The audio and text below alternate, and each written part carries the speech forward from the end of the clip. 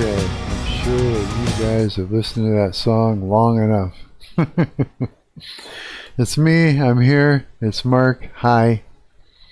I made it, I'm your parasocial friend on the internet. Hi, I'm Mark.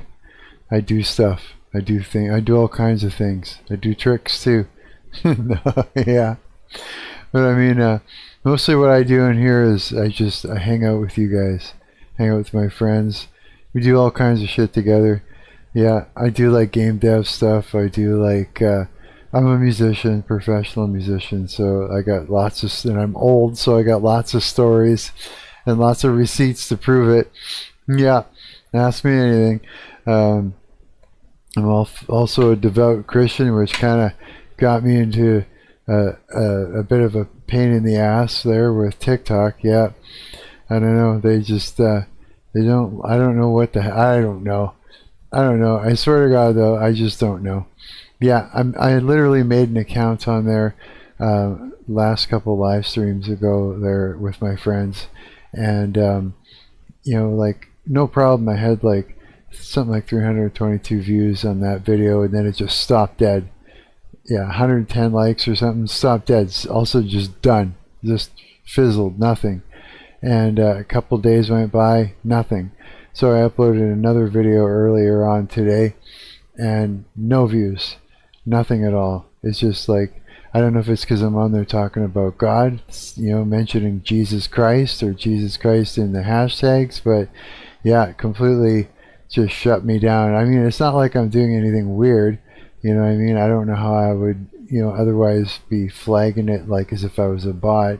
I wasn't forcing uploads. I wasn't doing, you know, I wasn't doing the things that a bot would do. I think the only thing I didn't do really was subscribe, like, or follow anybody right away, and I didn't go and consume a whole bunch of content. I followed actually one person, my buddy Samuel, but it unfollowed me. So yeah, it completely just shut this Christian right down. Boom, just like that. Yeah. So TikTok, yeah. I don't know who runs you, TikTok. Who's your which dark principality is your boss? You know what I mean? It's like, I don't know. You know, it's like this. If I was doing bot activity, I could see why, but I just went in, made an account, did all the right things, uploaded a video, and yeah, and that was it. That was my crime. Yeah, and I got banned. So I can only assume it was because of, you know, the content. Which is the same, like I got that video right on my channel too, on my YouTube channel. Yeah. So I don't know. Honestly, I've been doing like YouTube and shit like that, all this social media stuff for years, and it's the same game. It's the same game. It's the same problem every time. Yeah, same problem every time. It's just boom, cut off, boom, cut off, boom, shadow ban, boom, everything. Always that. No matter what I post or how I post it, how many times, or you know, it's like Instagram. I'll go in there. I'll be like, oh, okay, so I'm supposed to prove I'm not a bot. So I'll sit there and I'll watch a bunch of fucking Instagram. Like, just literally consume a whole bunch of that crap. And then I'll post, you know, the thumbnail to this video, and, you know, basically go look in my bio for the link, right? Yeah, and then nothing. Like, there's nothing. There's just like, they don't show me to anyone. There's nothing. Yeah, it's just, it's the same thing all around. I'm not really sure what these platforms want. I don't really give a shit about, you know, blowing up and being like this famous frickin' person or anything like that. But it does frustrate me to know that I'm being held back, you know, when I don't have to be. You know, like, I mean, I could be getting more reach, but something is causing it to, nope, you can't, you're not allowed to, no matter what you say, no matter what you do, no matter how you post, what you post, nope. And I think that's what's aggravating, is that it's like somebody in there just kind of trying to mess with you, you know, and you can't touch them, you can't choke them to make them let go of it, you can't do anything because they're hiding behind a wall. Yeah, so that pisses me off, but it's whatever, you know what I mean, as far as I'm concerned.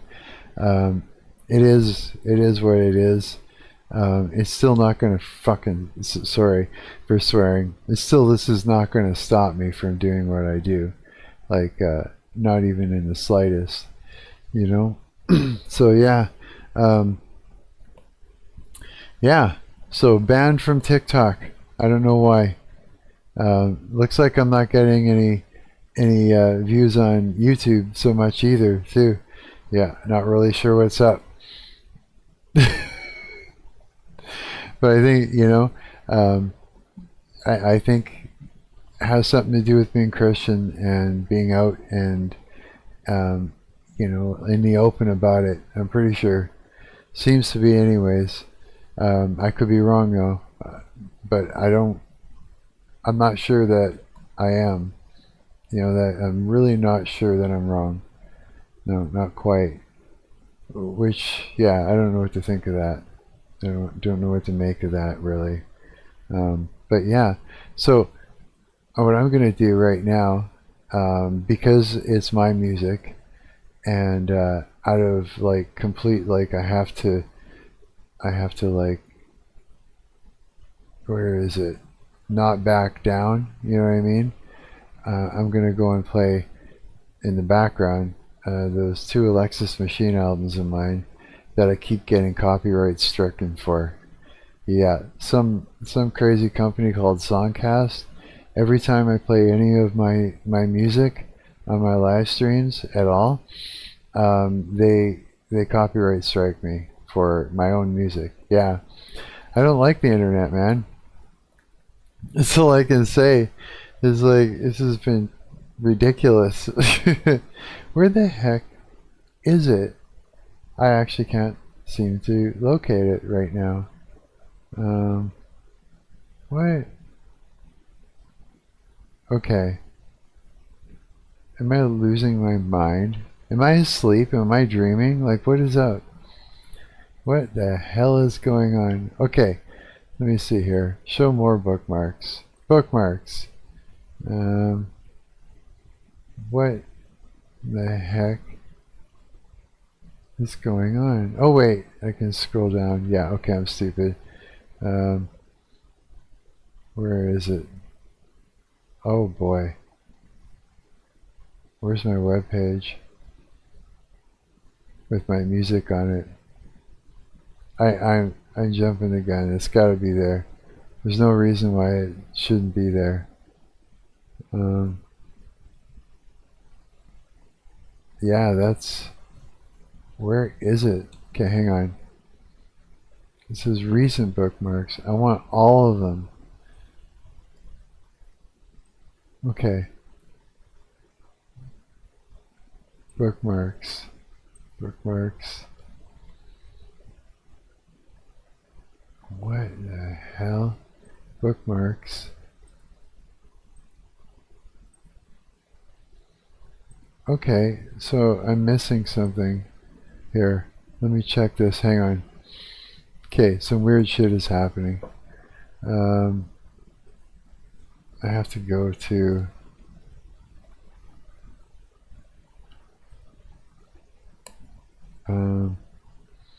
projects.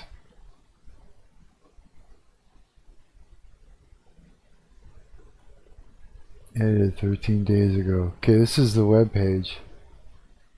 Let me check my YouTube channel here and see if that link even works in there. Like I said, you know, it's like when you got a company that's trying to... Here it is. That's trying to copyright all your stuff. You never know what's going on, really. You know what I mean? Music. Okay, this needs a volume level on it. Okay, here, let me turn this down first. Okay. Okay, does it even have one? No, it doesn't. Okay, let's do that now. There, I've actually got the prompt in there. So it should do the thing. So right now I'm getting a copyright strike for playing my song that I wrote and recorded all by myself. That's what's happening right now. Yeah, because of this song. Isn't that crazy? I've like disputed every copyright strike, and I've literally emailed the company Soncast, and they just won't get back to me. No, they're literally like taking money for my stuff, and it's I'll wait for it to do the thing. But it's this album right here that they're copyright striking me for. All the songs here. Yeah. Anytime I play them, they're like, no, it's mine. I'm like, fuck you, it is. I wrote it. I recorded it. Yeah. I don't like the internet, man. I don't. It's like, it's becoming absolutely disgusting, you know? Okay. Tap the speaker icon to mute and unmute, or drag the slider. Let's see here. Let's see what it looks like. I guess the player has to play first. Okay, hang on. Let me stop this. And then let's publish this. Actually, let's just try it. Oh yeah, that's what I want. Okay. There we go. Okay, let's publish it. Yeah, I think this is cool. I really like this vibe coding thing. I've been making tools for myself and little things like crazy. Yeah. Yeah, it's and you know, it's really great. I just think it's really great. $25 a month for 100 credits, like 100 tokens, which is amazing. Like, I built so much stuff already. I built this website yesterday. And it was on the live stream too. But yesterday I created a guitar amp modeling sim type thing. Yeah, you could just plug your guitar in to your audio interface and pull up the web page and start playing through it. Yeah, I was just like, this is sick.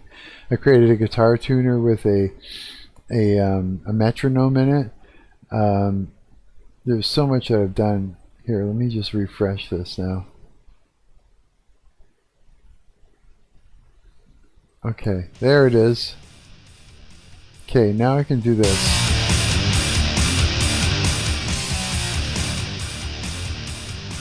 What? Why is it still so loud? So I think right there is about right for music to be sitting in the background. There. Now, see, look at that. Vibe coding. Boom, just like that. That's how sick this is. Yeah. I've created a lot of different things. And I'm really enjoying it. So I've got 80 credits left. 80 tokens, I mean. And every time you use a prompt, certain tokens like you end up doing, right? So yeah, I've got my guitar tuner right here, which I use all the time. I just pull it up on my phone, and yeah, like this right now, it's going to take my voice. I wonder.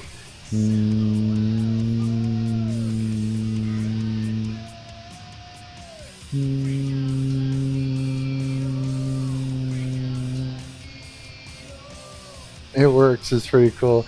Yeah. So I mean, that is the coolest thing. Is like, yeah, other people can use these websites and all these little projects and stuff like that, but mostly the coolest thing is I get to create what I need for myself that just doesn't exist online, or exist online in the way that I need it, you know? Like this whole amplifier thing is amazing, because I don't usually when you've got like an amp sim or an amp modeler, you have to have something to host it on. So you got to use like a DAW, like a digital audio workstation, and then you just sort of install this like a almost like, I guess like a plug-in or something like that, right? And then there's all this routing issues and stuff, right? So this is amazing because I could just load it up and just open the web page. The only thing I had to do was create like a sign-in thing. So the only thing you gotta do is put an email address and a password. It's just for you. Like I don't get it or anything like that. But it's for you, and then you can save your settings and create like a tone bank, eh? Hi Mark, Discord call? Okay, you got it. We're doing it. Hey, how's the audio sound right now? Is the the music to voice ratio? Let me know and I'll make an adjustment. And then I'll go and open up the Discord call. It's amazing? So it's perfect? Okay, that's perfect. Okay, that's what we're going to do then. So we're going to go over to General and then I'm in here now. Yeah. There. I'm in here. I'm waiting for you, buddy. Yeah. Yeah, my buddy Justin here is gonna pop in to the Discord call so we can talk. Justin! What's up, Mark? How's it going, buddy? Samples, probably the best one they had in a while. More samples. Anything in there? Fertilized. There's no more samples. What's that? Doctor, what's up? I hear so much in the background. It's the same volume as your voice. I don't know who's talking. And getting a little distracted. Watching others. What's up? Hey, so how's it going? Just chilling. Yeah? Fuck. What's the for you? Like at night. It's like 2 at night for me. Yeah, it's like almost 3 over here too. I know I started super late. Or let's just say super early in the morning. There we go. Yeah, we'll call it that. Yeah, I had to. Like, yeah, did you see that? I totally got banned on TikTok. Yeah, that's crazy.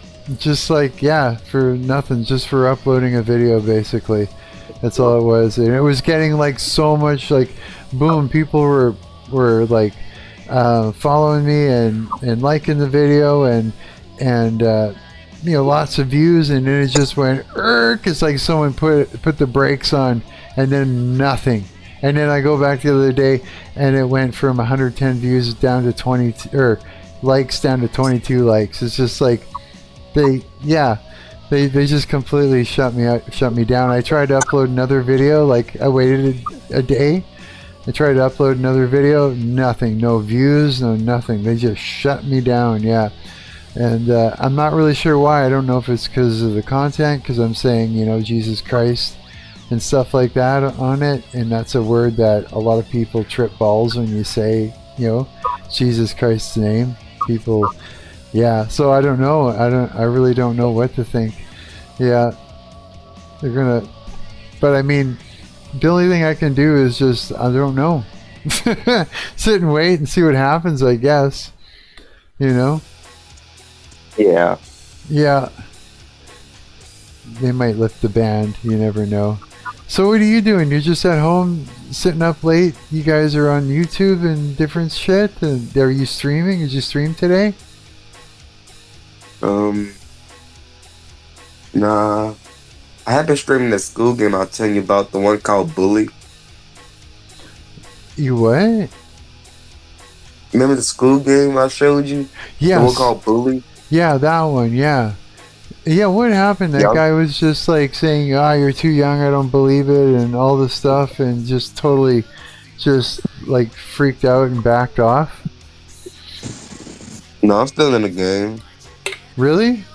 No way. I mean, like, I ain't gonna care about like voice acting in the game because of like I'm like I literally like smoke and drink and everything. Oh, that's okay. You know what I mean? It's like Like you don't know that though. it changes your voice, but I mean, the more unique you sound, the better. You know what I mean? This is Like, the way it is. So, things that um, let my voice is like very, very deep.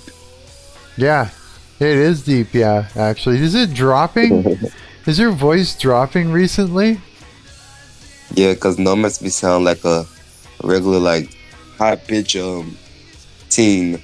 Yeah, yeah. It sounds like it's dropped. Actually, now that you mention it, you sound a little bit That's lower why, voice. I Yeah. haven't been, that's why I haven't been like into your calls lately because like No my way. voice is like very like hoarse and fucked Oh. up, so it's probably why like it was changing. Oh boy! Did you do remember the squeaking part where and it goes up and then back down? Did you go through that too? Yeah, that's the process. Yeah, it slides into all of a sudden it slides into head tone and then back down to chest voice and to head tone and then chest voice. Yeah, it's neat because it's like your vocal cords are stretching and growing at that point, and so it's like malfunctioning until it settles. Yeah, I think that's really wild for sure. Yeah, dude, that's well. I'm glad that you're still in that game and everything. You know, because I remember you were saying you in one of your posts you were explaining how that guy sort of. That's not the guy with the school game. That's a different guy. Oh, it's a different dude. Like I Oh, literally he didn't believe me that I was 18. he didn't believe it. So Nah, pretty sure like somebody like talked them out of it. right. Well, what the And so I was hell? just like, bro, fuck off. I ain't got time for no explanation. And Yeah, yeah, yeah. And what would be the problem that you're if you weren't 18? Like, what would be the problem? Like, he just is was like, I mean, was it it's a content? fucking game. What's that? I was like, it's a fucking game. Yeah, yeah. Like, what the hell was he trying to get you to do crazy content on there? And he's just like, oh no, you're not old enough to say those things or I something. mean, I didn't really even say a cuss word. All I said was one fucking line. I played an extra in the game, and all I said was like, "This is a very nice strip club." That's all it was that you had to Yeah, say. No way. And is it still in there? Did he pay you for that, or he just take it and run with it? I took it out. He what? I took the audio out. I told him to take it out. You did, eh? Okay, that's Yeah, good. Yeah, you can't if I take. said if you weren't gonna pay me for, if he would have paid me for it, I would have just let him keep it. But if he didn't pay me, I took that shit back. Yeah, exactly. Yeah. Oh, good. I'm glad you did that. You stood your ground. Yeah, cause people can think because I'm like young, think I'm a pushover, but I'm not. No. Yeah. You know what? That's true, eh? Some people are just dicks. Period. They'll try and intimidate you, and you know, Yeah, I've people just experienced. assholes. Yeah, I've experienced that lots. A lot of people run into assholes like that. You know what I mean? And Yeah. yeah, it's like, and a lot of times they've had themselves in positions where it worked, you know, and so they try it anyways. And then sometimes they run into people that it doesn't work, and that's good. Yeah. I got a landlord that's like that. He just fucks around and he'll try and intimidate his tenants and stuff like that. It's kind of stupid, yeah. But I mean, I'm gonna move though. It's just so much easier just to get out of here rather than to argue with them and all that stuff, eh? So I went and was hanging out with my pastor on Friday. No, was it Friday? I think it was Friday. We went and had coffee and that. And I let him know. I said, look, I told him my situation. I told him it made my health decline, like the whole nine. I need out of here, eh? and I gave him a PDF file full of places that I could be looking at for that, you know, like for guys that are 55 plus, right? Like me. And yeah, and so he's going to help me look through them. And the thing I need help with is like setting up and getting to appointments to see the place. That's sort of the thing. And then to pick one that I don't have to wait for 2 years on a waiting list. And one that doesn't have bugs in the kitchen. You know what I mean? And shit like that. If I can nail those things down and get a 1-bedroom rather than this L-shaped madness in here, then I'm laughing. And if the landlord here right now wants an extra $20 for his rent, you know, or else, you know, it's almost easier just to pay the $20 instead of the or else and move at the same time. You know what I mean? It's just like, yeah, it's like shut up and then, okay, I'm out of here, right? It's like, yeah, it just makes sense because right now I'm arguing with RTB and he's gaslighting RTB. Yeah, it's fucking stupid. Yeah, it really is. I think. Yeah, it's just very difficult to get help legally right now because everybody is more interested in the, you know, the court of popular opinion online rather than the court system, you know, and the line has been crossed, and it's weakened the actual court system. You know what I mean? So, and that means, yeah, that means even, you know, the residential tenancy branch, which I'm going through, right?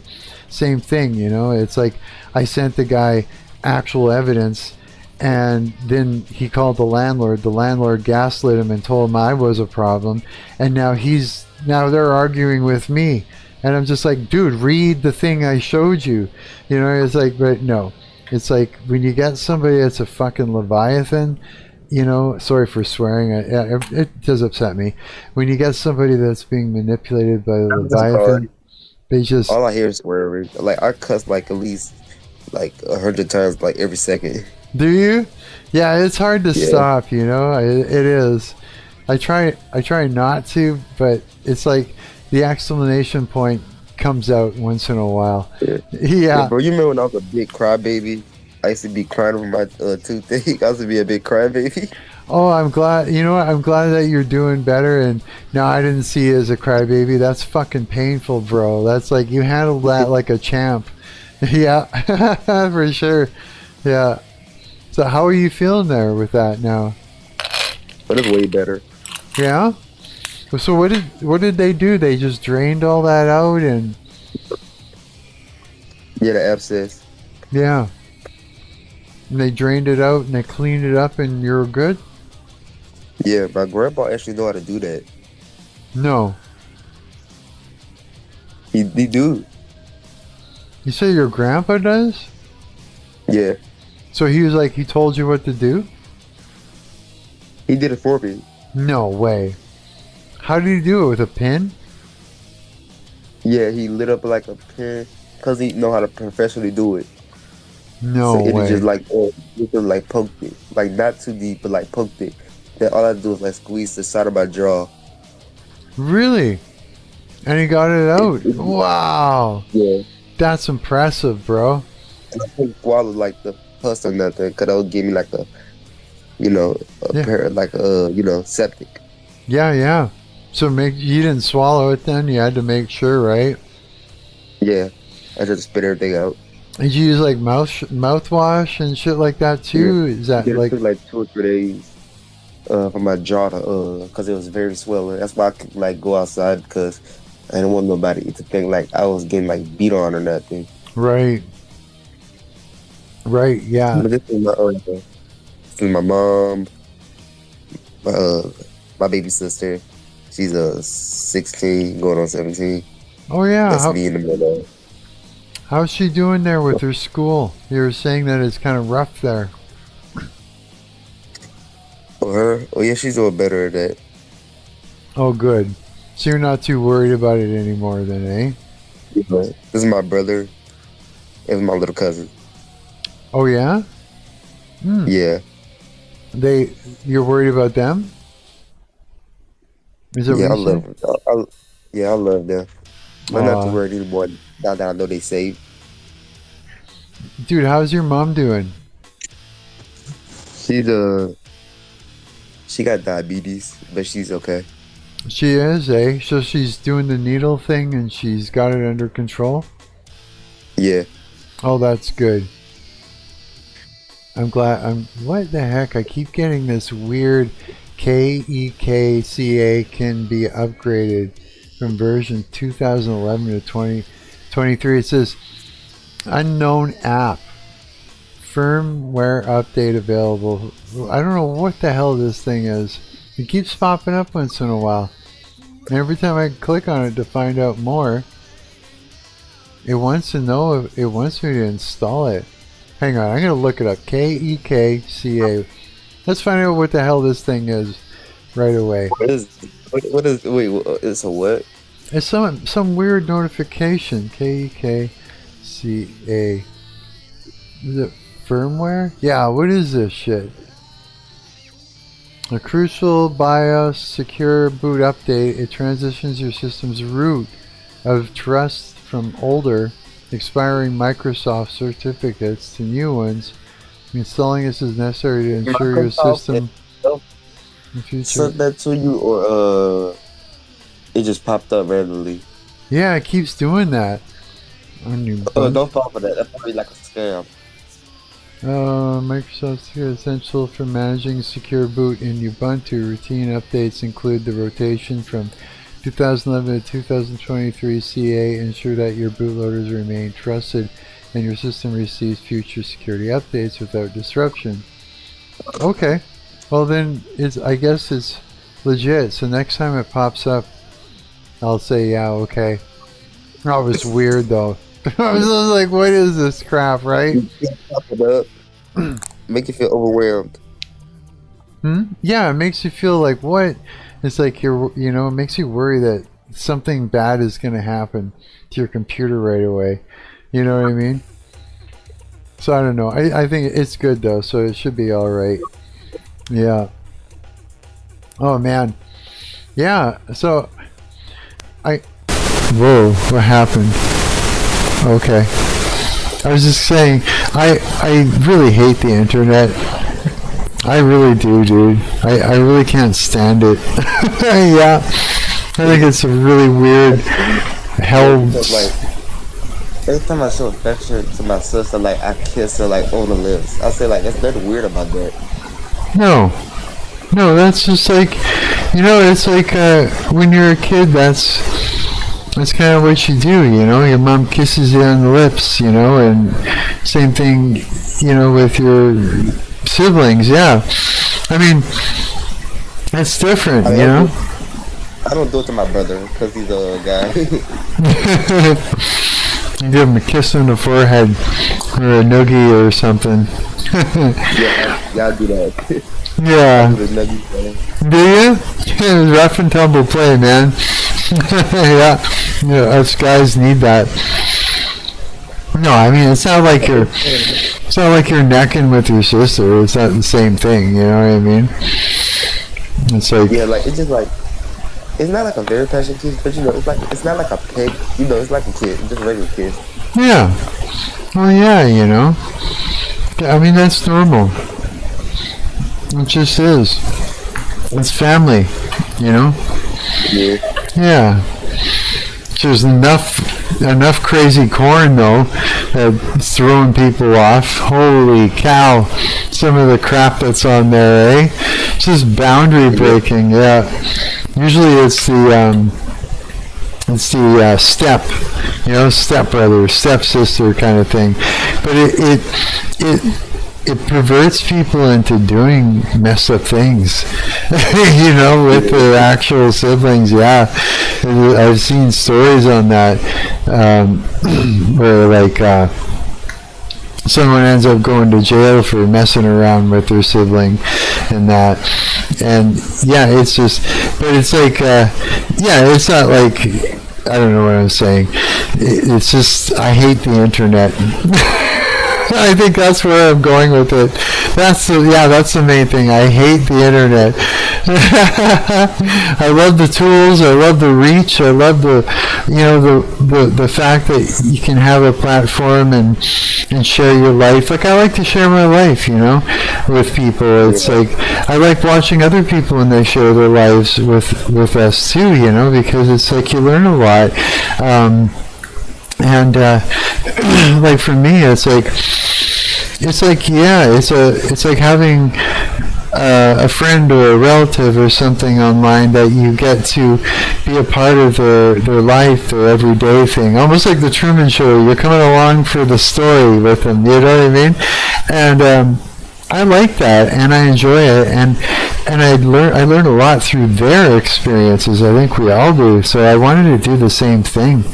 But it's funny is like YouTube doesn't know what to do with me, supposedly. Like the algorithm doesn't get it. It's like this. It's like, are you a game dev? Are you a musician? Are you a web designer? I'm like, what are you? I'm like, I'm a fucking person. What's your niche? My life. It just so happens I do a lot of crap. We all do different things, but it wants to like make me do one thing only and do that online and that's it, and it's like, well, no. It's like, what, you want me to just make the same video over and over again of me playing my guitar? You know what I mean? Do you want to make the same video over and over again of me just working on a game? It's like, or do you want to follow along through an adventure, you know what I mean, through somebody's life, I think that's more interesting. Yeah. So but I don't know, here's the thing, is I don't need to blow up and have millions of followers and all that. I'm a professional musician. I understand that fame is just in your mind.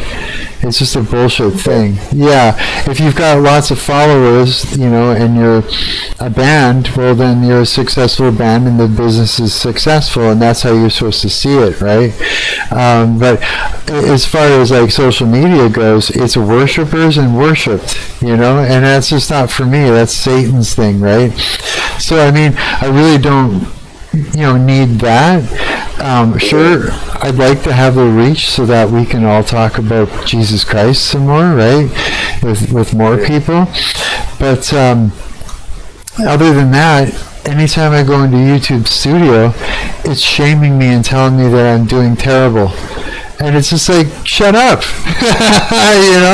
What are you saying? And it gaslights you into thinking that, oh, maybe they're right. I better, kick up my game. And, well, what does that mean?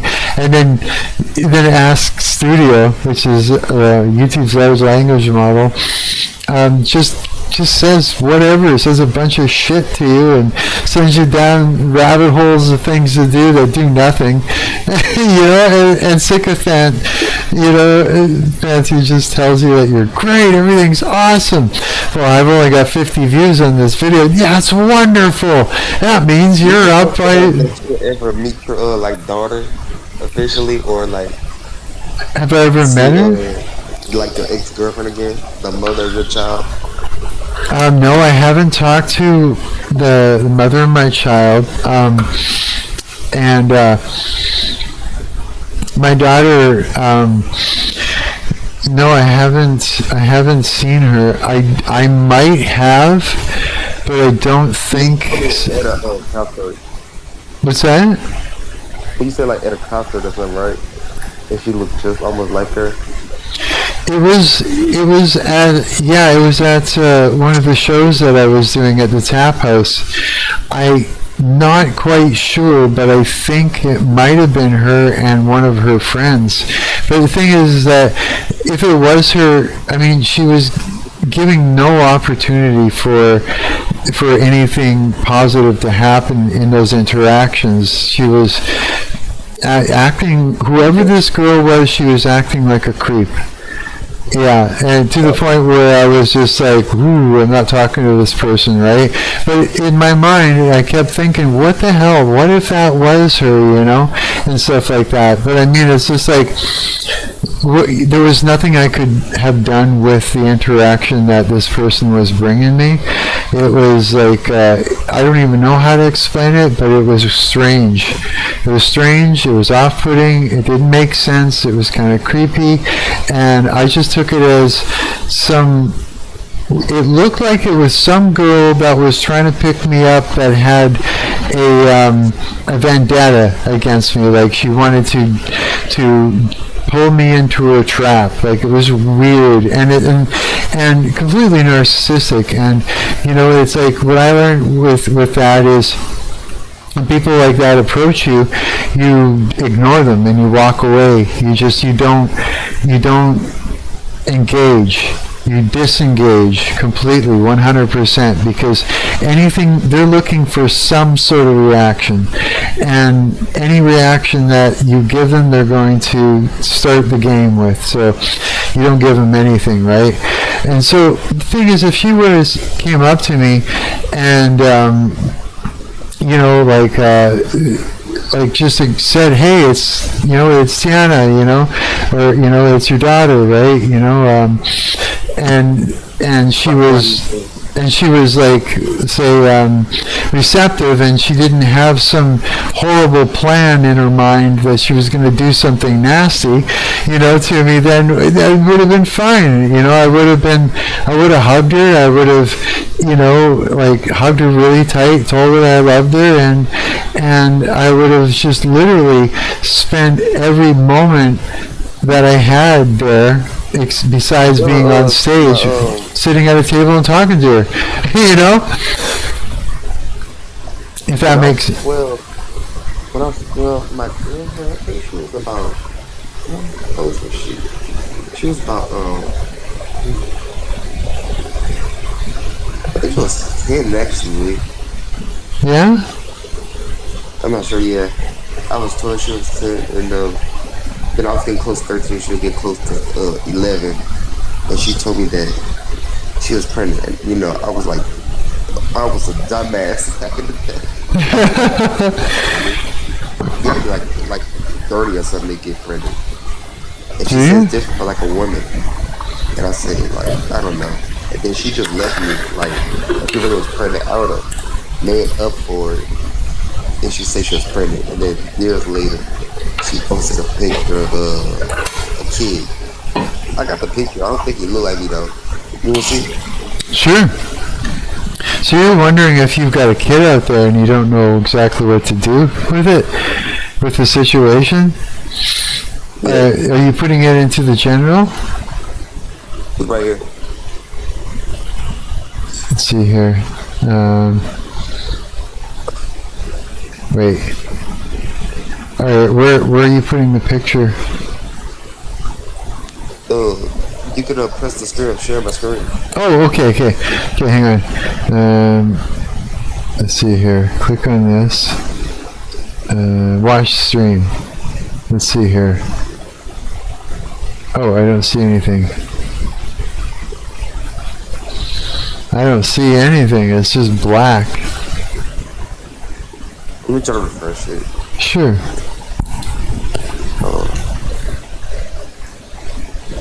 So I gotta text her about it. I know she probably won't hear from me. Well, yeah, reach out to her. Why not? I mean, you can just try. Just try and see. I gotta meet my son. Oh yeah, absolutely. Especially, I see that you're going to have a drive to kind of correct the errors that your dad, had. Wow! Aw, he's a cutie. That might be your kid, eh? Well, of course I'd be like. I kind of see the resemblance, do you? I think so. Is he? Okay, this is about when he was 5. Okay, he's 5 still, I believe. And this one I was 5. Hold on. This is when you were 5? Oh yeah, I can see the resemblance. The first one he probably took half of his mother. He got my eyes little. That is so cool, dude. Yeah, message her. Say, hey, just message her, say hi, it's Justin, how are you? I see, remember last time we talked and you said you were pregnant and it was mine? Well, I see that you have a kid here, and if it is mine, I would like to, I'd like to be a part of it if it's something that you think is a good idea. You know what I mean? Like, just kind of put it into her hands and just be really kind about it. And I don't know. But all you can do is reach out and ask and find out, because she might be like, let's do this, or she might be like uncomfortable with it, and she's got a new boyfriend, and that would mess things up, and who knows. I'm really not really sure. Boyfriend, I ain't gonna care. I still don't want to meet my son. Yeah. If he wants to fight me, he's gonna have to fight me, because I ain't giving up on my boy. Oh yeah, like I mean, like it's like this, being an adult about it. He needs to understand that if it's your kid, you have no intention of disrupting the relationship, and you even say, look, I am no intention of disrupting a relationship. I need you guys to stay together because you're raising my kid, and I need to make sure you guys are okay, and I have no intention of messing with that. I want to know my son. Exactly, and exactly. It's to say, hey, I understand the boundaries of your relationship with your boyfriend, and I will not step over those boundaries, and he should be, I want him to be as comfortable as possible, and I'd love to meet him, and just being a complete adult about it. And then and when you hand it to him like that, like no animosity, like you're coming as a friendly, accepting, and boundary respecting individual, and it's more receptive. It's something that they may look at and go, you know what, I like this, maybe this is a good idea, right? And then you could do it that way, because otherwise if you go in like mind and kicking and scrapping, then it's never going to work, it's never going to happen, and if it does, it'll be like a mess. There'll be constant. If he is my kid, you think he really would want to see me? Will he want to? Oh, of course he will, dude. And it's the kind of thing that he's going to always wonder about. You know what I mean? It's I know that from, like, say, my sister, my sister that was adopted. She used to fantasize about who her real mother was. It's just something that kids need to know, right? So I mean, and she went. My kid, I guess it's gonna be okay if it ain't my kid. I just got to make one. And here's the thing, she went and seeked her mom out, later on in life, and so, I mean, there's always that possibility too, and the best thing. The movie I sent you, Cooley High, what you rate it out of 10? I'd say, I don't even know, I've never rated a movie before. I loved it. I think the whole thing was great. And really good for the age that it, how old it was. It was, it was really down to earth. I think the only difference between the parties in the movie and the parties I went to is, like, nobody danced. You know what I mean? When you go to, like, high school parties and stuff like that, do people dance in the living room? Wait, what happened? When you go to, like, high school parties and stuff like that, do people dance in the living room? I was never like a high school guy. I was just more like into just like trying to get girls and just live hood life. And just go and watch movies and just be with them and make out and all this stuff. What pissed me about Cooley High is, hot cream cheese, You what? Only thing that made me mad about the movie was, the ending.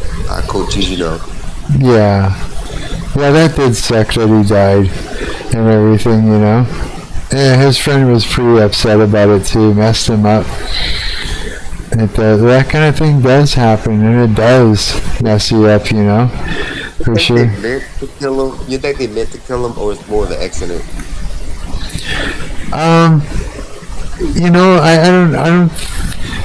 Here's the thing: is like people think and this has a lot to do with movies and stuff like that. People think that you have to punch someone in the head harder than you actually have to knock someone unconscious. Yeah, that is a thing. I mean, it doesn't take much, to really fuck yourself up. Like, say you bang your head on the table or something, and you're damaged, right? But it was like a little bump. It wasn't super hard, and you're hurt, And that's the thing, is that we're a lot... we're a lot softer and easy to damage than people think, right? And so sometimes we go overboard when, especially when we're young and we're trying to prove ourselves and we're trying to, scrap with people and stuff like that. We think that we really have to let them have it hard, before it actually does anything. And so, yeah, that can actually very well can happen just literally by not knowing your own strength, and somebody's own vulnerability as far as, like how strong a head is. This is Mom. What's that? What's going? Hey buddy, how's it going? What's going? Damn. Glad to see you. Glad to hear you. How's it? I see you were streaming earlier. I just woke up there a little while ago, so I never got a chance to pop in. Yeah, but I'm gonna have to soon. You don't got to. Well, I love doing it. I love This the girl. This is the kid's mom. My ex-girlfriend. Let's see here. Do I click on watch stream? Yes. I ain't saw her so long. This is the girl? Oh, Yeah. God, she's pretty. Holy smokes. That's why my son had curly. He didn't get the hair from me. He get it from his mom. I think your microphone is a little messed up. Whose? Justin's? Yours. Mine? Yeah. Oh, is it freaking out? Yep. It is. There we go. Thank you. Sometimes that happens. It's an input issue when certain things turn on and off and stuff like that. It's all of a sudden it cranks up the input of my microphone. How is it now? Is it better? Did it just start doing that, or has it been doing that for a while? It was like that since I got in here. Fuck. So I don't know. You're kidding. Because it was like normal at first. Then soon Kyra jumped in. That's when it started getting crazy. Really? Show me a picture I don't know. of her. Show me a picture of her again, because she looks like she looks a little bit like my daughter did when she was younger. A little bit. She had that same kind of look. Well, I mean, look at me, right? I look like that could be my kid. Like, for sure. Like, not that kid, but her. I meant the girl. Like, yeah. Yeah, she looks a lot like my daughter, actually, when she was that age. Mm-hmm. Yeah, my daughter's a cutie. I love my daughter. Yeah, I would love to talk to her. I don't really know exactly how that would even play out, though, because, she thinks I'm someone I'm not, so it's just like she'll be talking to a straw man, basically. Yeah, and I know what it's like talking to people that don't actually see you. They just see what they've been told. It's weird. It's creepy. Yeah, it's creepy. Mark, she just blocked me. What's that? What? My ex-girlfriend just blocked me. I asked her like, was that actually like my kid? And she And she blocked you? yeah. No way. Holy shit. It happens. Uh-huh. But now I got a kid out there that might be mine, might not be. You don't know yet. Well, that was actually the first interaction. So now she knows that you're there, that you're interested in all that, and she can unblock you if she feels more comfortable with it. She might have an Yeah. extremely jealous boyfriend. She might, Yeah, probably. or, maybe not, but either way, it's like, it's always going to be a complicated situation, but I mean, I'm pretty sure she's gonna be Yeah. pissed off because like I knocked her up when she was like 11, so and I was 12, so you What the guys did fuck? that when you're that young? Holy shit. yeah. Like, cause I was more like I told you I was more of like a street kid. Right. Ah, So I you had a got, very fast life. wow. Yeah, that's pretty young for that, but it makes sense. So I mean, puberty starts happening when we're younger like that. It kind of messes us kids up a little bit. Yeah. Well, again, um, even if she blocked you, it doesn't mean that your kid isn't going. If it's your kid, isn't doesn't mean he's not going to reach out and one day and try to contact you.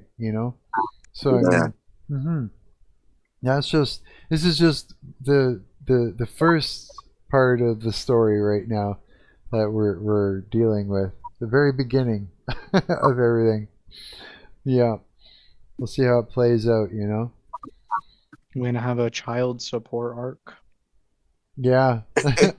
I mean, Yeah. well, Howard at this point, the kid would be probably about 4 or 5 now. So I don't know. Can she still put him on child support? Pretty sure, yeah. Oh I yeah, think it like depends on the. yeah, if she wants to, I'm pretty sure. Yeah. But again, Um, it's like if she were to go for child support, that would mean a bunch of things. That would mean number one, there has to be a paternity test, right? And Yeah. and then number two is if that happens, then what you can do is you can take her to court and get your kid the right to see you, because it's about the kid's rights. Like I had to do that for my daughter. It's not I had a right to see her. It's like my daughter needed rights to see me, so I fought for that and won. And then it's Oh, like, yeah, and that means that it's like she has to let your kid see you on a regular basis, like visitation rights. You know what I mean? And then that would mean you'd see your kid all the time. Like you'd have to be paying money too on top of that, you know. But that's just the way it goes, right? I mean, unless your situation is, you know, uh, whatever it is, like things have changed a lot, when it comes to that. So I don't know. I don't know. Yeah, but yeah, I just don't know. You know? well, you can't put a price on children. No. Yeah. Yeah. It was.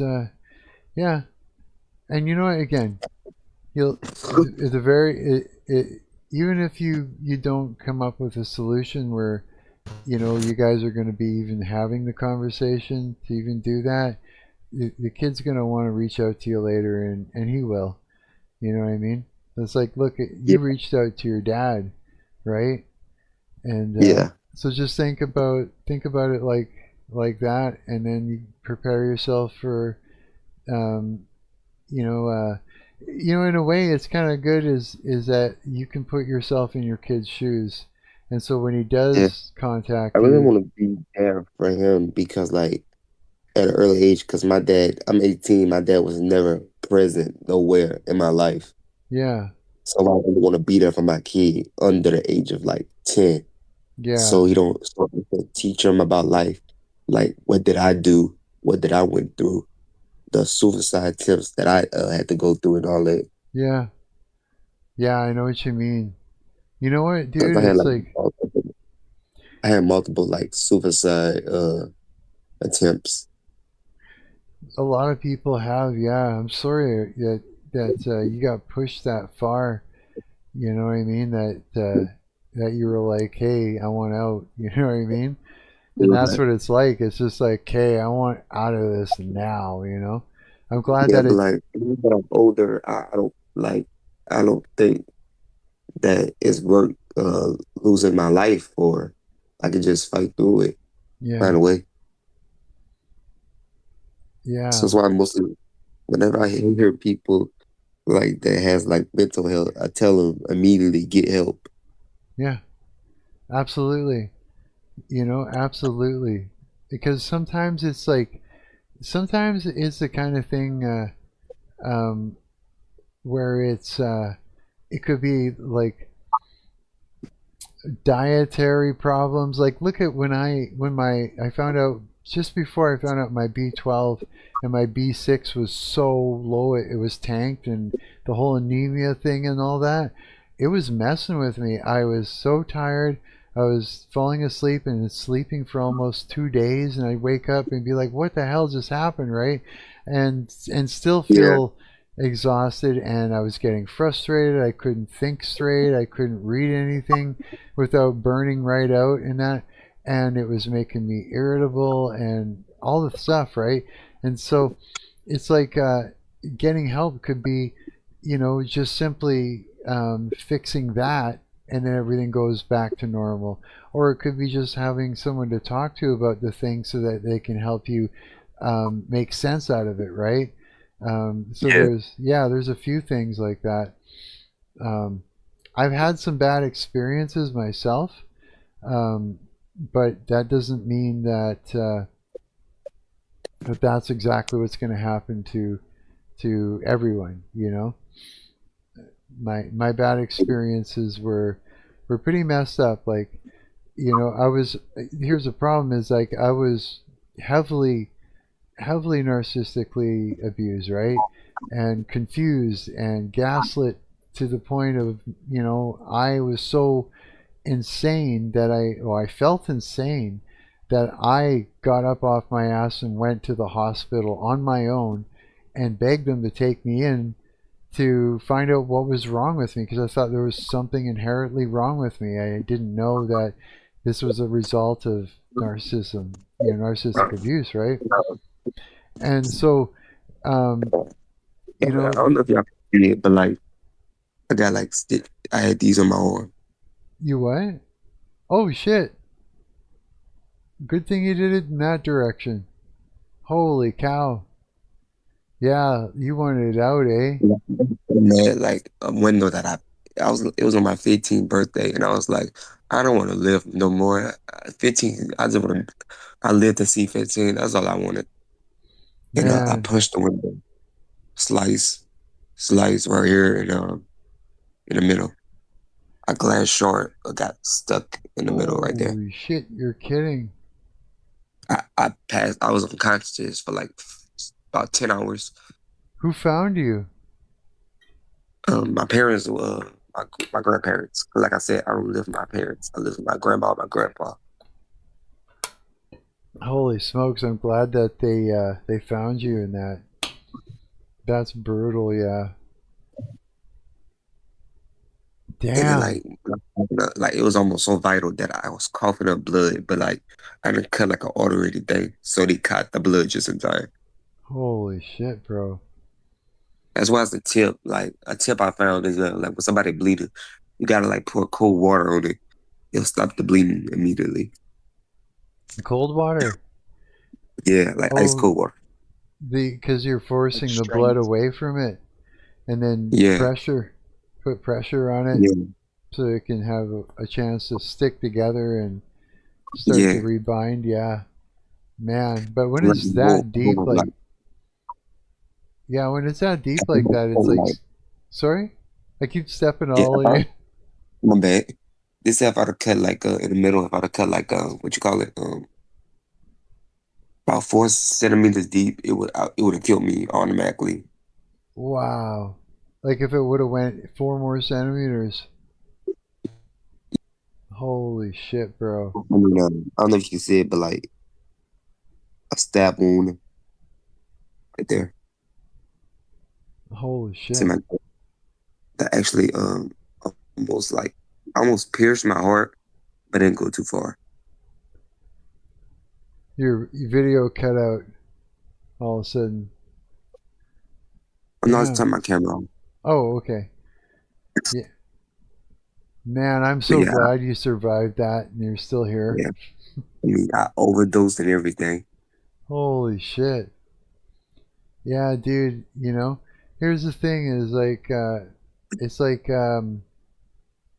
stick around to the end. Yeah, Yeah, and the that's problem what is, I was in love with Jasmine. Like, I thought that she was actually gonna be my wife. yeah, you know what? If when it comes to I think things it like was meant to that, be. when it comes to things like that, it really It was meant plays to on be. your head, it plays on your heart, it plays on your emotions, and it can to the point where it can like lead you into feeling like that. It's a heavy thing when it comes to relationships, and when it comes to girlfriends, like when things go bad, um, it does seem like, oh no, it's the end, but it's like it's not. It's sort of a trick of the senses, you know what I mean? And you got to fight through that shit. And if things are really bad, you got to let it go and move on. And usually, what it takes is about 2 weeks, 3 weeks or so of not talking to them, not looking at their posts, not just stay completely away from them, and you get up and you start going out and hanging out with your friends, right, for the next 2 3 weeks, and then it fades, and then you meet another girl, like, and it's usually right away kind of thing, that happens, and then you realize that holy shit, this is just like a sort of an emotional roller coaster that just so happens every time you get into a relationship. Like it's just the experience of it, and people come in and out of each other's lives um, at certain points for certain reasons, and then they branch off and they go in their own direction because on their own journey, and that's sort of the way it works. So expect to have multiple relationships, multiple girlfriends, rather than finding the one, because that's not, Yeah, yeah, that's not really how it works. Now sure, you can be like, God, work on me and then bring me my wife. You can do that too. You know what I mean? But expect dating to be multiple experiences. Yeah, that's how you should look at it. As soon as one ends, it's just making room for the next one. Yeah. Uh, The the Apostle Paul, like to the Galatians, that pretty much like it's preferable spiritually to just like not even be with anyone, to just be single. And that the Yeah. only like actually good reason to get a girlfriend or like marry, really, the only reason you should really marry is if you're like gonna kill people if you don't. Um, Kill people. yeah, the like term used is like to burn with passion. Like if you're just not capable of if you're not capable of like resisting the temptation, and it's like this causes you to make an idol. It's like what we were talking about yesterday, where like Mm, idolatry can form in the fear in a fear, and in the same way, right. an idolatry can form in like the things you abstain from. Like if you abstain from something so hard that it like constantly occupies your mind, it's like it doesn't really matter if it's occupying your mind in terms of I can't stop thinking about it because I love it, and I can't stop thinking about it because I hate it. Like really, Right. there's not that much difference between those two. Right. Tyler, like if you have kids, like what would you? Well, even though you can't like pick, what would you want? But like, what would you rather? Hmm? Like, would you rather a son or a daughter? Um, it's hard to say. I don't know. Like a daughter is a lot less involved. You don't have to care as much about them. Oh Like wow. that sounds but I Really? mean there's like I mean it's kind of like I mean I guess if I didn't really want a kid, I would hope for a daughter just 'cause like I don't have to do as much to like be a parent. I found that you kind of do though. That's what I found because I had a girl, right? Hmm. If I were to decide, I'd say, like honestly, it doesn't matter. I'm happy with a girl or a boy. You know what I mean? Hmm. It's like as long as you have one, then it's good. Yeah, for sure. Well, It's what I, So so what I like, mean is, here's my who son. are you the father gonna teach her? Are you gonna be the one like primarily teaching her how to be a woman? That's well. like mostly like you're gonna play a part in that, but that's mostly the mother's Here's the job. And then thing. if you, Here's the thing, is your genes are going to be in that little girl, right? And your genes contain all the skills and stuff like that that you have too, right? And so the father's role is to unlock those genes. So you would also take your daughter and you would teach her and get her doing the things that you do as well. Because those things, and you'll watch, those genes will get unlocked, and she'll be actually better at it than you are.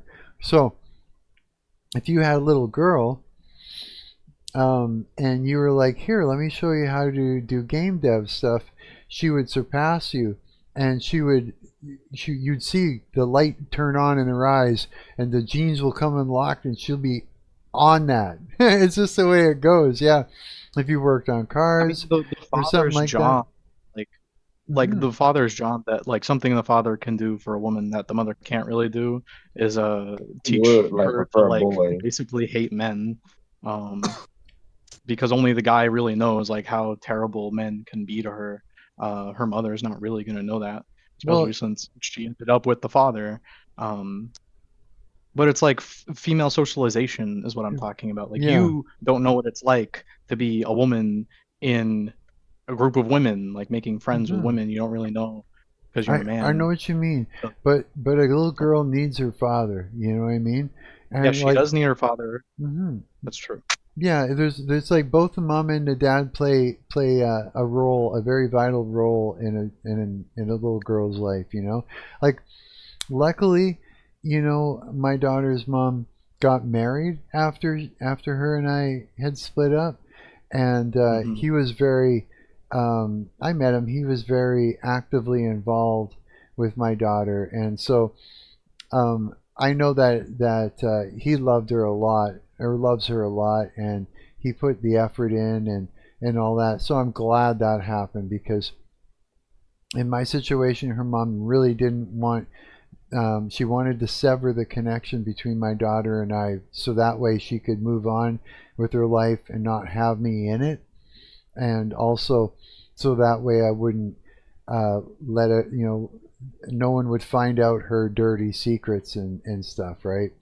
So, um, and there was nothing I could do about that. It was going to happen no matter what. She was going to shut it down, right? In any way possible. So I'm lucky that my daughter had her stepdad, and I think he probably did a really. I think he did probably did a really great job. I hope so. Low key, Anyways, man. I I'll think be. your story's Hmm. like fucking higher than mine because like I mean, of course, like it was about 11 or 10. Like sadly, unfortunately, when she got pregnant, but I was 12. I still wanted to like step up or like at least help her. That's I didn't natural. want her. Yeah, I didn't want her to like abort it. Hmm.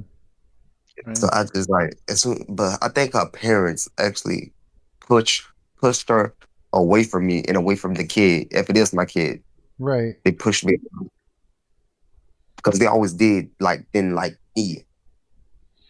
Yeah, you get a lot of that. Sometimes, like I've had girlfriends where their parents loved me, And then the majority of the girlfriends I had, their parents hated me. You know, no matter how nice I was, it's like, it seemed like the nicer and the more accepting and you know, outgoing I was, it didn't matter. It was like if they have decided they were going to hate every guy that came into their daughter's life, that's the way it was going to be.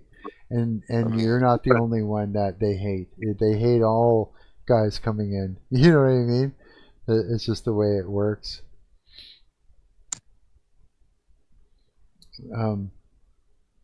Yeah. I mean, I know it's fucked up. I know we was kids, like having a kid, but like that don't mean you should hate both of us. Damn. But at Yeah. least I didn't run away. Oh yeah, all that too. Romeo and Juliet. Like I tried to man up. Like I tried to be like, this is my kid too. I must help you. Yeah. Okay, so basically this is me when I was 4, right? Let's see here. I'll do I the mean, watch stream here. Let's click on it. I Okay, think here. like the kid, Wait, you he showed mostly me a had like, gorilla. This is me when I was 4. And I look and there's a gorilla on the screen. yeah, Yeah. that's the old AI videos I used to make. That's the old me, he says. Not they're not old, they're like a few months old. Like this is me. Oh, you're a cute kid. And this is Isn't he? You know my what? I think you showed me a purple picture of kid. your brother. He almost looks like your brother a little bit. From my memory, anyways. Hmm. Either way, it But just shows that he's, you know, he's got your genes. see, my brother almost look a little bit like me. Let me see. Let's see. He does. Yeah, yeah, he does. He almost looks like, yeah, he does. Yeah, that just means it's part of your genetics. You know what I mean? Let's see if he look like his mom a little bit. Yeah, what a I beautiful look cool. girl. Yeah, absolutely. You see it? Oh yeah, yeah, I do. Mm. I mean, he's zooming in on her tits. He's like, Accident. I see it around the nose and the mouth. If you look at that, the way it's shaped, it's like Yeah. a little bit of the same, yeah. Sort of around the nose, like top I part of just the was mouth. hoping like my kid, because imagine like I actually get custody of the kid and then I just bring him on like the Discord call and like this is Coward and this is Yeah, Mark. I know. Well, you should be proud if that's that's the way it is when you have a kid. It's like, look what I made. you know. Yeah. Yeah, like I really do. It's like this. If it would be Oh, beneficial for my, if, what's that? I was saying my brother used to tell me the most fucked up ass story. He Did said he? Justin he came up random with the. He said Justin like you know what a girl like when your girl get pregnant like your family members start rubbing on her belly because that's where the baby's at. I say duh. He said that why nobody like rub on your balls and Oh, yeah, man. If and I then if thought, I would have knew Coward at the time I would say go ex Coward. Why? I'll just give them all to you. You figure it out. man, if it were beneficial for my daughter to be in contact with me, then I would be all about it. Yeah, for sure. Yeah. Oh yeah, I mean, for I sure. would Like rather like to have a kid as a son than a daughter because like if I have a son, like I'll be like, okay, he like a girl, that's cool, that's cool. Okay, he like a girl, he can date that girl. I know he's being careful. Don't be the yeah, same mistakes I did. Or at least not at my age. yeah, right. Like what Mm. do you tell you a little bit of the kid up? But like if a daughter, I can't do that. Like her dating other guys, nah. Hmm. I mean, it's That more ain't emotionally stressful, but yeah. You got to be supportive. It's like you kind of got to put. It's like you got to put your ego aside when it comes to that. So instead of being like like an animal trying to protect your kids. You have to understand. You have to kind of bring yourself down to their age. Remember um, that at a certain age, you have to start dating. It's just the way it goes. It's going to happen, and that you have to be. If you're there for her and you're supportive of her having relationships, and she's gonna, and you allow her to talk to you about stuff, and then you give her advice where you put your ego aside and you literally give her advice as if it's somebody that you just know. You know what I mean? Helpful advice. Then she's going to talk to you about everything, and you're going to be able to parent her through her relationships. But you have to put your ego aside. You have to be approachable, and you got to put yourself in back into her shoes and be helpful and accepting and not judgmental and not any of those things. You don't have to scare the boyfriend so that they won't hurt your daughter. It's not going to work. You have to be open, receptive, accepting. Don't Like, you do you know think in the near that you will ever get a chance to like fully meet her? what would I do if I could? I'm pretty sure you would though. What's that? Like if you get a chance to meet your daughter again. All right, if she was, like I said, if it were to be beneficial for her that I be in her life and like for real, and it's something that she wants, that would mean we would have to have a conversation, because I have to put like the truth has to be the very ground that we're going to be, Wait, who uh, were you like when she was born? You say you was like 27. I was 25 and I Wow, dude, well, not 12. mm, yeah, no, I was 25 and I had gotten her visitation rights, so I was visiting with her all the way up to like I don't know till she was old enough where her mom was able to get her to say that she didn't want to visit anymore. You know what I mean? But Yeah. it took a lot of work on her mom's side to work her over into believing and reframing everything that she saw and heard and that as it being bad, and gaslighting her into believing I'm someone that I'm not before she was able to get her to say no. And she probably strong armed her into it too, knowing her mom, right? So I mean, Yeah. I was there for a lot of it, you know um, but I mean, I was up against a lot. I was up against a family that was my own family, which was who they were resentful towards me, um, just because I was the scapegoat and I wouldn't go down. They wanted me down. They wanted to take me down, fill me full of their sins and send me off into the world to die. And I wouldn't. I wouldn't stop living. I was stubborn, and plus I could see through all that shit, and I could see the things that they were doing that were wrong, and that really upset them, right? That's why you get scapegoated if you're a truth teller. And I was, and like I was saying to Coward, like the Holy Spirit, some of it at least was in me, and it disgusted them, and so it's Yeah. like they wanted to just destroy it, and they couldn't.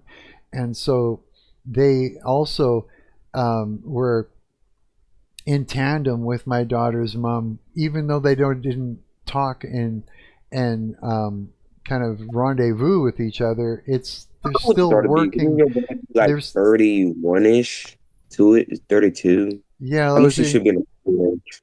hmm, I was in my 30s, yeah, uh, when we stopped visiting with each other, kind of thing. Why y'all stop visiting? Her mother made it stop. Yeah, she basically gaslit my daughter. Yeah, well, that's what it was. You know, she made her believe I was someone that I wasn't, and then got her to stop the visitations when she was old enough that she could have a say. Her mom worked on her for years, and so did my family. And this is why Wait, I what? won't. Yeah, this is like I forgive my family, but I won't talk to them because, you know, they're two-faced. They say that they want to be that they love me and they, and they would never hurt me, but then they do. When no one's looking, they're conspiring and scheming in the background and making What's things that story happen. again? What was that story when you was a teenager? What's that? What do you say that like those like this girl that was just like going with guys for attention, like she get whatever she wants from them and then she just leaves. Some people do that, yeah. No, say it's a girl you told me in your childhood, like in your teen years.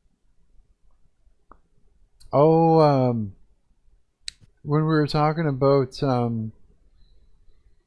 hmm, that's what I know. I think I was telling you because I was telling you that I wanted to wait till I was married before I had sex, but I had one girlfriend that would not let that happen and worked on me until it happened, and then she left right after. Like she got what she wanted and took off and went to the next guy. Was Wow. that the one?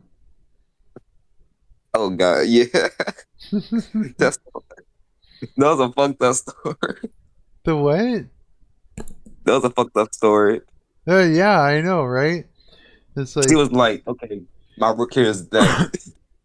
I don't know what was going through her head, to be quite honest. Yeah, I think she was just really like overly sexualized.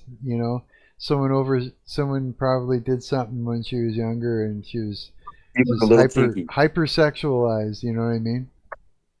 Yeah. Hmm. If I was Okay. 12 when he was born, or 13, so he should be about 6 or 5 around that age. Great.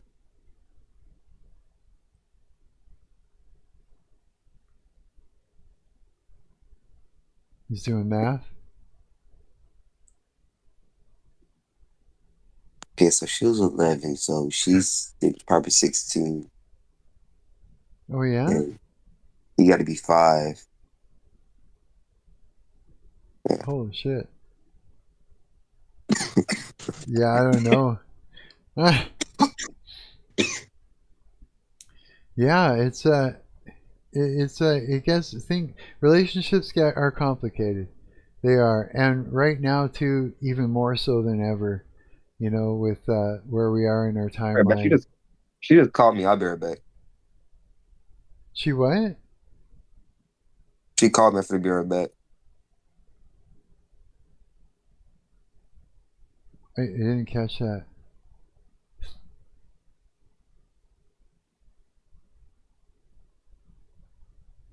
Where'd he He go? said that his ex-girlfriend was calling her. So Oh, that's what he said. Okay, okay, that makes sense now. Yeah, relationships are tricky, especially now. You know, mhm. it's it's like what the think about the environment that girls are living in right now. Think about the ideologies, the need to be seen and the push to be hypersexualized online to get attention. Um, all that stuff. It's really making relationships complicated now. Oh, me you off. know Hung the phone up right in my face. what's that? She just hung the phone up right in my face. That's the girl She you're. called me. She called me and say like, "Justin, was that you that texted me?" And I was just like, yeah, I just wanted to like see my son and maybe shit, see you, for time of year. Mhm. She said that she never want to see me again, and she said that she can't confirm or deny that the kid is mine. So I do not need the right to know the truth. Huh. Well then, Um, You know, it's like well, you have to decide whether or not you want to engage with something like that. You know, it might Yeah. be better just to wait. You know, and see if like sooner or later it's like your I kid's think gonna. What's that? but me and my kid like get old enough that he know how to like control like use the internet. He'd be like, Dad, Hmm. I Uncle guess you could. Coward. I guess if you really wanted to, you could, you know, get a go and get a lawyer and say, hey, this is my situation. I'd like to find out, you know, get a paternity test and find out Yeah. whether or not this is my kid. And then if it's my kid, you know, like what are my rights and what can I do? And you He know, got to be like he has like my genes. yeah, you feel like you've just gotten something stolen from you, right? You just got Yeah. ripped off, hijacked. Yeah, I know. Mhm. I know that. I'm just have to keep trying to. I'm just keep have to try until I actually get a kid. Just wait. Just wait. You know, the older you are, the wiser you are, the better and easier it will be for you to raise a kid. Yeah. You know, yeah, you want to be able to have some life under your belt, so that way you've got some answers, real answers, right? It's like this: if you've only ridden a bike for 10 days, and then you want to teach somebody how to ride it, well, you've only got. There's not much you can teach them. You know what I mean? It's like because you've only had a little bit of experience, but it's like if you get some experience under your belt, and even if you really want to have, you know, a kid and raise them well, you start doing some research, you know, and learning as much as you can about raising a kid, like psychologically and what they really need, and emotionally, everything. Then you'll really be like you'll have it under your belt, and you can go in there, you know, guns blazing, and make it happen when you have a kid and raise a healthy kid, which is what you want to do, right? Yeah. Yeah. Yeah, absolutely. And in the meantime, you know, practice having relationships. You know, learn how to make something work, and that, you know, that's what dating is for. When you're younger, is to figure that out, and you can only figure that out by trial and error and making mistakes and everything. You know, Marcus, your microphone. is it jumping? Why does my microphone get so excited? So it's every time that somebody shares their screen with me, it does Think that. so? Yeah, every time. Oh, let Yeah. me see. Let me try again. Okay, try it again. Show your screen. Let's see. Okay. Let's see. I'll watch the stream. This is how my girlfriend looks, just a little bit younger, my age. Oh, no I'm pretty way. sure she's 18. She's 18 going on 19. Yeah. Okay, so my mic hasn't jumped up. And my girlfriend only lives like only like well, she really down the same street as me.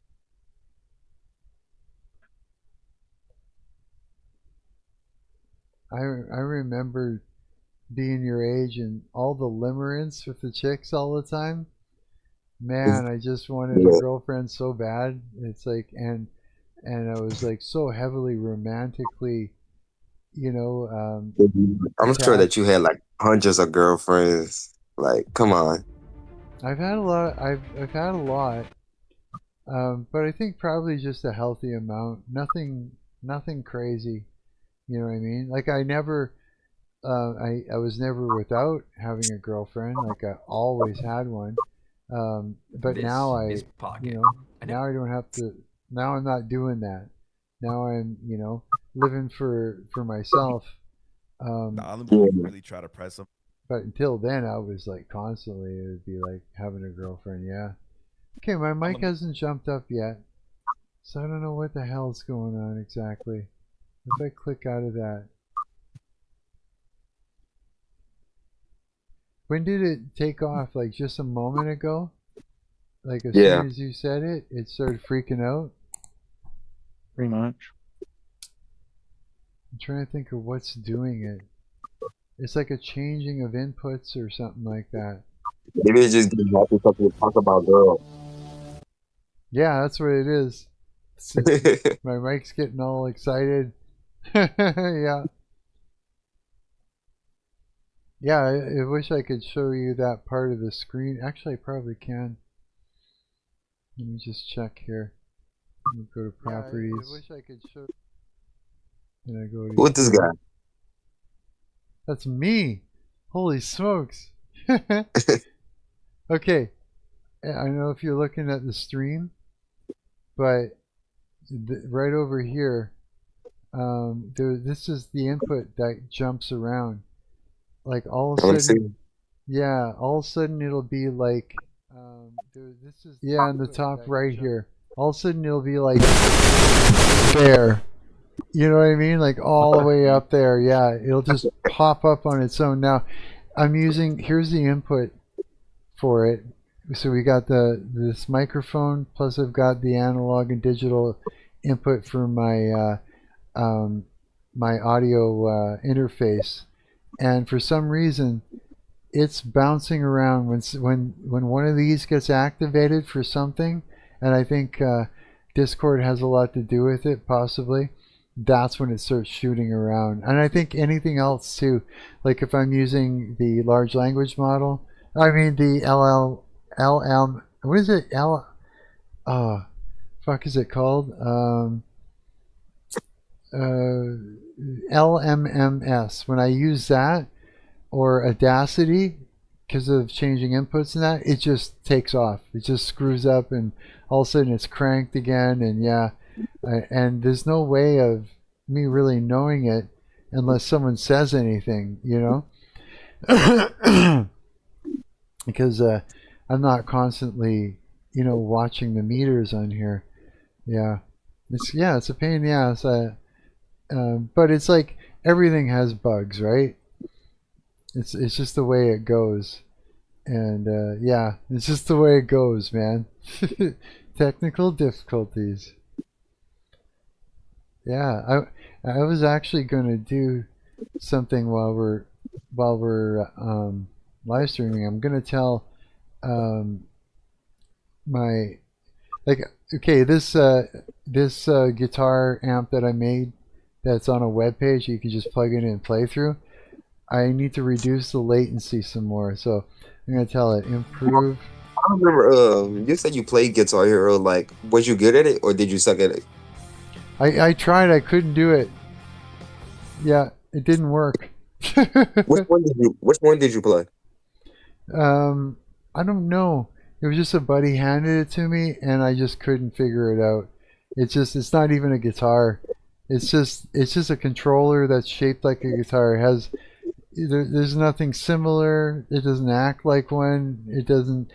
Just because you can play guitar doesn't mean you can play a controller that looks like a guitar. And yeah, it's a whole different thing.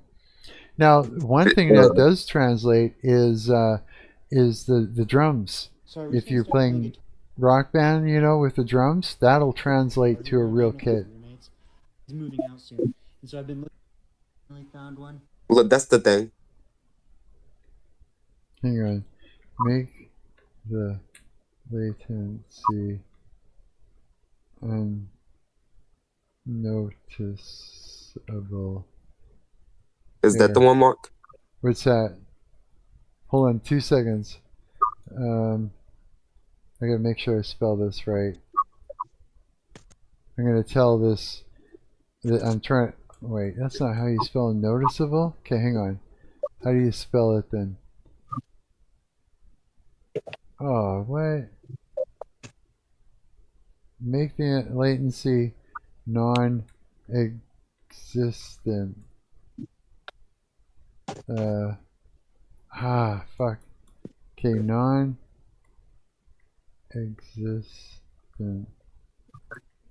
There we go. There. I'm just going to tell this large language model to do a thing while we're talking. Tap 3 reason. Okay.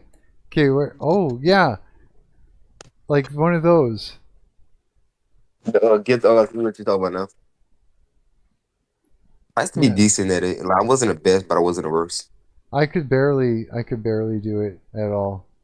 It was like almost impossible. Like I did not get it. Yeah, I think the Very only difficult. I think the only thing that was similar is just the fact that there's a neck and there's this weird thing that's like picking, you know, this little picking thing. I mean, it's our best deal ever.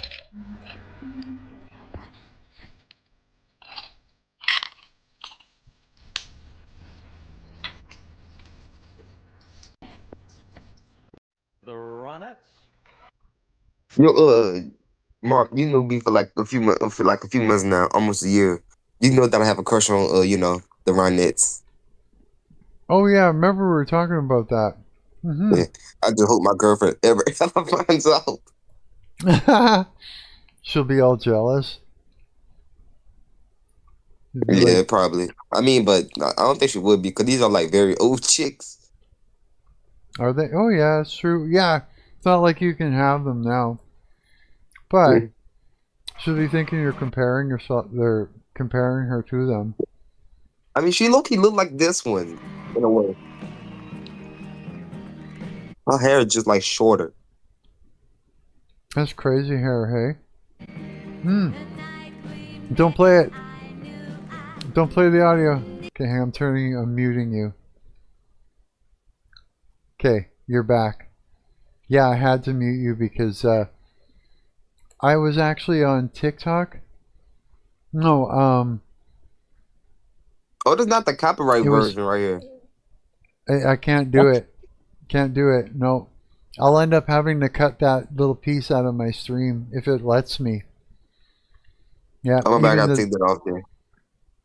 I found that I can't go onto Instagram and play any audio that has any music. I can't go to TikTok and play anything that's movie related, or it's like YouTube just goes nope and bans my stream and nobody can watch it, and I have to go in and edit it and cut pieces out. That's okay. It's like Coward. Remember, you're like, you won't get a copyright strike for this. You won't get a no. They copyright strike everything. Like, listen to this song. Check out this video. Video game stuff in general, they don't, but it depends on the game. No. There, I had to mute you, bro. Yeah, I just can't play any audio from anything. I muted myself too. Oh, did you? How is I it? muted it. Oh, you're okay. Still got your voice. So there, I muted just the stream itself. So yeah, but yeah, it's like crazy, man. It's like it's just crazy. Like here, I'll show you. For instance, let me go to YouTube. Like, she's just so gorgeous.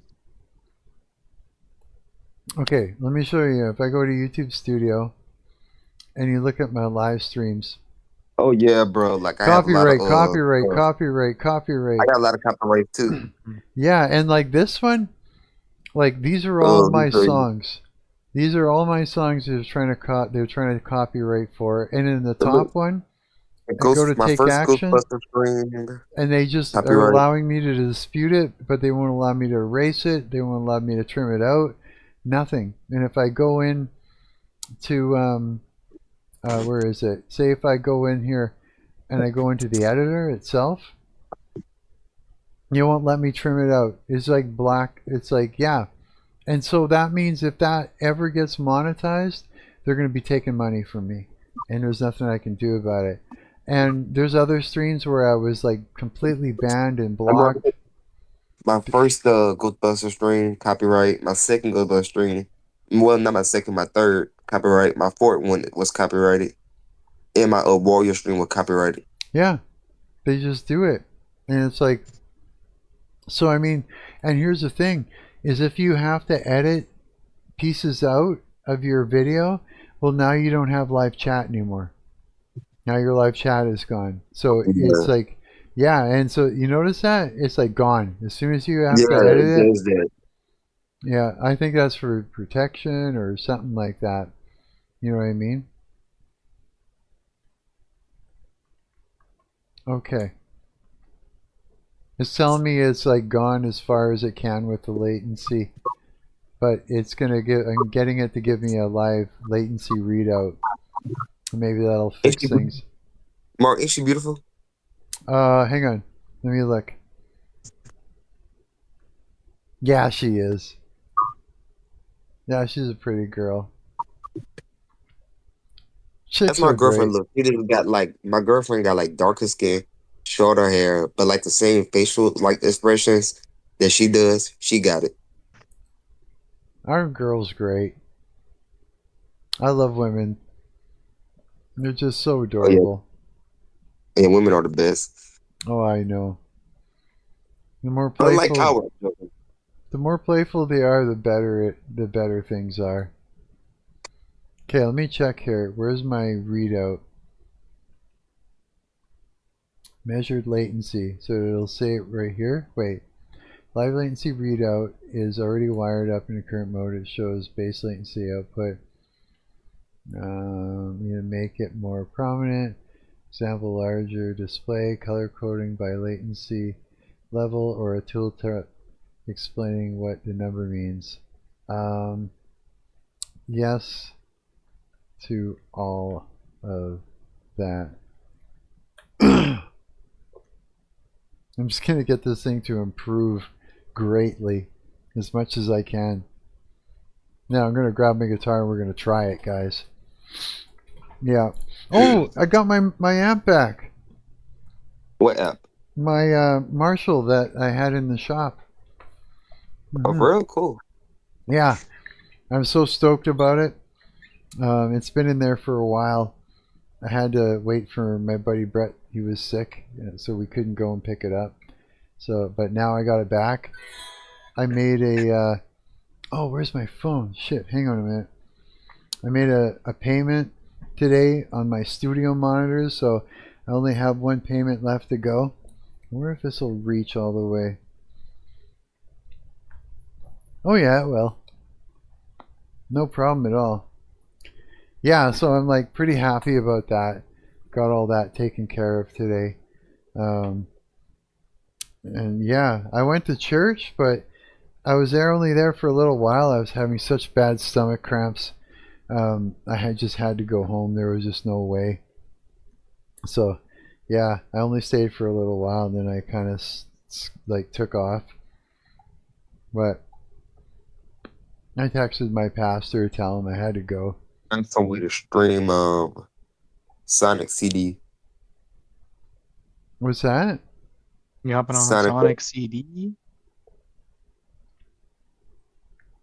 Sonic They used to CD? have it on the Google Play store. They don't have it no more. I think it's because like Sonic Origins came out. That's like, Wonderful. bro. Oh, that's why. But that don't make any sense. Sonic 1 is still in the store. Really? I don't. In 2036, I'll deal with it. If you know who to vote for, I'll put them all in prison. There, get up. 2030. How old would I be in 2030? I'll be 22. Really? Damn. Yeah. Yeah, I'm 18, so that'll be 4 years from now. 19, 20, 21, and 22.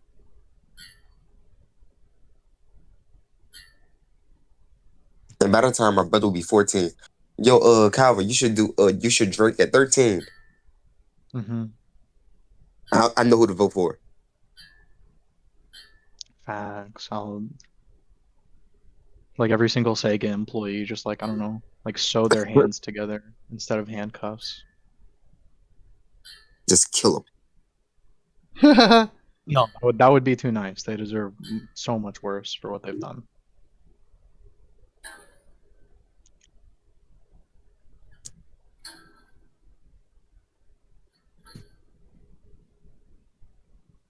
My tuner doesn't know what the hell's up. Seems like. Well, actually, I can't. I guess I can stream because I got like an emulator thing, so I probably can. Why can't you stream an emulator? Yeah, I probably can. Well, I can't stream from my phone until I get 50 subs, so I need like 6 or 7 more subs. You don't have like a PC at all? I might just start subbing the other accounts, using my other accounts to sub just so I can do Sonic CD just for you. I'm That's fun. gonna try out this amp right away that I'm vibe coding. See if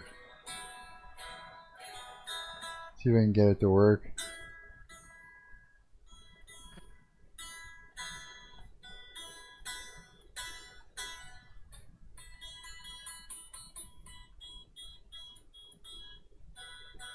I was getting kind of bummed out today because there's only like 2 good Sonic games, and that's like Sonic CD and Sonic Adventure 1. And the game I've been working on was based on like one of the gameplay styles in Sonic Adventure 1. And I Oh, went really? back and I played it. It's like you control this robot, his name is like E102 Gamma, and you're like shooting at things. And this whole time I thought like, okay, my game, it's like it's all right, but there's more depth to it. Let me go like play the game I'm taking inspiration from to see like what it has that I don't have yet. And then like I played that game, and there was like even less to it than there was than what I had. And I was Really? like, oh, I guess this wasn't a. I don't know. So I guess I have to like figure something out just like completely on my own.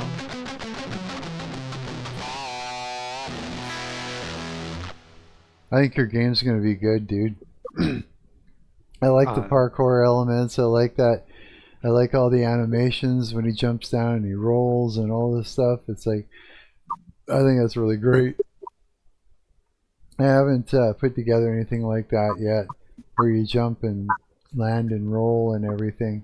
You could, I mean, like one of the disadvantages of doing like multi-stream stuff. It's like it's nice that I can stream on like Twitch and YouTube, but the drawback is that Twitch people are like fucking annoying. Bro, Power, I used to hate that Ghostbusters game. Like every time I thought I was done, I had to fight this fucking giant ass monster or ghost.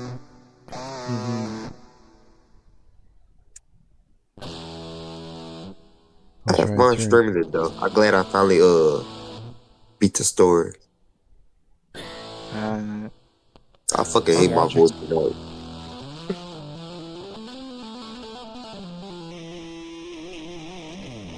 Yeah, that's like one of the like better reasons, I think, to actually get into like making art is of any kind is just, oh yeah, all the art around me sucks and I know like what would be better. Really? That's like I don't know, that's a pretty good reason to become a musician. Like, oh, you see, Coward, you see how many subs I got? Okay, why is my pronouns down?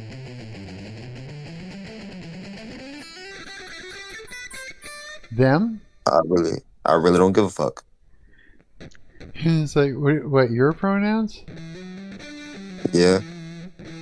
I don't remember putting them as them, though. Well, I really don't give a fuck. Anyway, but yeah, Coward, I got 44 subs. And if I press live, see, it'll say this. I remember because like I had to make a second channel because of like something that happened with my ex like a few months ago, and I was streaming on a second channel for a while, and I was able to just do it. Like I had to like fill out like a thing, but like a form? I had to wait like 24 hours, and then it let me just like start doing live streams on the other account. It let you do 40 hours. I had to wait like 4 weeks. Really? Just to like do a live stream? On PlayStation 4, yeah.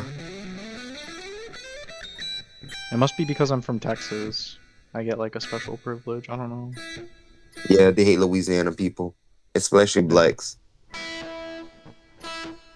I love the Chicago time zone, bro. I'm so like proud to be from here, even though I shouldn't be. Even though I shouldn't be prideful, I can't help it. Yeah. Yeah, I think you're in our time zone too, right? Am I? Yeah. You're a Chicago time zone boy, or I don't know. what time is it? It's 4:24 a.m. Let's go. Same time? Let's go. Welcome to the Chicago time zone. You are safe within these borders. Y'all got the same time zone? That's crazy. I think Louisiana's like just one state too late. Y'all are Easterners. Let me see my time. Oh shit.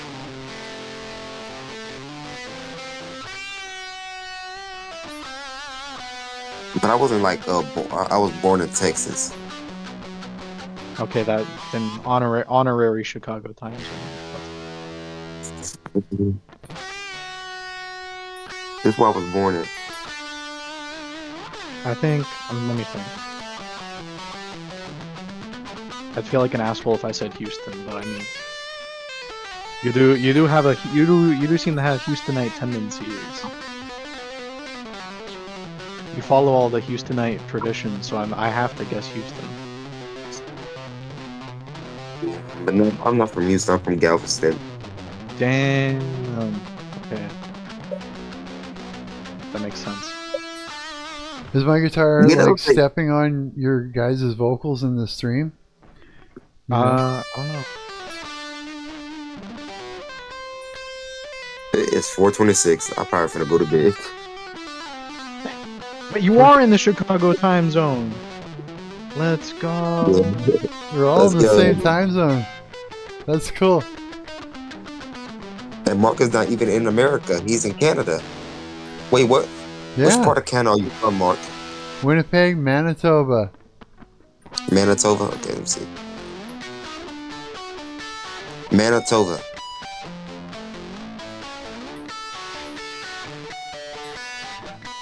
Is it? Yeah, Winnipeg, Manitoba. 4:27 a.m. Is it?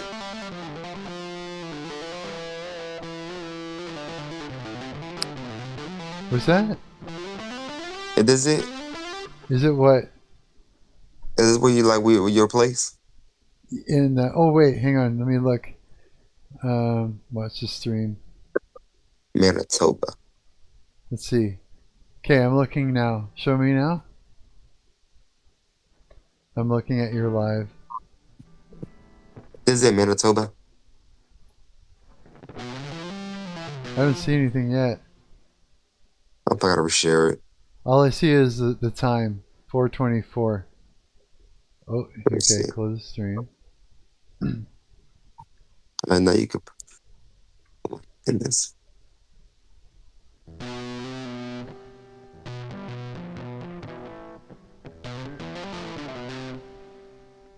Let's see here. See. Okay, Manitoba. I can see it now. Is that the place? Is this Manitoba? Yeah, that's look up Winnipeg. Winnipeg, Manitoba. Yeah, capital Winnipeg. Is it? Look up yeah, that's Winnipeg. I don't know where that is. Oh, I know where that is. It's the Forks, I think. Do you know that guy? Which guy? That guy in that picture he was just in. No. Oh, I see a. Oh, I remember that is. It's the museum there. It's the non-such. That ship. That ship used to freak me out. Let me see, get there. That would be a 17-hour flight and run me about over $1,000. Yeah. That's what it would cost? Yeah. I mean, not that much. I'd love to meet old Mark. Are all like trips like that super expensive now? Like be on a Looks plane? like it. I don't got a passport, so I can't leave the state, I believe. I'd have to get a new passport too. Hey, maybe you could visit me. I'm joking. That'd be cool.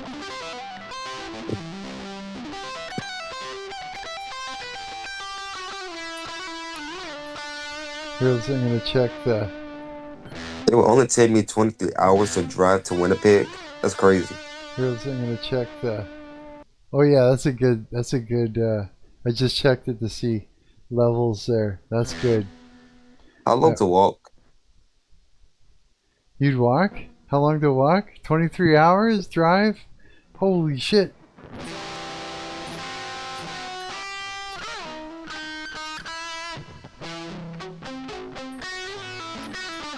How it is in Canada? I mean, America is not so great.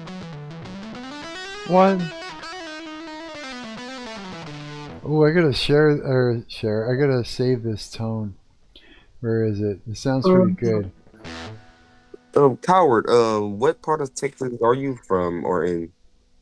What part of Texas are you in? I've moved around all over, but I've lived in the longest I've probably lived in is like the Dallas Fort Worth, mostly the Fort Worth.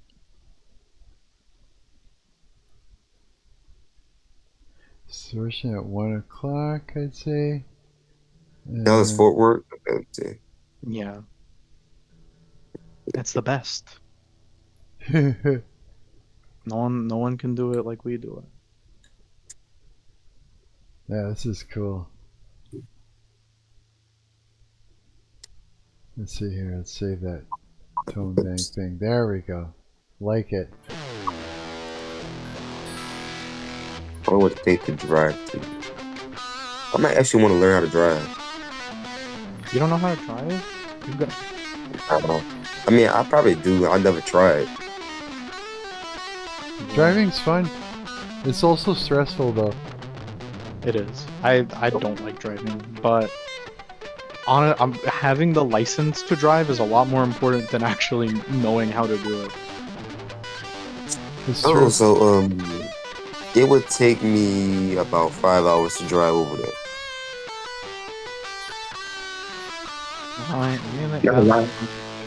If I drive, like my biggest fear would be. We are close, like we're like.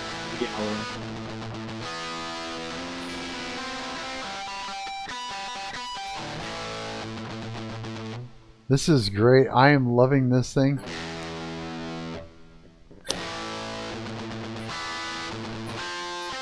I need to get another. What's it called? Avocado Mexico. I need to get another like cord for my hand because it went out and now I can't use my looper pedal. I can still play like normal, but I can't use my looper pedal. What kind of cable? You need like a 1/4 inch cable or something? I guess I could. I just used like 2 full-length cables because that's what I had around when I got it. But after all these years, it finally went out. So yeah, I guess I never thought to get the smaller cable. That makes sense. I should do. You know, I'm gonna add to this, dude. Now that you mentioned it, to this guitar amp, I'm gonna add a looper thing to it. What would be the best way? What would be the best way to build it? Like if you were to have a looper pedal type thing built into this amp that I'm making, right? How would you describe the looper pedal's functionality as far as the best way? You know what I mean? What kind of, and I have no idea. Like the biggest thing I would think is, okay, you have on a buffer, you have in a buffer all of your like stuff. Now I got a good question. You have audio in a buffer, and then like it's that like actually how a looper pedal works. I'm pretty sure. Like you press the record, you press the like button, it starts recording. You know, press the button again, it stops recording. And it's like just storing things in the buffer, and then it like replays the buffer. But, okay. So if I were to, Mr. Coward, I got a good question. How tall are you? How tall am I? I am 6 foot, but whenever I say that, people think I'm lying. So if anyone asks, you tell them I'm like 5'8". short. I'm 5'9". Mm-hmm. I think it's a lot if you're like if you're around the height, like I would say from 5'10" to 6'2", like in that area of height, it's actually more beneficial to sell yourself as being like 5'9" or 5'8".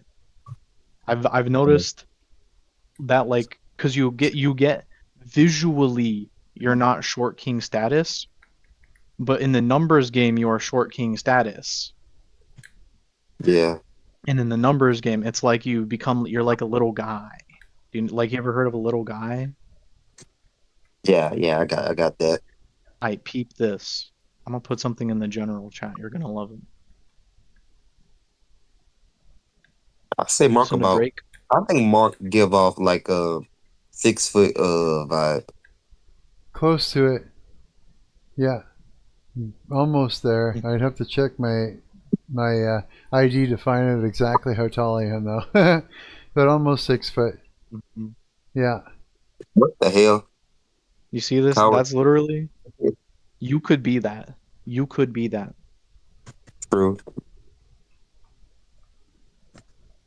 Is the user uh, um, Y'all good at sports? I play basketball, of course. Football.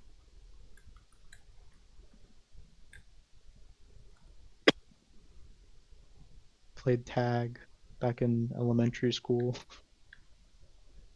Should tag count as a sport? I mean, it fucking feels like a sport when you're done. I don't know. What about you, Mark? what's that? What's the You play question? basketball or No, sports? no, I was a nerd. The only thing I Oh, did was music. Yeah, I was just like a music nerd. And I wasn't into sports. I used to play street hockey with my friends and stuff like that, but I never liked watching sports. I found it to just be monotonous and boring. It was I just found no interest in it at all. But music was my thing more than anything. Yeah, and music, and of course I liked playing video games, and I liked playing with the computer a lot. And I liked to draw. Like I did a lot of drawing when I was younger, and that. But it was like music was my main thing. wow. Yeah, I was just like yeah. Okay, so I'm saying in my thing, in the prompt for this, okay, guys. Yeah. Add a looper pedal system to this as a secondary tool to record a track and loop it. Gives the user something to do a guitar solo over. Does that sound like, or should I I have it think do multiple tracks? Like, how do I explain it better? I think the best way to explain it, I'm gonna, like I'm gonna get some technologically, rest. what? I'm gonna get some rest. Good night, everybody. You're gonna go to bed? I Okay, buddy. yeah, Have a good sleep, man. See you, Have a good Justin. night, everybody. Yeah, I love you, buddy. Right Love you on. too, Mark. Love you, coward. Woo. God bless you. Yeah, that was nice. Okay, so what a chill guy. yeah, he's awesome. Okay, explain to me how I would explain it technologically then. I think the biggest thing would be, and I could be wrong about how a looper pedal works. I think you should like look into how does the circuit of a looper pedal work? Right. And that'll probably help a lot. But in my imagination, how it works is kind of like how you do like how do you imagine you play back a song, in like Raylib or something like in an actual like in a hard program. Um, what you typically do because it would be a lot to load an entire song in memory. Right. Even like you an MP3 where it's like, oh, it's like 10 megabytes. It's 10 megabytes with like being compressed, where they're like taking all the parts of the song that sound the same and they like have them like instead of having these two identical parts of the song and like all the bytes, it'll take parts that are identical and like make pointers to them. So it's like Right. whenever you need to play this sound, like a I don't know, kind of like a sound font, um, just like a little more to it. Okay. Should I have more So than one track? um, I mean, my looper pedal doesn't have more than one track. I don't know, So but my you just keep adding to it and adding to it and adding to it? no, Or is it just no, I said record one mine thing? doesn't have more than one track. I click it, it starts recording. I like play something. I click it when I'm done. You know, Okay. um, I know what I'm gonna and do. I know what I'm gonna do. Give me well, a to prompt actually describe like the technology, it is to that you are all like you press a button, at which point it begins like putting the audio you input into a buffer, and then uh as soon as you like click again, it would it'll stop recording the buffer and it'll start playing back the buffer on a loop. Okay. Okay, so I'm gonna do. That's basically it. I'm gonna see what AI is gonna say here. Microphone input, request microphone, no. Tracks, 4 independent synchronized audio tracks. Okay, control per track. Record auto, dub, play, mute. Okay, I'm gonna try it. To build a browser-based looper pedal, use a detailed prompt that breaks down the user interface and core audio features because web audio recording requires specific browser permissions. A structured prompt gives the AI the exact context it needs. Okay, first I'm going to say I will need to add this feature to something that already exists, which is a guitar amp modular that is working perfectly. Okay, hang on. This way it gives me the right prompt. Okay, let's see what it says here. And we'll look at the prompt, hopefully. Okay, to integrate this looper pedal seamlessly into your existing guitar amp modeler, you need a prompt that instructs AI to treat the looper as an insert effect at the end of your current web. Yes, exactly, a web audio API chain. Copy and paste the specialized prompt into. Okay, let's try it. I'm going to copy it, and I'm going to go to Lovable, and let's hope that this works well. It's like get AI to create. Oh wait, foot switch UI buttons optimize click tap responsiveness. Heavy duty foot switch UI buttons click and tap response. Yeah. Okay. Let's try this. Let's see what it does. Can you see the screen of what I'm up to? I do have the stream, but there's a delay. Something I like thought about doing if I ever made my own looper pedal would be like some way to, how do I put this?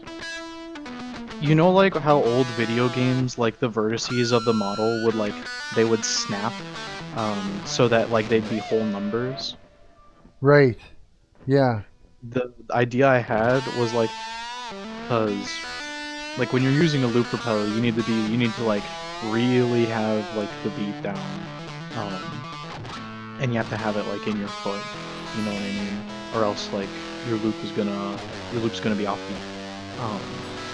Right. Right. Exactly. Like usually what I'll do is make sure that like the first and last note both have like some like so I can time my foot with like my finger in some way. But what I thought would be nice is like if it could like kind of like snap, I guess, to I don't know, like a looper pedal that could like snap so that it's just consistently every time it's on the beat. Even if it has to like cut the melody a little short. That makes sense. That makes sense. That's a good idea, actually. I wonder if I can get it to do that after the fact. We'll get it to work, and then we'll tweak it, and we'll ask it to do something like that. It would be like trimming it or something, like detecting the timing, and then trimming that the last little bit that goes out of time, or something like that. I'm trying to think, because like you know it's out of time, but how is it gonna know if it's out of time? That's the hard part, I think. Get it to detect the tempo. You know How what does I it mean? yeah, how's it can. gonna detect it then? Like, Well, do you like, my idea is that it would work a little differently than a regular pedal. It would be like kind of, I don't know if like you do this playing a guitar, but my first instrument I played was a euphonium in like a brass band. oh, really? And we learned like tap our feet to like the tempo. And the idea I had is, okay, so you tap your feet, like you press the thing to I guess engage it and like make it start, and then you like keep tapping to establish a tempo, and each tap you give, like it'll like average them out, and it'll give you like an average tempo, and then like from there, if you can figure out some way to like actually stop it, I don't know how that would work. So it's like that's the only idea I've had to like for how it could fit, how a pedal could like figure out the tempo, is to like get an average of a bunch of distances between like different taps. Huh. Okay. Then, okay. This is good. This is good. I'm glad you're mentioning this. This is a good brainstorming session. You could just like press a button on it, I guess, and it just like, you just tell it what the tempo is before you like hit the pedal. But I don't know though. That sounds cool. Can you see that? Let me see. I do see this. It's really tiny because it's on my other monitor, but yes, I do. Oh, is it? So this is what it built. Yeah. Looper 4-track. The 4-track Nice. looper is wired in. It taps engine.master, post amp, cab effects, okay, and for recording, it injects playback into the new engine.looperout bus that sits between master and CTX destination. The pedal board component is collapsible, BPM quantize aware, so it'll quantize it with skeuomorphic chrome foot switches and red, amber, green LEDs. Power the amp on to activate it. Okay, hang on. Let me close this one. We're gonna try it, dude. Let's see what the fuck. Okay, so let's turn this. We're gonna power this on. I'm gonna allow this input. Okay, and then hang on. Let me turn on my guitar. Oh, I gotta sign in. Oh shit. Sign in. Give me a minute to find my sign in here.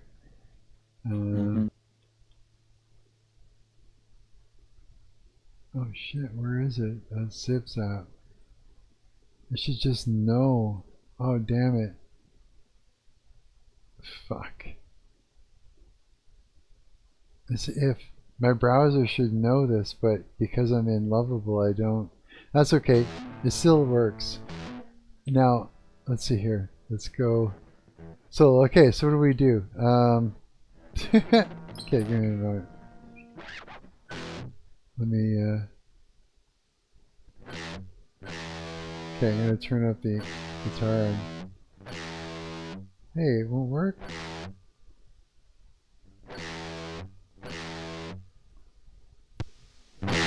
There we go. It's powered on. Oh yeah, I forgot. Because we started talking about like Ghostbusters or something. I was saying earlier, like while you're doing software stuff, like how like Twitch people are like kind of annoying. I forgot how that connected, but what I was trying to get to was that game deving is like, it's way easier than everyone, like all these like people who are like in the quote unquote game dev community say it is. It's like I was saying that earlier today on the live stream, And this guy was like, no, it's Really? so hard. You have to do all this stuff, and it's like, you have to do all this stuff, but you don't have to be like good at any of it. And it's like it's not hard to like get into any of these skills. It's hard to get good at them. Anyone can like put down a couple notes in LMMS. Yeah. Yeah, it's like you gotta start somewhere. Learn enough to start making mistakes and learning how to correct them. That's basically what I tell everybody for anything. Here, give me a sec. Let's find out if this works. So I'm gonna hit record.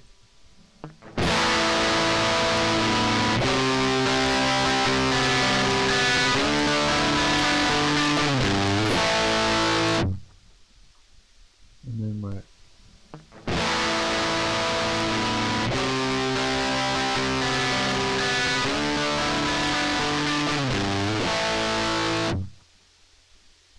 Okay. Let me try this now.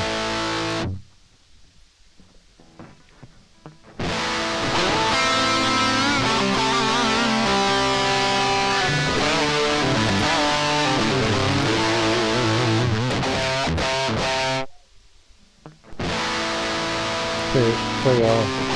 Stop all. Play all.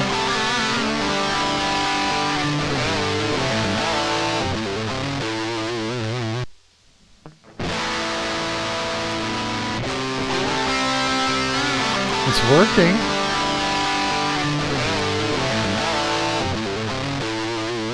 Got it. Okay, let me try this.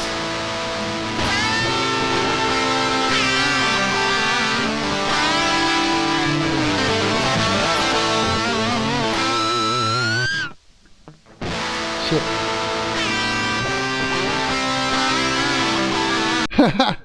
Oh, something happened. It bit the bullet, but it already does that anyways. Okay, so here, let me turn this back on. You're still there, eh? Yeah. Okay, so it didn't kick you out. Okay, give me a minute here. Okay.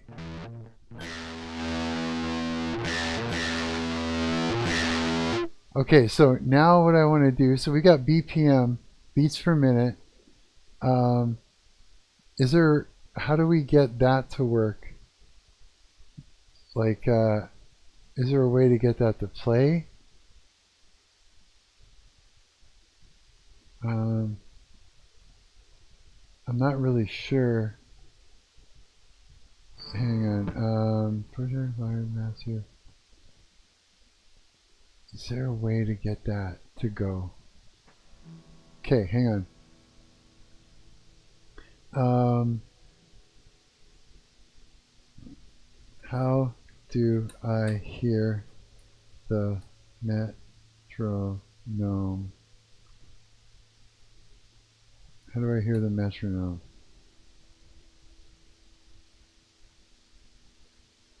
Maybe it'll add it. But dude, that's like a start. You heard that, right? I did. It works. Nice. This is, yeah, I mean, yeah, I wasn't able to stop it perfectly so that it could loop, but it's functioning. You know? It is. Mm-hmm. Maybe I can set it up on a space bar and just use my nose. You know? There isn't an audible metronome in the app yet. The looper only shows a visual beat pulse. The blinking green LED next to the looper 4-track. Would you like me to add an actual click metronome that plays to the output? Yes. Yes. Yeah, add that in there. Okay. This is good. This is really good. I'm sorry, but I absolutely love this thing.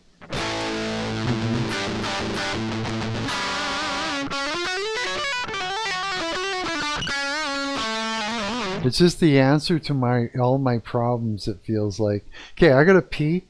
Break out a Bible verse. Okay? Oh, jeez. I don't. I'll be right back.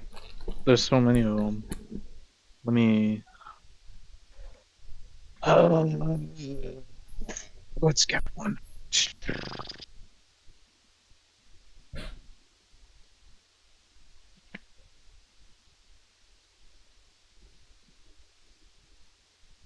Sorry, y'all. I don't have a website open, so we're gonna have to be reading from the King James today. Yeah. All right, Matthew 6. Take heed that ye do not your alms before men, to be seen of them. Otherwise, ye have no reward of your Father which is in heaven. Therefore, when thou doest thine alms, do not sound a trumpet before thee, as the hypocrites do in the synagogues and in the streets, that they may have glory of men. Verily I say unto you, they have their reward. But when thou doest alms, do not thy left hand know what thy right hand doeth, that thine alms may be in secret, and thy Father which seeth in secret himself shall reward thee openly. And when thou prayest, thou shalt not be as the hypocrites are, for they love to pray standing in the synagogues and in the corners of the streets, that they may be seen of men. Verily I say unto you, they have their reward. But thou, when thou prayest, enter into thy closet, and thou hast shut thy door, pray to thy Father which is in secret, and thy Father which seeth in secret shall reward thee openly. But when ye pray, use not vain repetitions, as the heathen do, for they think that they shall be heard for their much of speaking. But not ye therefore like unto them, for your Father knoweth that things ye have need of, before ye ask him. After this manner therefore pray ye, Our Father which art in heaven, hallowed be thy name. Thy kingdom come, thy will be done, in earth as it is in heaven. Give us this day our daily bread, and forgive us our debts as we forgive our debtors. And lead us not into temptation, but deliver us from evil. For thine is the kingdom, and the power, and the glory forever. Amen. Amen. For if ye forgive men their trespasses, your heavenly Father will also forgive you. But if ye forgive not men their trespasses, neither will your Father forgive your trespasses. Moreover, when ye fast, be not as the hypocrites of a sad countenance, for they disfigure their faces, that they may appear unto men to fast. Verily I say unto you, they have their reward. But thou, when thou fastest, anoint thy head, and wash thy face, that thou appear not unto men to fast, but unto thy Father which is in secret, and thy Father which seeth in secret shall reward thee openly. Lay not up for yourselves treasures upon earth, where moth and rust doth corrupt, and where thieves break through and steal. But lay up for yourselves treasures in heaven, where neither moth nor rust doth corrupt, and where thieves do not break through nor steal. For where your treasure is, there will be your heart also. The light of the body is the eye. If therefore thine eye be single, thy whole body shall be full of light. But if thine eye be evil, thy whole body shall be full of darkness. If before the light that is in thee be darkness, how great is that darkness? No man can serve two masters, for he will hate the one and love the other, or else he will hold to the one and despise the other. You cannot serve God and mammon. Therefore I say unto you, take no thought for your life, what ye shall eat, or what ye shall drink, nor yet for your body, what ye shall put on. Is not the life more than meat, and the body than raiment? Behold the fowls of the air, for they sow not, neither do they reap, nor gather into barns, yet your heavenly Father feedeth them. Are ye not much better than they? Right. Which of you, by taking thought, can add 1 cubit unto his stature? And why take your thought for raiment? Consider the lilies of the field, how they grow. They toil not, neither do they spin. And yet I say unto you, that even Solomon in all his glory was not arrayed like one of these. Wherefore, If God so clothed the grass of the field, which today is and tomorrow is cast into overshall, shall he not much more clothe you, O ye of little faith? Therefore take no thought, saying, what shall we eat, or what shall we drink, or wherewithal shall we be clothed? For after all, these things do the Gentiles seek. For your heavenly Father knoweth that ye have need of all these things. But seek ye first the kingdom of God, and his righteousness, and all these things shall be added unto you. Take therefore no thought for the morrow shall take thought for the things of itself. Sufficient unto the day is the evil thereof. That was chapter 6 of Matthew. Dude, thanks, man. No, that was really good. Yeah, big time. Thank you for doing Under that. pressure. I had to pick up the book. I didn't Did have you? time to bring up the book. Oh, Yeah, I would be too, yeah. Good job. Let's see here. We have a metronome now. let's go. So, okay.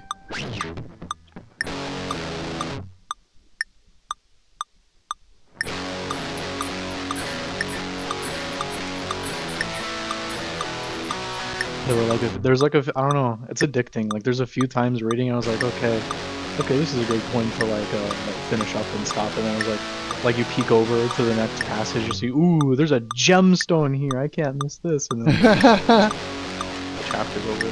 I was only gonna do like the first few lines about like clothing and stuff. Oh, I'm glad you did more. That was good. It kind of quantized it a little bit. It's hard because of the latency. Let's try another. That makes sense, actually.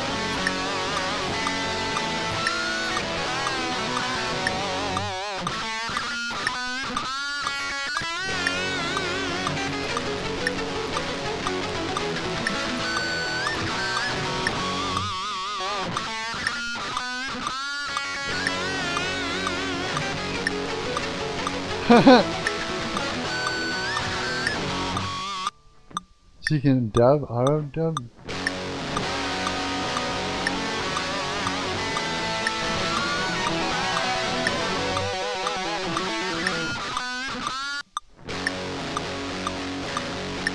See what it does. Okay, hang on.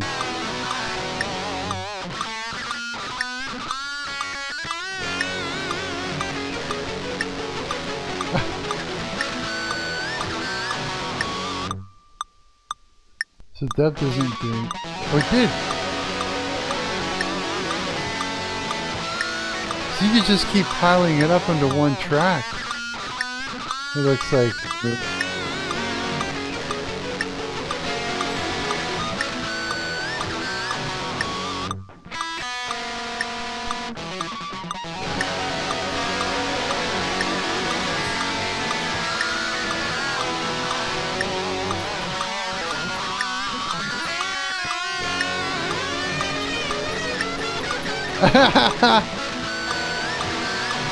See what it does. What a mess. Okay, clear it all. Let me try again. Let's see. 4, 1, 2, 3, 4.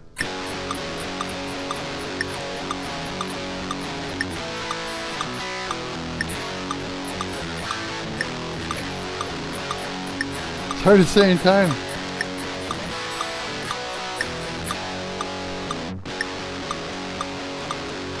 I remember like a long time ago I was watching this. My bad. It's quantizing it, bro.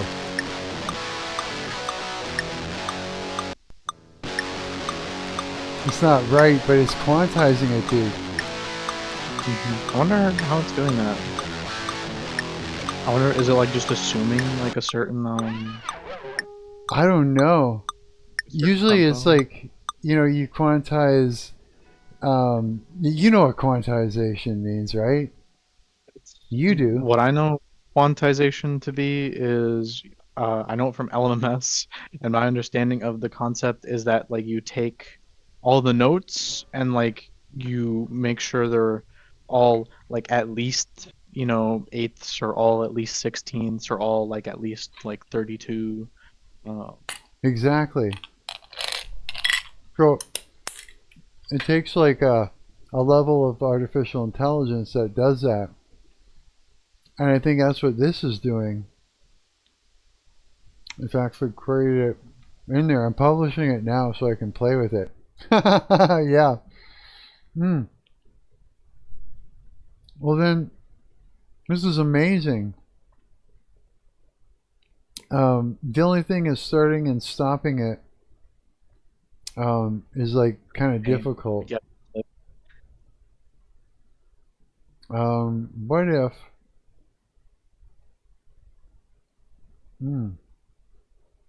I'm thinking. I want to say, like put the record and stop recording on the space bar, but that would mean you would have to pick the track,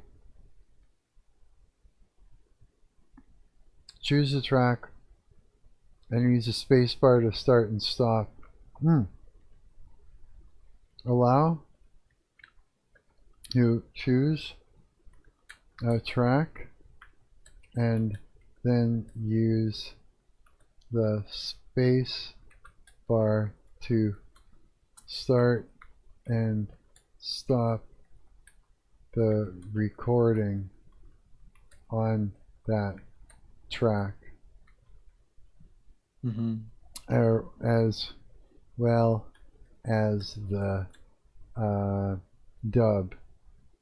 See what it does.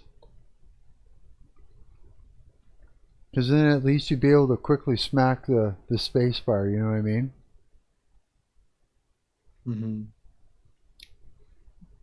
As long as you can get one thing going, you'd have something to solo over. And that's like the whole point of it, is to have something that you can immediately just sit and rip around over. Because otherwise you're looking for stuff on YouTube and shit like that, like backing tracks and everything. It's doing it. You've got an audio interface on your laptop, right? Not on my laptop, no, but on this gaming PC, I have the only like audio thing I have is I have Audacity and I have LMMS. Okay. You should try this out later. I'll send you the link. If you can plug your guitar into an audio input on your computer, on like say your desktop computer. I don't have. I didn't even know that was a thing. I have a buddy named Nut Busley who like he got like a bass 6. Like I'm not gonna lie, I kind of sold him on it. He was like, "Am I getting a real?" He literally said, "I can't choose if I should get a guitar or a regular bass." And I told him, "Hey, what about a bass guitar that has a high B and a high E string?" Yeah, that's really cool. And then like I asked him after he got it like what his setup was for it, because I felt bad, like I didn't recommend him an amp or anything, so I kind of like left him in the dark. Really? Oh no. And then he like told me like, "Oh yeah, I didn't get an amp. I'm just been playing on the computer." I was like, "What? What do you mean? Borrowed a computer? That makes no sense. You can't do that. The computer's for computer stuff." Right? Okay, let's try it. We're gonna try it.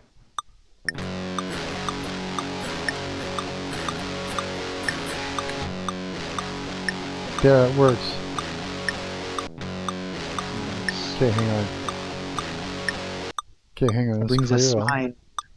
We're gonna try. We're gonna lock in. Okay, hang on. 2, 3, 4, 2.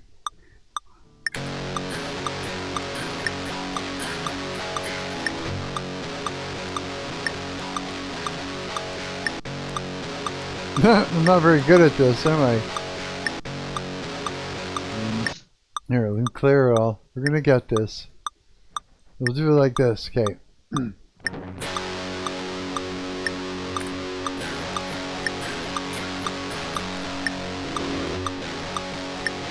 Fuck. That is hard. Okay, okay. One more time. So it's like, oh, what if I use my nose? Okay, hang on. I'm going to use my nose for this. Then I'll be able to do it. So hopefully my headphones don't fall off. Okay, hang on, hang on. Oh, I actually can't hear anything now. Okay, hang on. Here we go. We're going to nose it.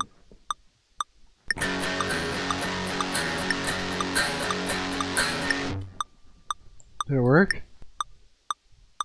No. Okay, hang on, hang on. Let me clear it all. Let me try again. Okay. 1, 2, 3, 4.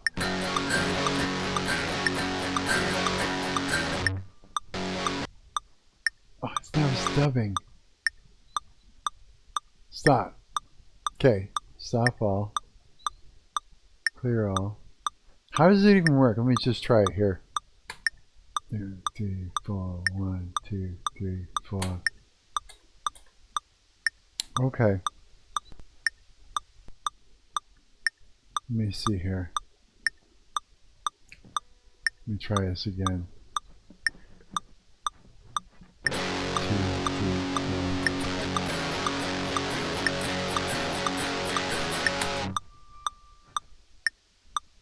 What?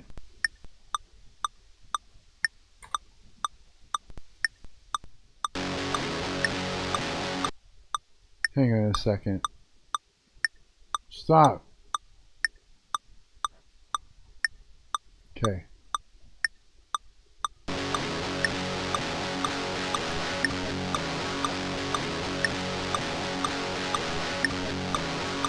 Okay, it's doing something.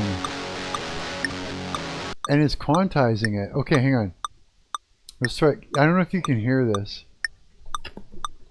Let me see here. Hang on.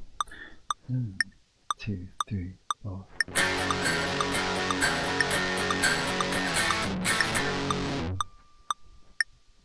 Shit. Wait, clear. This is hard. How do you do this with your... I do it with my 1, foot. 2, 3, 4. Spacebar, like I couldn't.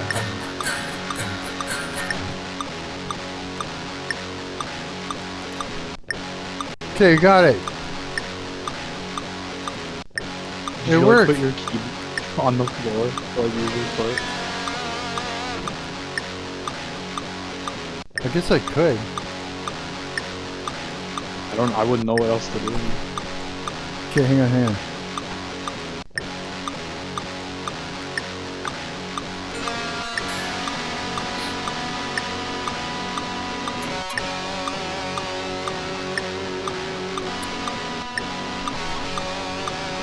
Wait.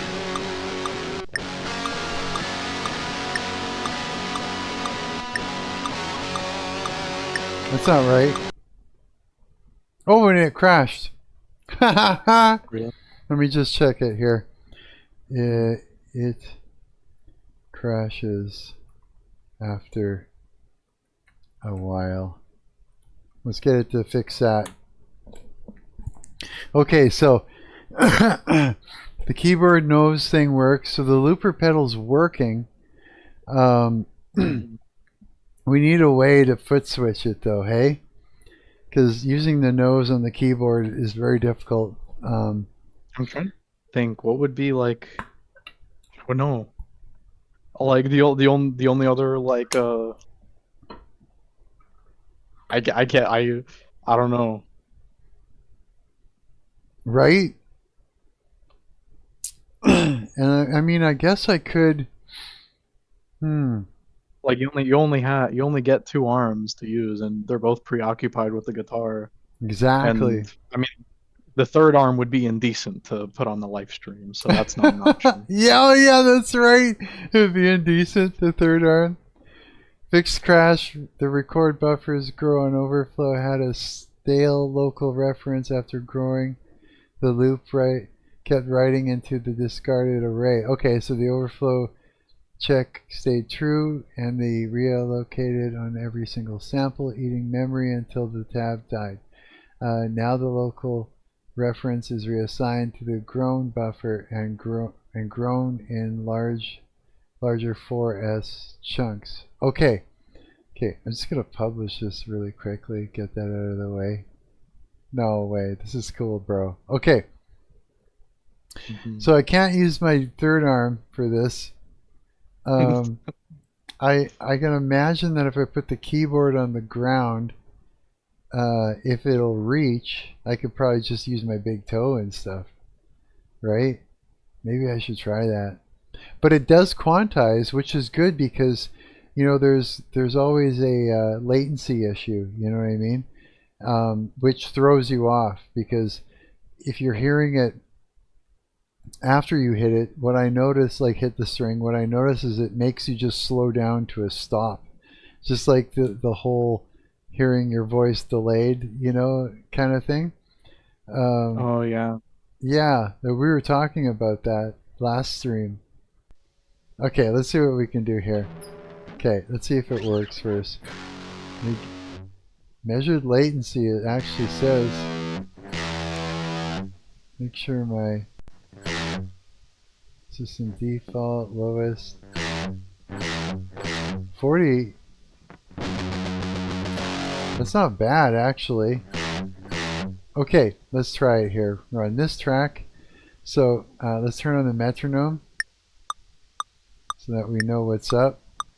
And I'll try with my nose again. Okay. 1, 2, 3, 4.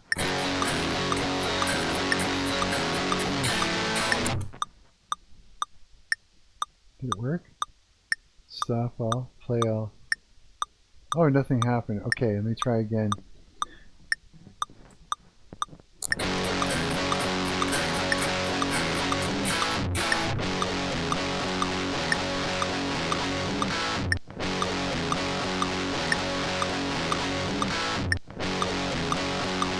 Okay, stop. I'm gonna play it back and see if it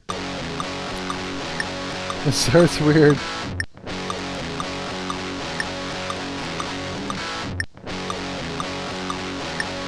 I'm going to try and see if I got an idea. Quantize the recorded loops to the metronome after sampling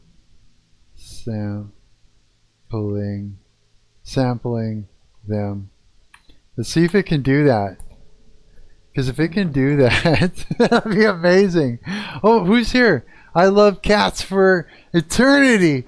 Awesome. I don't know what you're doing with that guitar, but it sounds really good. Oh, thanks, man. Yeah, we're vibe coding a guitar amp and looper pedal.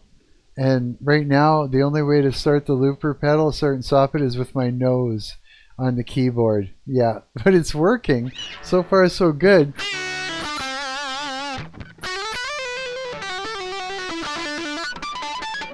And it's like basically on a web page.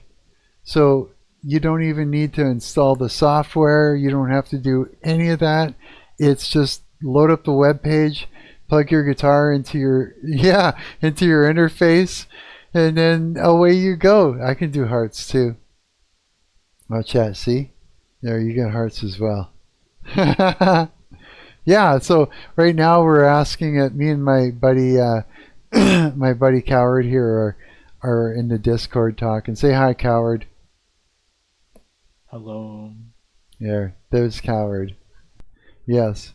And so we're in the Discord here talking together. We're trying to, he's helping me figure out the looper pedal, and yeah, recorded loops are now trimmed at the front to the next metronome beat and snapped in length to the quantize unit beat bar, so they phase lock to the clicks. This is exactly what you were saying that should happen, right? So we're gonna try this. I love Cats Forever said hi to you. Whoa! It's tripping balls. It's using my mic, that's why. Really? There we go. It was so... It was taking my mic and using it. Okay, let's see what it can do. Much with this like little blender add-on I got. I've been game deving the whole time in secret. Have you? Good. That's good. Okay, we're gonna like. I've been doing what's the opposite of a vibe? Oh, you've been Stress. actually coding. I've been stress coding. I don't know. I was working. I don't know if you saw. I was working on like a little thing that like, you know, like array counts. Have you like done this in your game? Array cast? Yeah, Hang on, 2 seconds. Let me try this. I got you.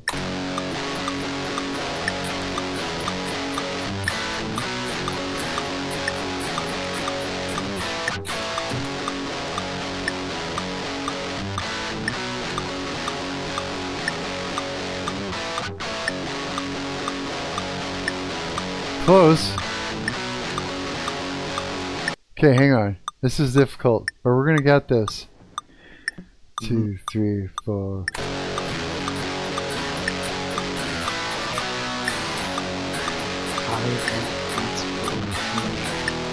I've seen a picture of the cat named Gear.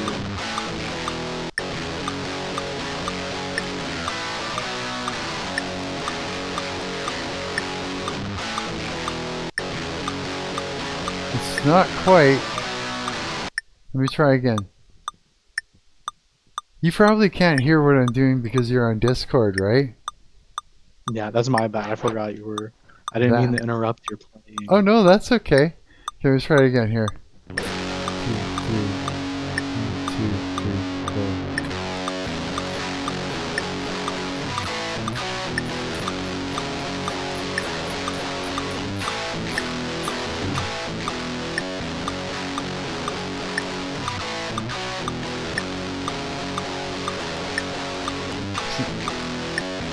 Not quite, not quite. This is hard because of the latency.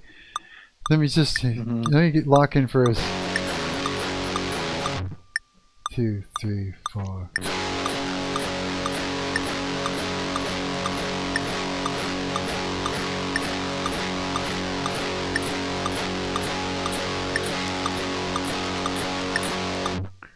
Oh, 1, 2, 3.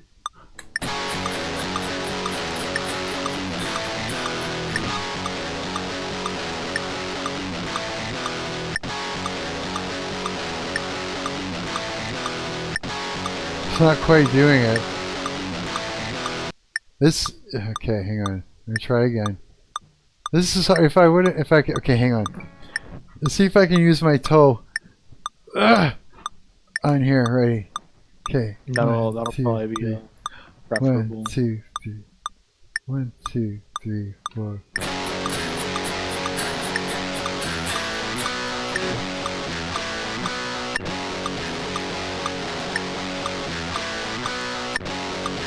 This ain't not quite. Okay, then this is all gonna be about talent. I think. It's like, okay, let me try this again. 2, 3, 4.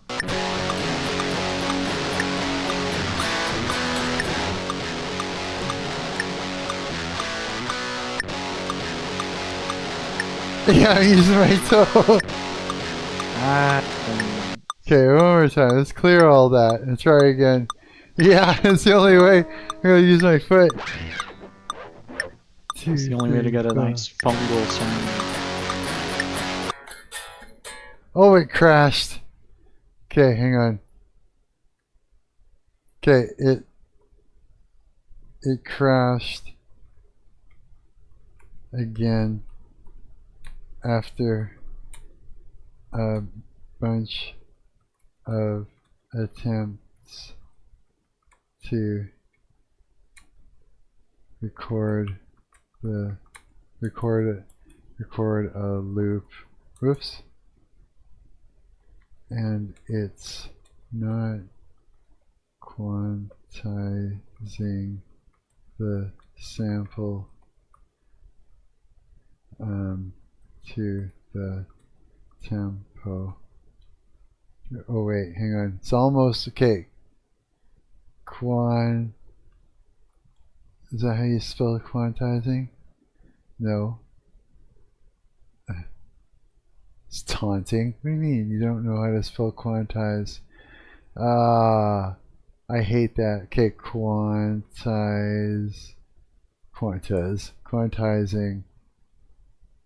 Damn it. It's not. Damn it. I don't. How do you? Oh wait, quantify, quarantine. No, quantize. It's not quantizing. Maybe I gotta take out the E. Quantizing. No. Seriously? It doesn't know how to spell quantizing. Like I don't.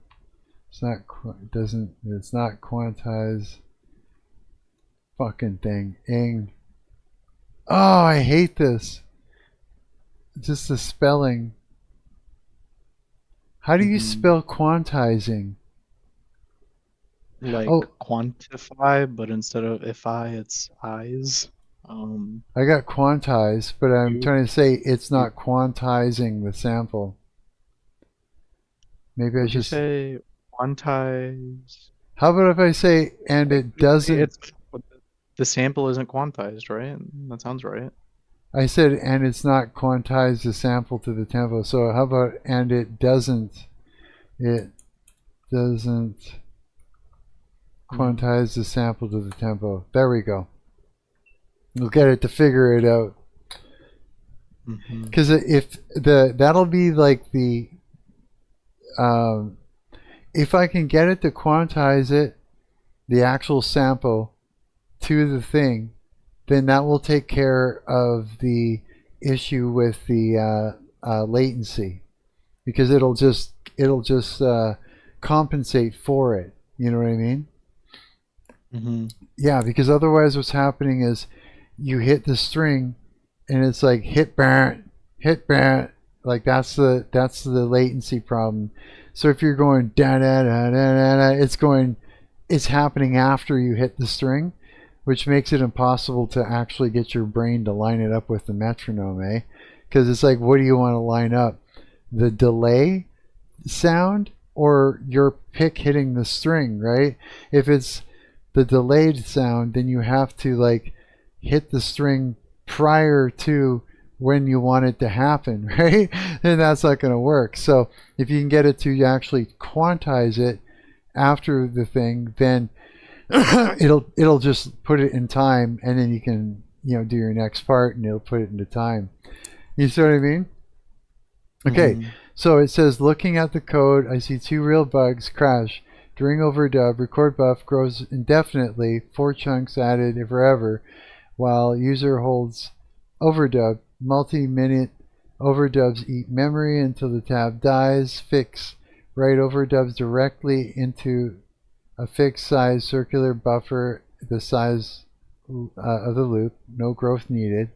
Okay, good. Quantization.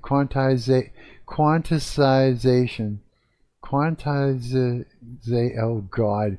The front trim approach throws away audio only and only aligns the user pressed before a beat. Yes. Better snap recording to start to the nearest beat. Pad front with silence if pressed slightly late. Trim if pressed slightly early, and snap length to the bar. Crash overdub now writes directly into the existing loop buffer with modulo wrap, whatever that is. 0 memory growth no matter how long you overdub. Fresh record also has a 5-minute hard cap as a safety net. Good. Quantize recording start now snaps to the nearest metronome beat. Pad silence if you press slightly late. Trims if slightly early, and length snaps to the bar. The master clock anchors to the to that snap beat so all tracks phase lock to the clicks. Okay, let's see what that does. Holy shit. Oh my goodness. Okay, hang on. No, don't pick the mic. Pick that. Allow. Okay.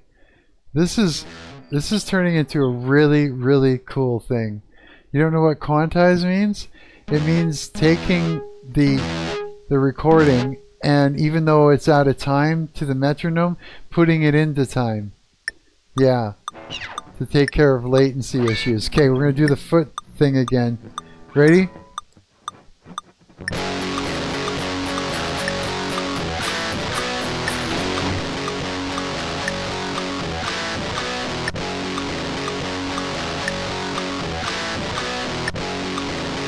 It's not really doing it. Let's just see if it actually... Here, let's stop. Let's play it back.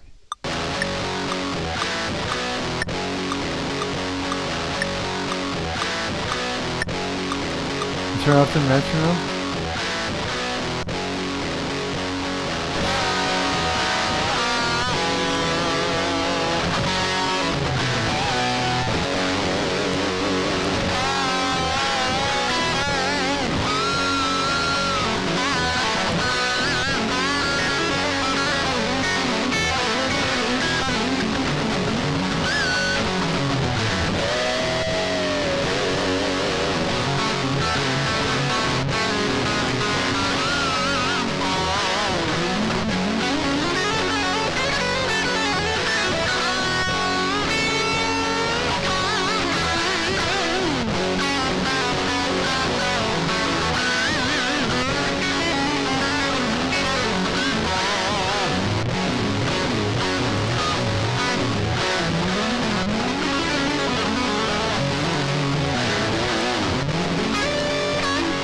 Yeah, so at least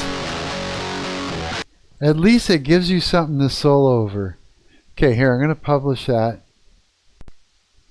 and play around with it, and then we'll come back and make changes to it, whatever it needs after the fact. Yeah, you can't hear any of that, eh, coward? No. Damn. You're like missing out on all the good stuff. I guess it's impossible otherwise. Or I can share my screen. That might work. Is that Slay? Santa Claus is coming to town. No, I was kidding. Thank you. They did mean that kind of Thank you very much. Yeah, I know. I'm being silly. That's awesome. Okay, I'm gonna close this now. And now close that, and let's go to the actual app now and try this out for real. Okay, so I'm going to allow that, and then super loud.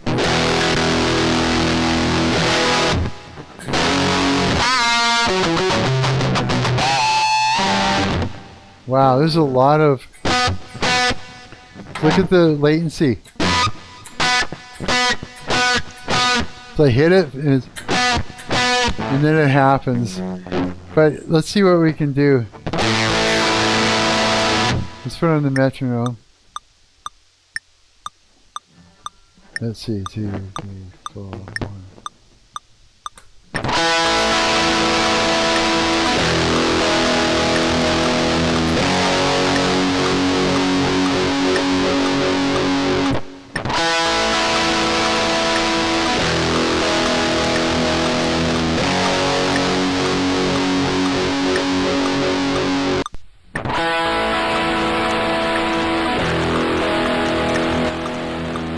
And you can adjust the volume of each track.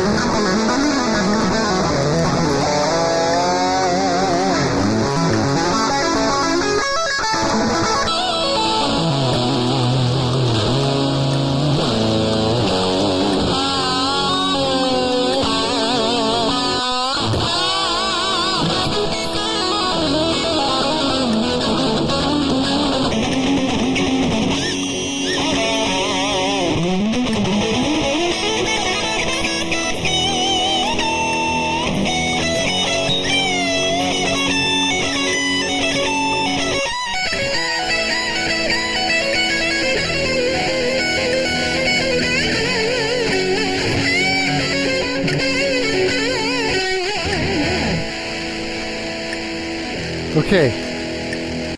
Even though it's not in time what I just did, it still gives me something I can play around with and solo over. So that makes me fucking happy. Like big time. Yeah, I know you can't even hear it, so you like can't even join in on the fun. Let's see here. Let me try and share a screen with you and see if I can do that. Let's see here. I'm going to share.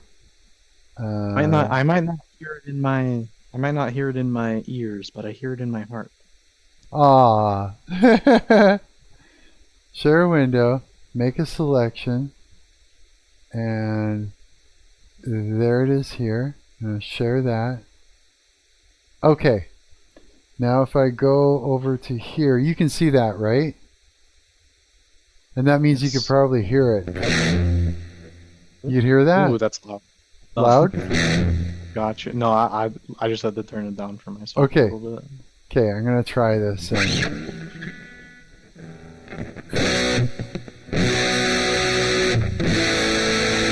a little out of tune. But I'll give you an idea.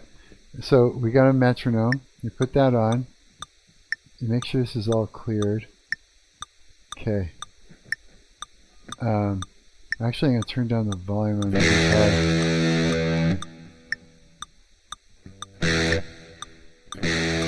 It's about there. So I can hear the metronome. I'll turn up the metronome a little bit. Okay.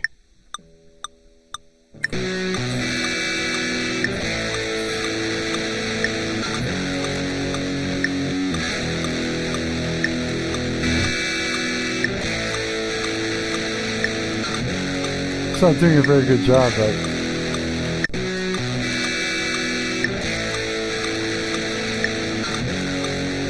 hang on. Clear all. Let me try it again. 4, 1, 2, 3, 4.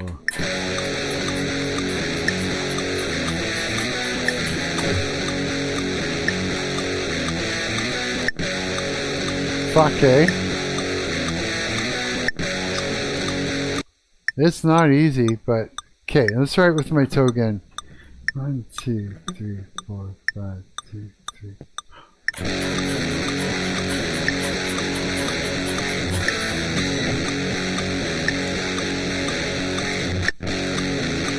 No. Okay, hang on. Maybe if there's gotta be a way that I can like block out the delay that I'm hearing with my guitar and actually hear just my pick hitting the strings to stay in time. Let's try that. See if I can do it. 2, 3, 4.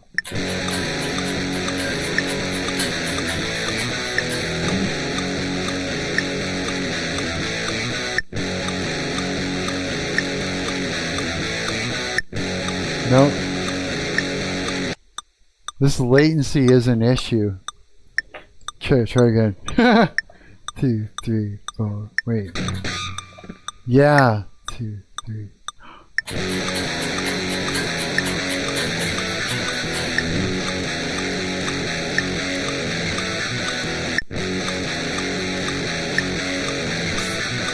This is not staying in time with the metronome.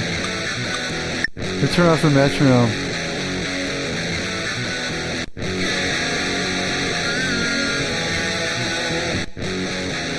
Good, and I can turn this down and then solo over it.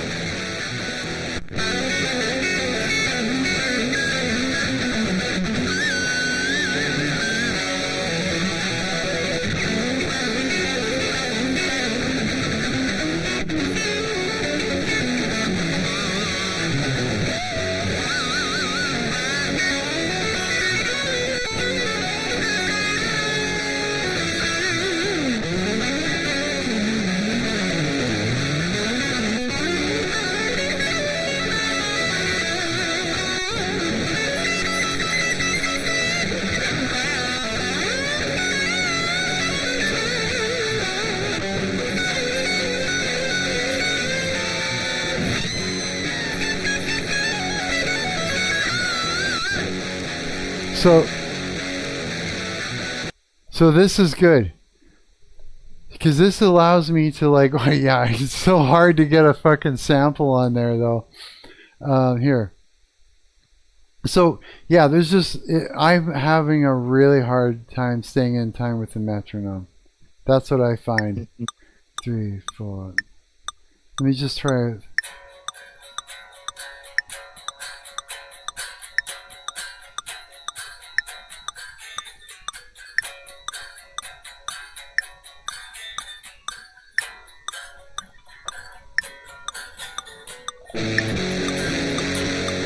Fuck's sakes. 2, 3.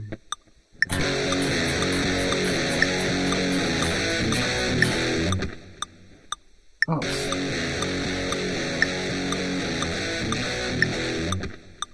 Fuck's sakes. It's so hard. Okay, stop. Clear all.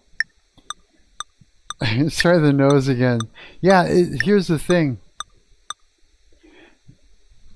Because I'm hearing my guitar back, there's no way. It's always going to throw me off. But that doesn't stop me from just playing a loop. If you just take your earbuds or take off your headphones and then play. Because I won't hear the metronome.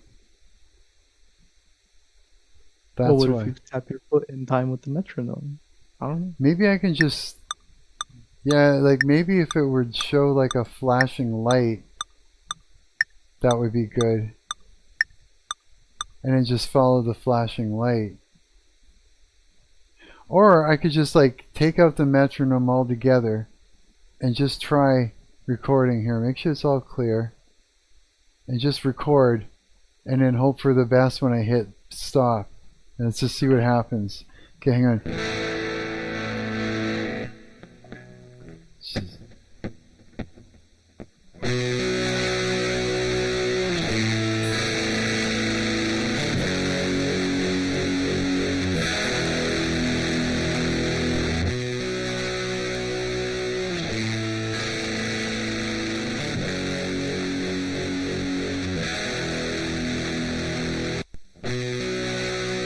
Well, it's better than nothing. I'm out of tune.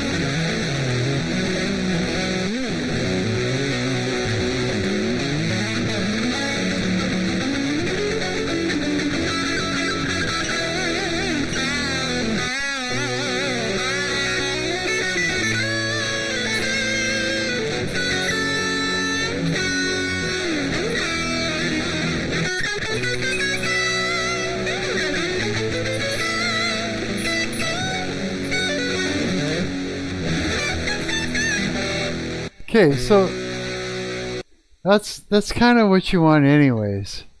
Is just to be able to lay down a riff and play over it. So maybe that's good enough. You know what I mean? Kind of. Like just so that you got something underneath the solo and practice over. Yeah, because latency is an issue. And it's not really anything that you can totally get away from. You know what I mean? Like the only way to get away from it is to like have an actual pedal that's there. No, I mean like the latency, meaning the delay between you actually hitting the string and the sound actually happening. You give me hearts. You get hearts too.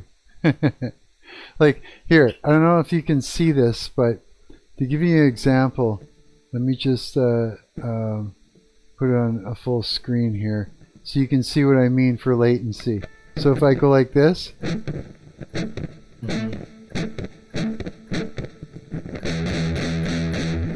sometimes it's not as worse than others.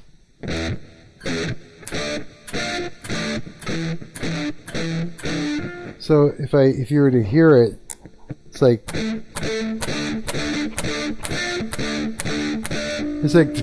that. Did you catch that? A little bit, yeah. Like, so you can hear the string, right? Like, you hear that? So like you're like, because it's a microphone and it's not like actually getting the input of your I know what you mean, though. Exactly. So you can hear like the actual when the string is hit. Now if you can hear both. If I go, wait. Now you can hear it, right? You're able to hear the latency. Whereas don't that.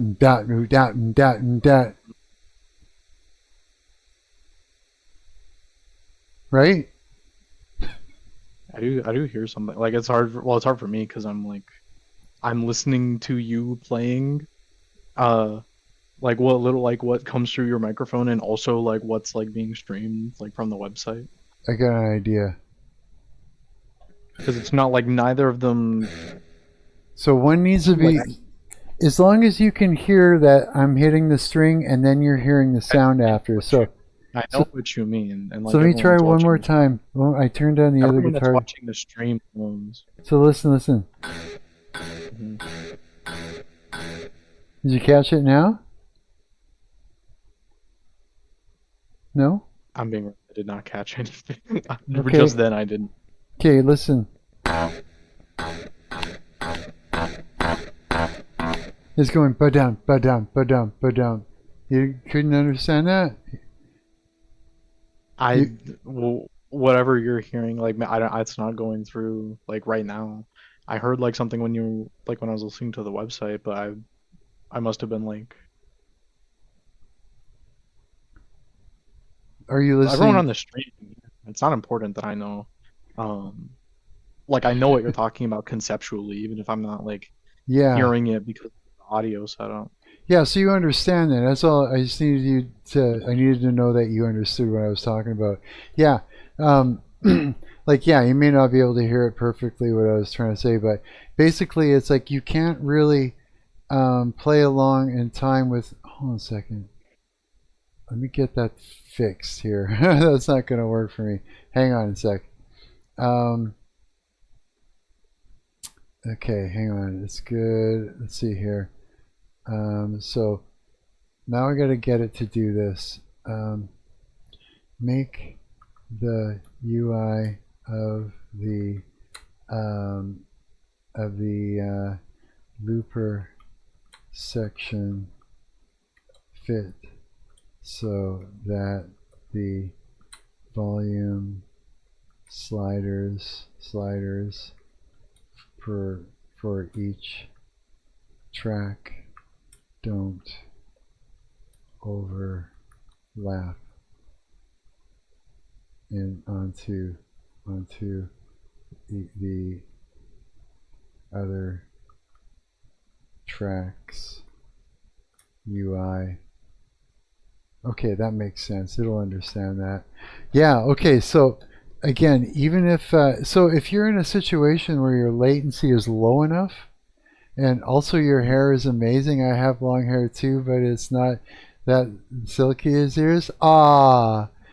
Thanks. Well, I have a secret.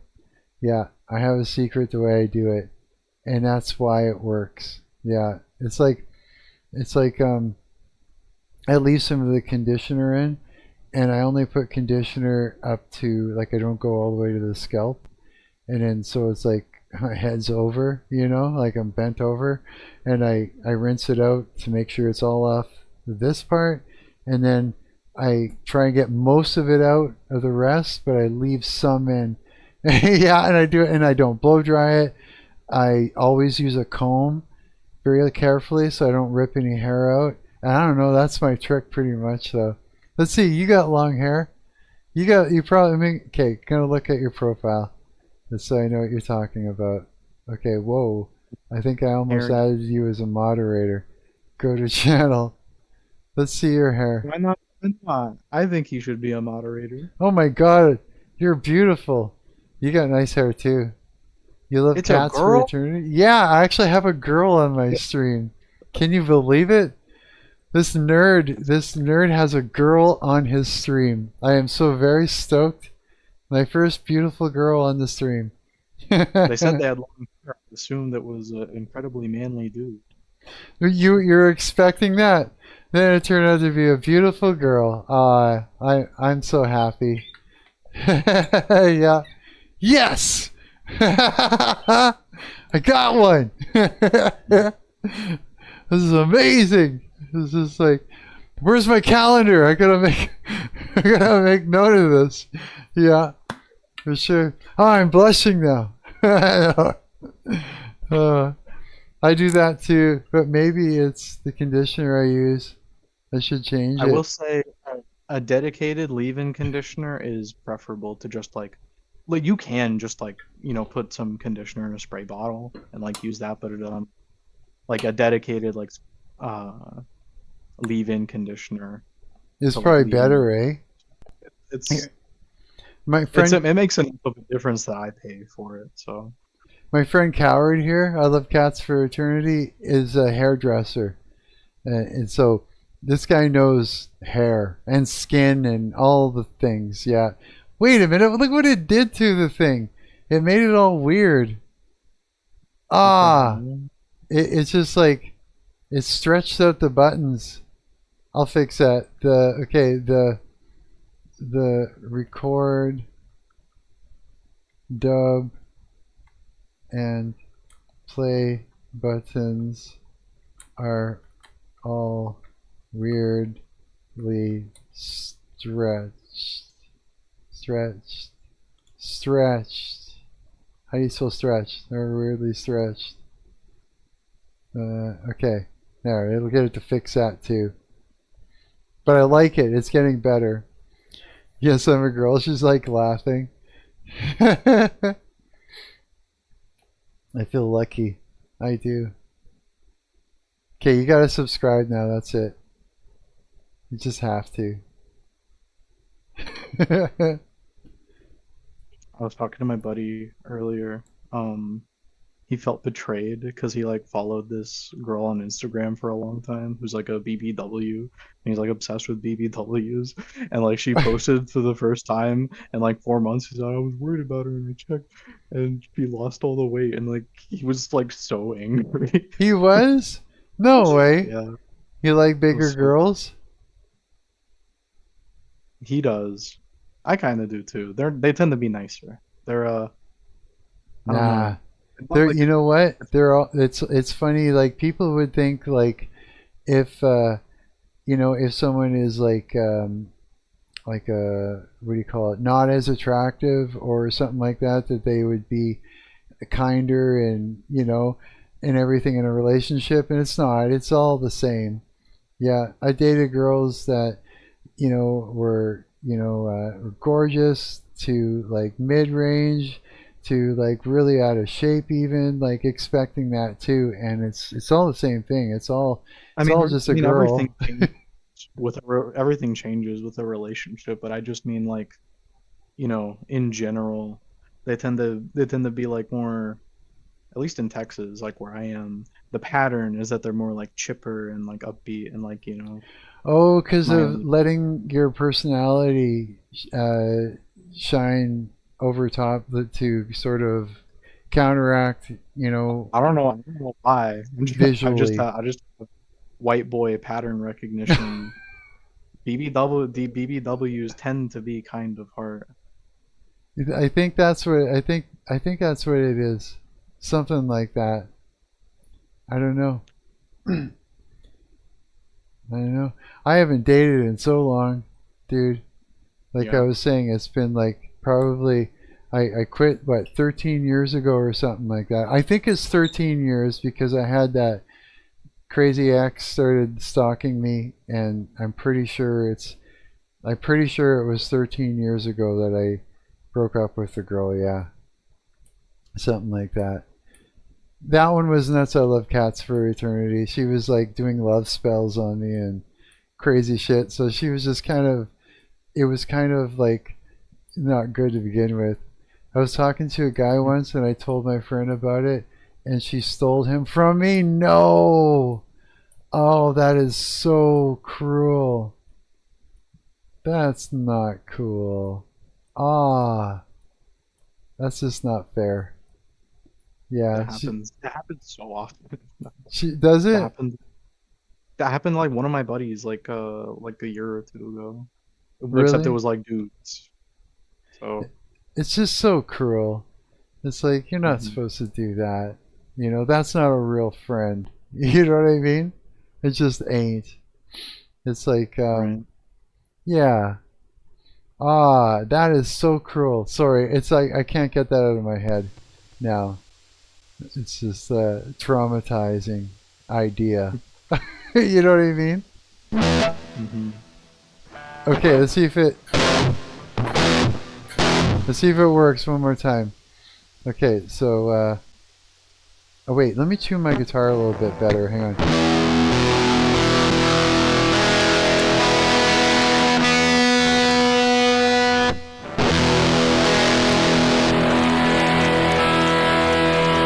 It was the B that was really out of tune. Okay.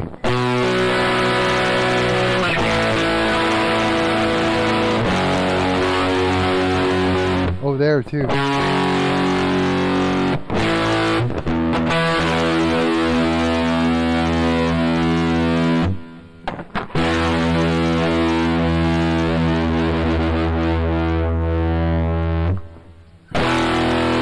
Yeah, the reason I quit dating is I was like this. It was like, yeah, it's so funny because she was telling me how she did that a few years ago to one of her friends, and that she changed. Shuri girl, oh man, dude, it's just it's so wrong. It's like, it's just the karma is gonna like eat her alive, like big time. Yeah, I was saying like, okay, the reason I quit dating is because like I had a girlfriend all my life, like from the age of 13, 14. I never was single for longer than a week. Yeah, and so when it's like I reached a point where I was like, okay, what do I want in life? You know what I mean? It's time to like figure that out, and so I stopped. Yeah, I stopped. And it was kind of weird at first, but things changed. And it allowed me to, oh God, long story. It allowed me to mature, I guess you could say. Yeah, and a lot of other things. It was very good. It was a very good decision for me, yeah. Fucking big time. Okay, let's try this again. Okay. Foot happens. Okay, there we go.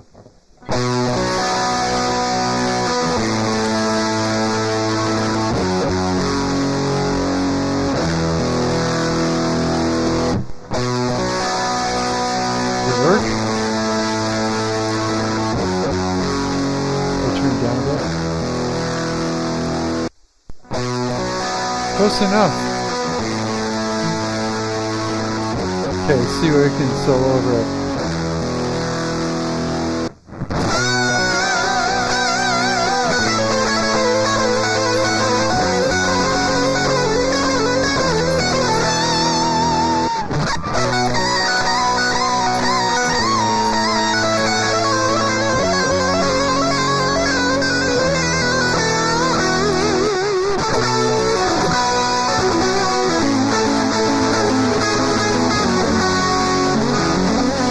You stopped dating too? Congratulations.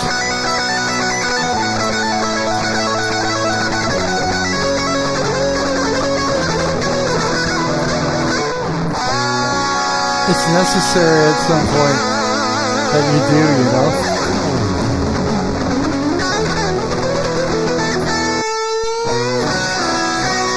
Bye-bye.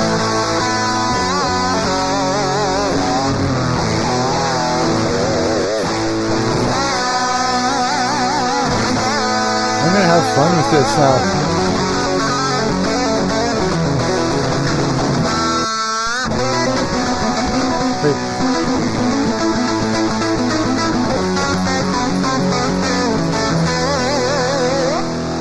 Okay, I'm happy about this. I'm happy about this. This is so cool. So yeah, you stopped dating too, eh? It just needs to happen at some point. It's just one of those things. It's like you have to like it's like this. When you're dating somebody, sometimes it becomes all about the other person, right? Especially if you're a conscientious partner, you know? And sometimes what that means is like your life stops being your life, and you stop doing the things that you need to do. Boundaries got stepped on and treaded all over, and it becomes a resentful mess rather than something good, you know? Like when you're dating somebody, it should be an added thing to your life, and you know, like not a replacement. You know what I mean? It's that is the thing that seems to be the issue. Yeah. And so when you stop dating, you find out, you know, like you find out what I Love Cats for Eternity wants in her life, you know, and you know what you know her intention, what her endeavors and needs and fuck, what's the word I'm looking for? Fuck, I can't think of the word I'm looking for here at the moment. Exciting to talk to another person that's kind of going through the same thing. Yeah,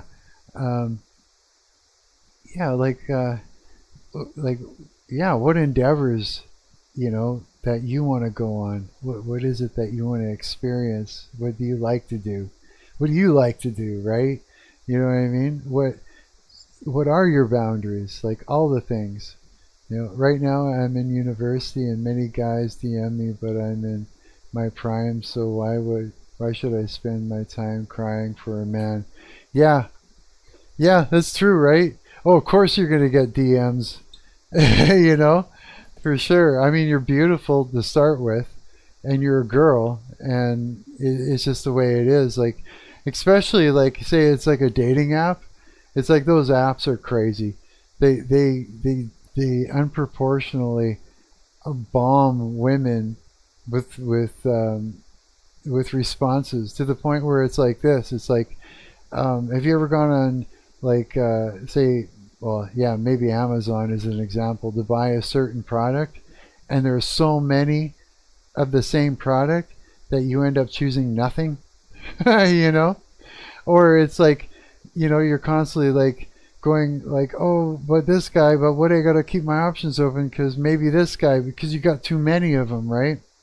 It's abnormal. Like, oh, I'm from Moldova and we don't use dating apps.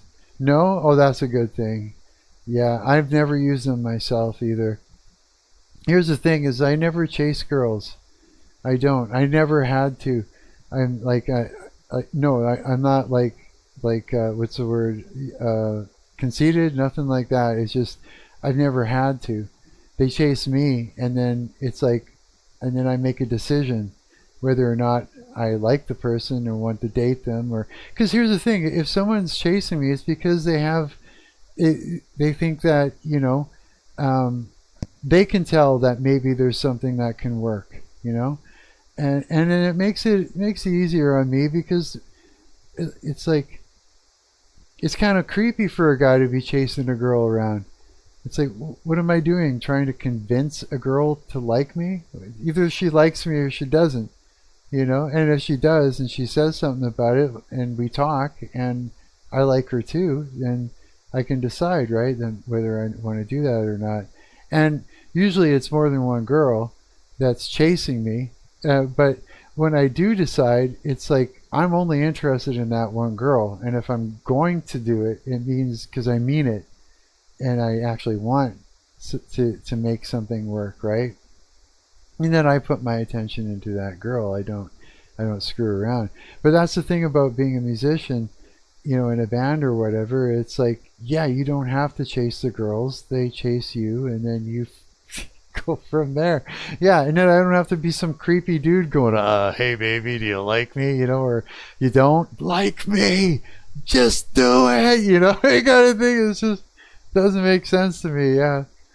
I was chasing the last guy I talked to, but he didn't like me. No? Well, it's like, yeah, it's better. I think it is better if the girl. Here's the thing, though. It's like we're living in a weird time right now. Where everyone wants to be the chasee rather, or everyone wants to be the chased rather than the chasee. Well, I guess if it's like so much easier. Sure, like if you're looking at it from an ego sort of thing, yeah. But it's just is better for a guy because otherwise, it's exactly this. It's like you look like a creep, Well, his friend died recently, so he was still depressed. Oh, really? So he was just like not in a good place to begin with. Yeah, that happens too. Yeah, man, the dating world is a weird thing. It just is. It's just, yeah, it's not in a good place at all. It's just not. No. And, yeah, I don't know. After this many years of being single, it's like, yeah, I don't know. It's, I don't know.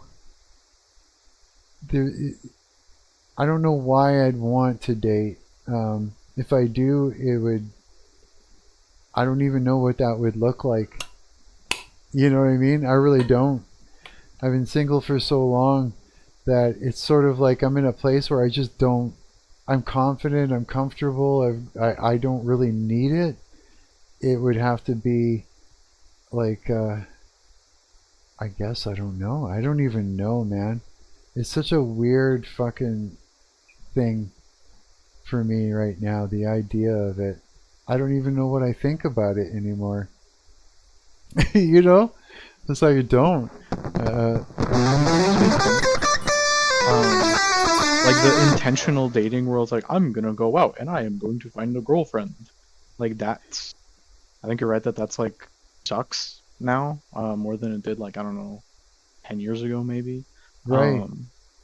But I feel like the friend world, it's like so, the friend world has like gotten better in some noticeable ways. Like I notice people like, just in general, most of the people that I talk to, they're much more like, I guess, like grateful for like any like nice thing. It's like you wouldn't even like think twice about it, but right. Just because like I guess everyone's so used to being I guess mistreated, like small little things like get noticed more than they used to. Right, it's like, okay, I could see like, here's the thing. I love women, and when they're playful and they're soft, and they love to have fun and joke around, and they're not like they actually want the companionship. You know what I mean? Then it can be really good. And if it's like an added thing to my life, then yeah, I could see the companionship being really great, for sure. I don't need it, but if it was something that I was having a really great time with, then I would, and it was like added to my life rather than altering my life, and then I would probably be like, yeah, this is wonderful. You know what I mean? Like, for sure. Like, if I do I love this woman so much that if I can't be with her, I'll like hurt myself or like somebody. Like, not like that. Yeah, it can't be something like that. I mean, that's like the biblical. I don't know. That's like what I took away from Galatians. Yeah. You want to be like me when you're older? Ah, that's awesome. How old are you? You're young, I think, eh? You look young. You like Like, I don't know, you look like you're in your maybe early 20s or something like that. Tops. Something like that, I think. I'm 20. There you go. Exactly. Yeah. Yeah, you're still young. Yeah, you are in your prime. You still got lots of time still. Mm-hmm. Like, women still look great all the way up into, I think like when I was in my early 40s, I was dating a girl that was 50, and she still looked healthy. You know what I mean? So I mean, yeah, women look great, even when they get older, and that they do, for sure. Yeah, it's like what's a good time to actually I don't even know. I don't even know anymore. Yeah, it's almost better not to date these days, just because it's such a okay. It's like this. People are way too worried about feeling emotion and love for somebody. It's almost, they call it catching feelings, like as if it's a disease or a disorder or the end of the world, like, you know what I mean? And they're making sex, the main reason why you're getting together, almost like, it's almost like a game. It's like, can you have sex with somebody and not catch this feelings type of thing, right? And before, it was the other way around. It was like, the main focus was, companionship and actually liking each other and falling in love, and sex came later. You know what I mean? It's reversed now. It's like sex needs to be the main focus and the rest of it is taboo. And which is just going against everything that we are. Right? People are rushing to marry. My sister is dating her boyfriend for 1 year already, and my dad wants them to marry in a few months. Really? For 1 year, and your dad wants them to marry within a few months? But my sister doesn't want to marry now. How come? Did she tell you? Is it just like the person that she's not interested in, or?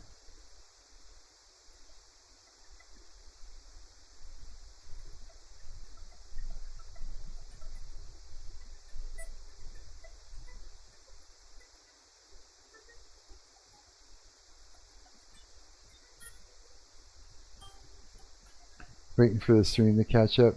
She loves him, but she's not ready for marriage. She's 23. So she's like, yeah, it's like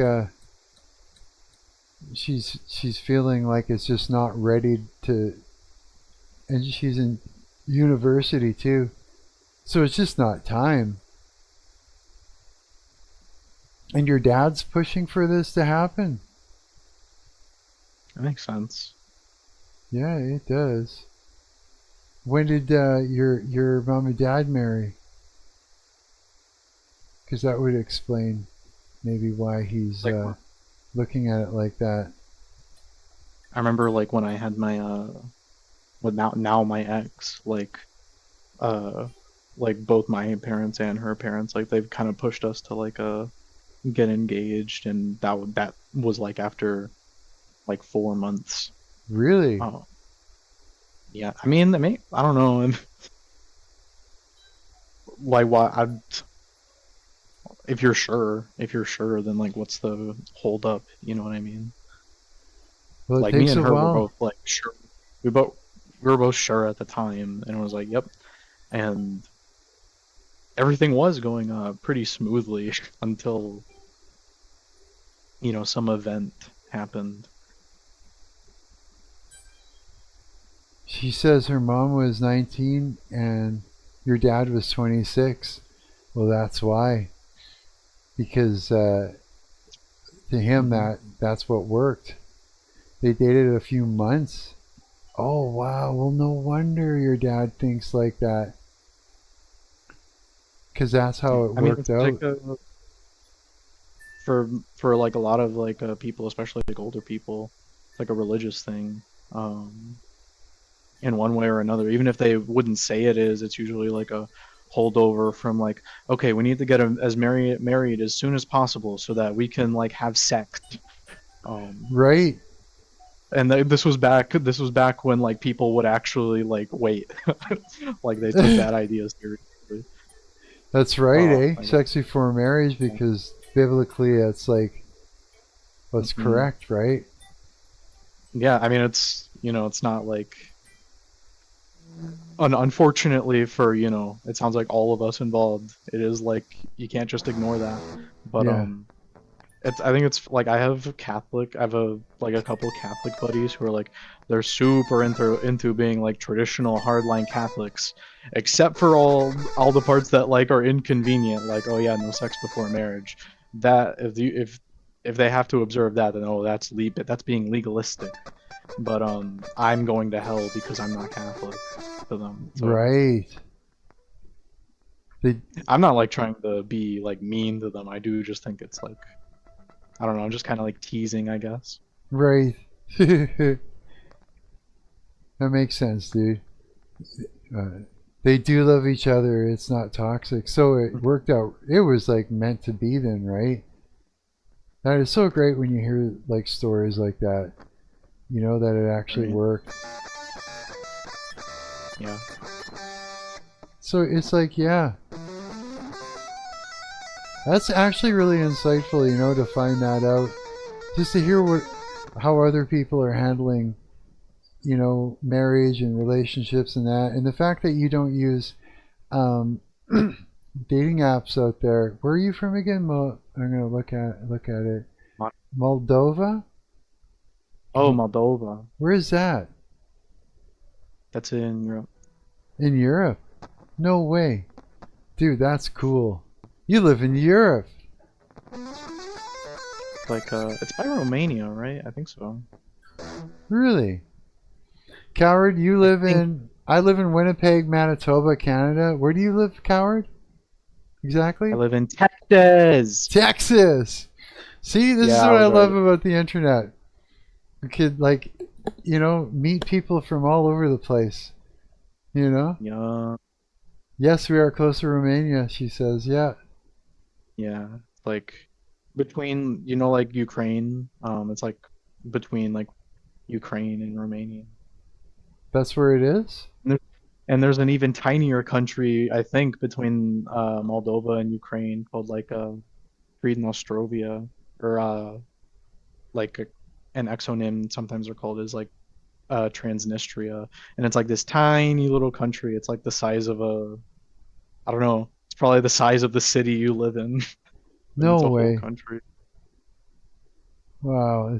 Texas. Texas reminds me of the Texas Chainsaw Massacre. That movie is so good. Isn't that crazy? Your friend knows Ball. Ball? We're so... That's just like young people slang. Oh, knows knowledge. Is that what it means? Young people saying, you gotta teach this old guy new tricks. I don't know. I can teach you about Texas. Yeah. Yes, she says. Yeah, I'm an old dude. I'm 55, so I'm like, yeah, I played in bands in the 80s and the whole nine. I got stories though. That's one cool thing. Is I got stories for days. Yeah. Yeah, tons. So yeah, I'm constantly like learning all this new slang that everybody's using. My friends here try to keep me up to it. Are they good for my age? Aw, thank you. I got lucky. Yeah. Maybe it's just, I don't even know. I just got lucky. Yeah, I remember meeting, like, I would have thought you were like somewhere in like your 30s, so doing something right. Yeah, I don't know what it is. A little, like a little bit of skincare. I don't know. It's like the opposite of exponential, where like you do a little bit and it like solves like half of the problems, and then like to solve the other half of the problems, you have to do like 20 times as much. Right? But like just that little bit like gets you super far. There's something that was, how many tattoos do I have? Oh, let's see here. I got a bunch. I got my name and the Harley symbol. I got this one that I had a girlfriend actually tattoo on me. Then I've got like a bunch that I tattooed myself. So I tattooed all of this. My shoulder's fucked. And then I tattooed Did you write a bunch of this. My buddy tattooed this. And then, yeah, that's just my arms. The only places I have them. So, I don't know. 1, 2, 3, 4, 5, 6. 6 tattoos. Yeah. How about you?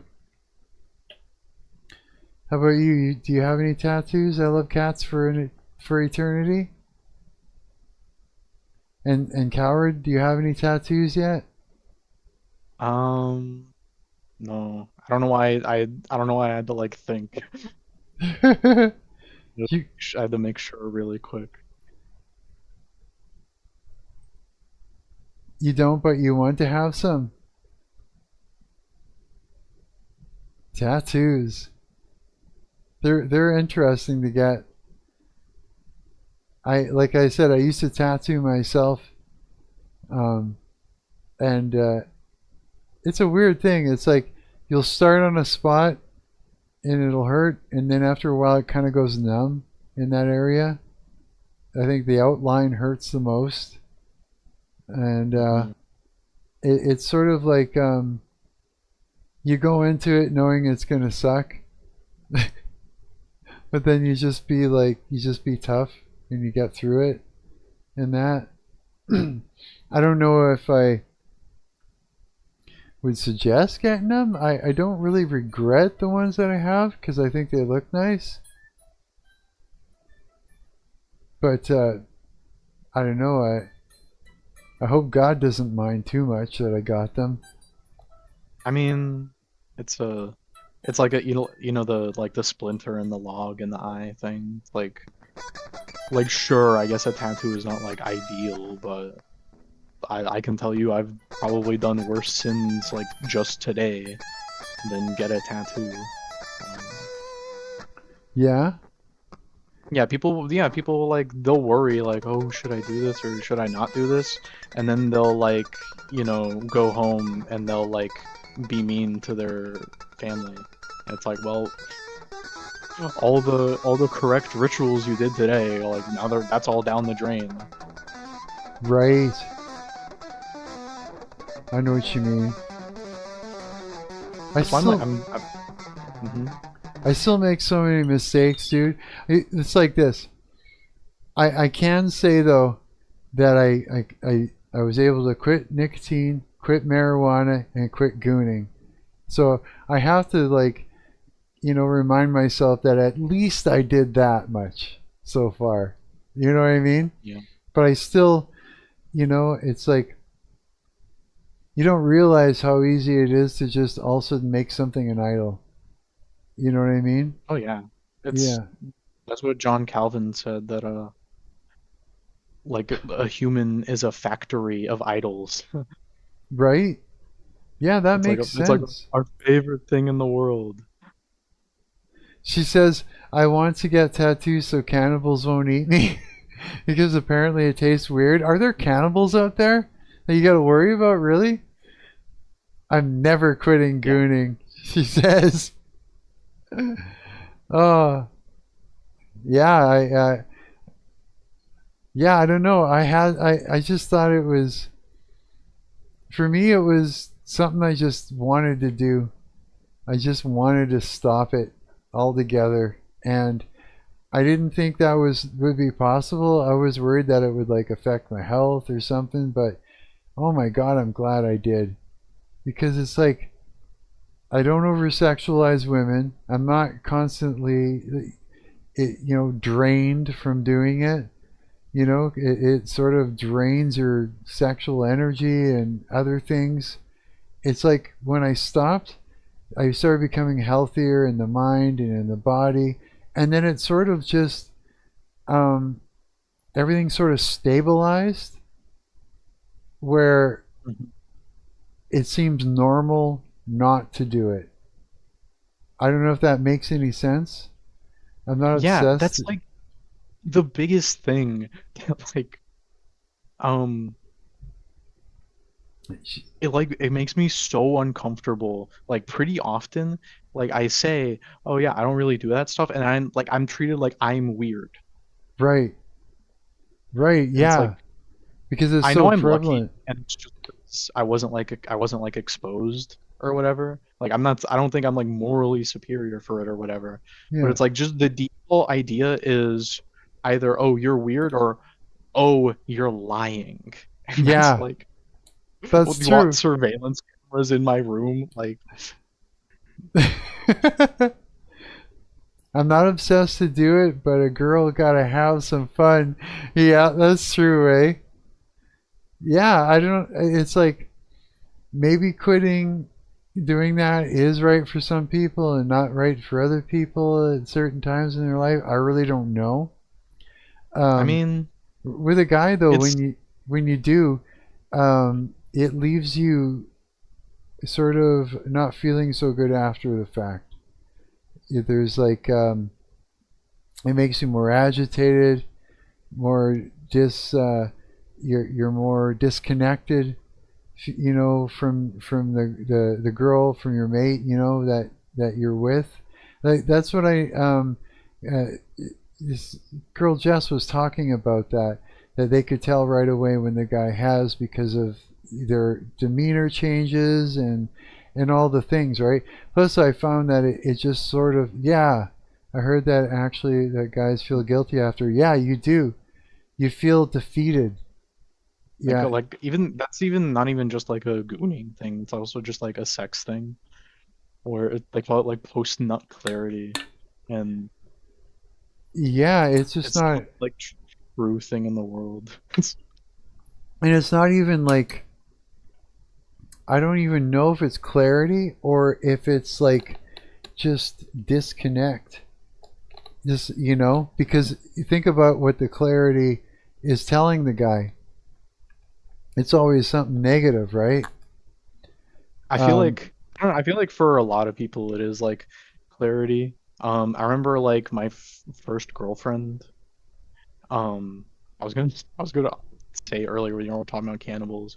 I was not into it, but my first girlfriend told me that she was a cannibal, and I thought, oh no, and I was like worried about it, and then like I got to know her better, and I found out, oh, that just meant that like she wanted to like bite me and stuff, and I was like, oh, I get it. You're a poser. That's okay. I get it. See, it was like, it made me a lot less worried, but it was like a sexual thing. I think. I don't yeah, know. it's like she was saying that she loves giving head or something. No, like just like biting, like biting people. Oh. Like with her teeth. But really? Yeah. I completely That's weird, forgot she says. I was gonna say. You what? I completely forgot the original thing that completely like threw me off. I threw myself off. No way. Was it? You started drifting about the idea? Yeah, what were you talking about? Oh, before? post-nut clarity. Oh yeah, I remember like the first time, and my experience with that for the first time was like, yeah, it was like, whatever, and it was, whatever, like the thing happened, and like the immediate like response, the response my brain gave me was like, huh, that's it. Like that wasn't all it was hyped up to be. Right. And I think that's like, and that doesn't like go. For me, that didn't like go away after the first time. It's like kind of reoccurring, not every time, but you do get like reminded, like wow, I do not value the thing that just happened as much as I would have valued it like 30 minutes ago.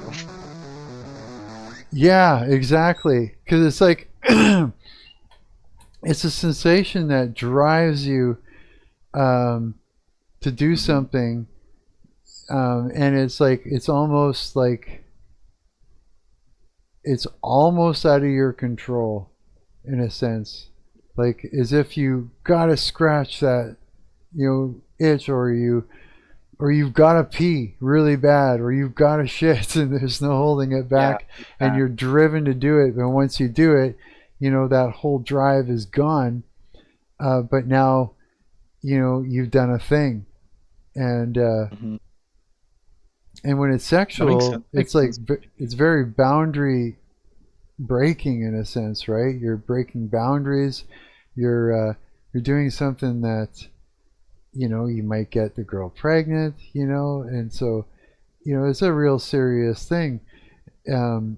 Plus, it's like yeah, you do feel guilty after. You feel sort of messed up about it. I was gonna say, because like with my ex-fiance, like it didn't happen all the time. It was like pretty rare, but an experience that I had like every once in a while was like it would happen, and then after I would feel like extremely guilty, because this was like the first person I was with after I like converted, and like I had like I like started like really caring about like Christian stuff, and started like really trying to love the people around me rather than just like incidentally doing that. Right. And it was like I just felt terrible, like, oh my God, why did I do this to her? I love her. Why did I'm horrible. Defile her? Like, why did I defile her, right? Why did I do this? Like we could have done something completely different. Then she's like, I look over and she's like, fine. Right? It's just like, why did I defile her? I love her. Yes. And she's just like, just bite me. Like, that was me up. That was the first one. The one I'm talking about was the third one. Yeah, it's kind of a weird thing. I was hypersexualized from like when I was a kid, like big time. A lot of things happened that drove me there. Almost everyone is nowadays. Like, Mm-hmm. can you imagine like I'm dead, and like you because like we were just talking to Justin not that long ago, and he like just turned 18. Like these kids be watching porn. Like, yeah, like the first mention of it I can remember from like one of my classmates. It's at least starts at like 11 or 10 years old, and that's like insane. That's like, I don't even believe it as I'm saying it, but I'm talking from remembering being like in middle school, maybe elementary school, and like hearing like other kids talk about it. right. Did you? Oh, I'm so sorry that you had to go through that. Man, that's tough, yeah. My sister went through that too. Yeah. She was with somebody that it was like, it was very temporary, a temporary encounter that she had with this guy, and she ended up pregnant, and yeah, same thing too. It just didn't feel right. She was scared and all the things. Yeah. Yeah, she was saying that she got pregnant last year and had to abort it. I did feel guilty, but it was the right thing to do. It was my first time having sex too. Your first time? No way. And I got scared. That must have terrified you. Yeah. I'd be like afraid to have sex after that. Yeah, I'm sure she's with God. Sure, she's okay now. Don't worry. Yeah. Don't worry about that at all. Yeah, just talk to God about it. He'll forgive you, you know? Yeah, don't worry. It was a learning experience, you know? Mm-hmm. There's some things that just happen in life that you know you gotta experience, I guess, right? Yeah, don't worry. That's tough though. Yeah, it did bother my sister too. She had a hard time with it and that, but she's okay now. She's got a new husband, I think. I don't talk to my sister or anybody because I was like family scapegoat. I was sort of the truth teller, the go-to person to load up with their sins and send into the world to die. That's the thing, is like I could see through all their shit. And so it was right away, it's like, we gotta shut this down. He knows everything. I know, he can tell what I'm thinking. We gotta end him. Quick, tie a red ribbon around one ear.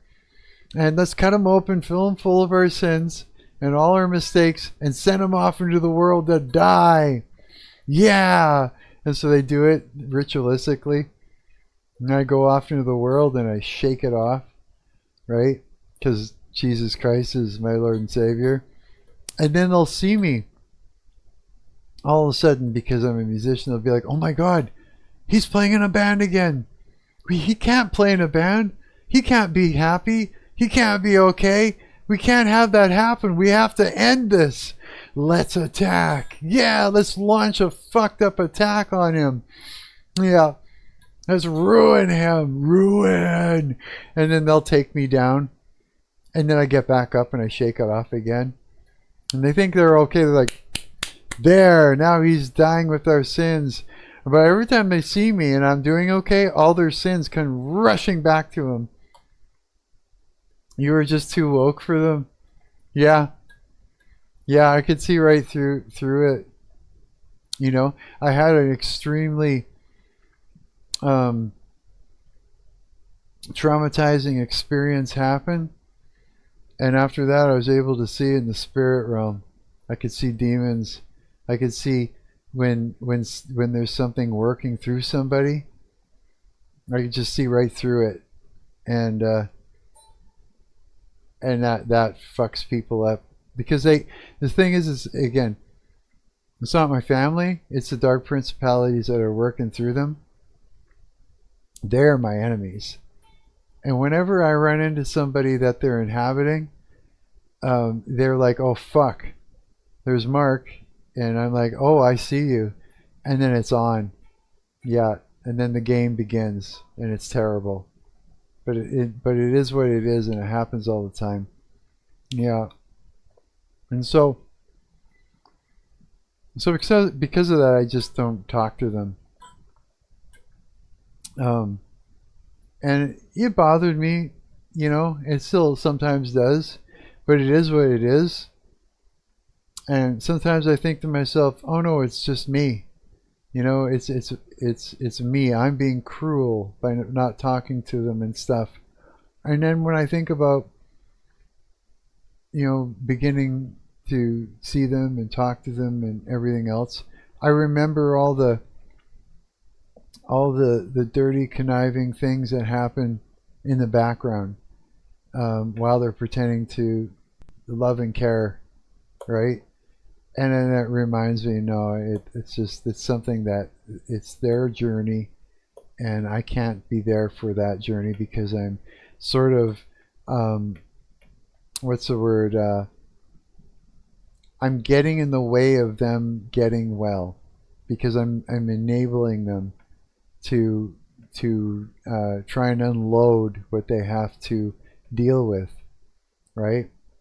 And if I'm constantly going there, then they're going to constantly not deal with the problem that they have to deal with. Yeah. And so it's like, okay, I get it. It's okay, you're happy now, and this is the way it was meant to be. I think, yeah, I think you're right. I think you're right, you know. It is what it is. Yeah. And, you know, I am happy to a degree. I am pretty happy to a degree, yeah. The only thing that really sucks is you know, is dealing with dark principalities in people. All you can do is cover them in the blood of Jesus Christ of Nazareth and shake the demon off of them. Because if you can shake that demon off of your enemy stops being your enemy. They're confused about it and they just stop bothering you. They don't really understand it. But they do. Yeah, you just make it really difficult on that thing. But the thing is that you kind of have to keep revisiting it, like the prayer over them, because it's up to them to keep that demon off them. I mean, you can only do so much, and if you're not paying attention, it sneaks in again because you're the restraint, right? And so, but I mean, I do pray for my enemies every day. I include it in my prayer. Like I say it when I say, I cover myself in the blood of Jesus Christ of Nazareth, and I say, I say my physical, emotional, psychological, and spiritual well-being, my future, my endeavor, my finances, my friends, my family, my loved ones, my enemies, the strangers I haven't met yet. Yeah, so I include it right in there, and then I go into, I pray for, I pray that you give us a sound mind, and that you silence every voice that comes in that isn't yours, Lord, and that you remove our hearts of stone and give us hearts of flesh, and that you take captive of our thoughts, and that you remove the scales from our eyes and our ears so that we may see and hear with full discernment, in the mighty name of Jesus Christ of Nazareth. Amen. And I start saying our from that point on when I do like, any altar with our name or likeness on it, any, crystal ball, scribe, mirror, deck of tarot cards, I bind it up, I rebuke it, and I burn it up in holy fire in the face of the user of these objects. And anytime they are to look into our lives, they are to see nothing but the face of God, right? And I cover them in the blood of Jesus Christ of Nazareth, and I draw a hedge of holy fire around all of these things, right? And so it's like, it just makes it easier to include everybody into your prayer, right? And then I say, every hex, curse, coup, incantation, plotting, scheming, spell, love spell spoken against us, I bind it up right now, and I rebuke it in the mighty name of Jesus Christ of Nazareth, and I burn it up in holy fire, right? And when you do that, you're wiping the debt that those demons are going to come back to whoever is casting and doing these things because they'll go back to whoever does this for payment threefold. But if you burn it up in holy fire, it doesn't happen. So you've just done them a good one, sort of thing. And then also too, it's like every monitoring spirit, in me, around me, or in anybody that comes around me, I break every eye, I deafen every ear, and I bind it up and rebuke it, and I cast it out to its desert, never to find its way back or to remember any of the things that it's learned, in the mighty name of Jesus Christ of Nazareth, right? And also too, then you go, come Holy Spirit. Now, you say, the one that dwells within me is greater than the one that dwells in the earth, and the Lord has given me authority to stomp on the heads of snakes and scorpions. And you say, now every putrid spirit in my house, in my home, or anywhere around me, I command you, get up, get off of me, get off of us, Satan, get behind us. I bind you up, and I rebuke you, and I burn you with holy fire and cast you out to your desert, never to find your way back, in the mighty name of Jesus Christ of Nazareth. Amen. And then you go into like, any curse that I have spoken over myself or over anyone else, or that anyone has ever spoken over me, man, woman, or child, I bind it up right now, and I rebuke it, and I burn it up in holy fire in the mighty name of Jesus Christ of Nazareth. Amen, right? And yeah, so I go through all of that, and that's how I'm able to like pray for myself and my enemies all in one big, flat lay it all out kind of thing, eh? And that is something I do when I wake up. I also add the first thing I do when I wake up is I say, Lord, I submit myself to you fully, and I repent for my sins in the mighty name of Jesus Christ of Nazareth. And I go, anything that I have ingested, or and like food, drugs, drink, anything I've ingested in my dream, I spiritually vomit right now. And any agreement that I have come into with anything in my dream right now, I bind it up, I rebuke it, and I cancel it in the mighty name of Jesus Christ of Nazareth. Amen. Like, I start with that when I wake up, and then I do the rest all the way through, and then I'll also do is I'll add in, Lord, send me a team of angels, loose and unleashed, to fight, for me in the spirit realm and protect me throughout this day. And thank you, Lord, for another day to worship you in the mighty name of Jesus Christ, Son of God. Amen. So it's like I try to lock down the whole thing right when I wake up. Pray for all of that. Like, it's literally memorized, and it grows as I learn more too, all of these things, right? And that seems to be the thing that works for me. And I'm still and look, I'm still learning. I don't know the entire Bible. I know the gospel. I'm learning about these things. I got friends that know more than I do, like Howard here. He reads the Bible constantly. So I learn lots through conversation with him and that. But even though I don't know everything, I'm still actively praying, and I'm actively warfare praying, because I just find it necessary for my own protection in the spirit realm, right? And I find it very, very effective, and it's like I'm open to a lot of witchcraft attacks. Like, look, I've got a lifetime of dating women that are angry with me, women that now in this day and age, witchcraft is so normalized as the right thing to do when it comes to taking control over your life, or maybe casting love spells on your mate and stuff like that. It's normalized, right? And so you have to sort of be aware of that and pray against it, and to also learn what a witchcraft attack looks like, so that you know when it's happening, and you can pray against it too and clear it up, right? And you want to do that.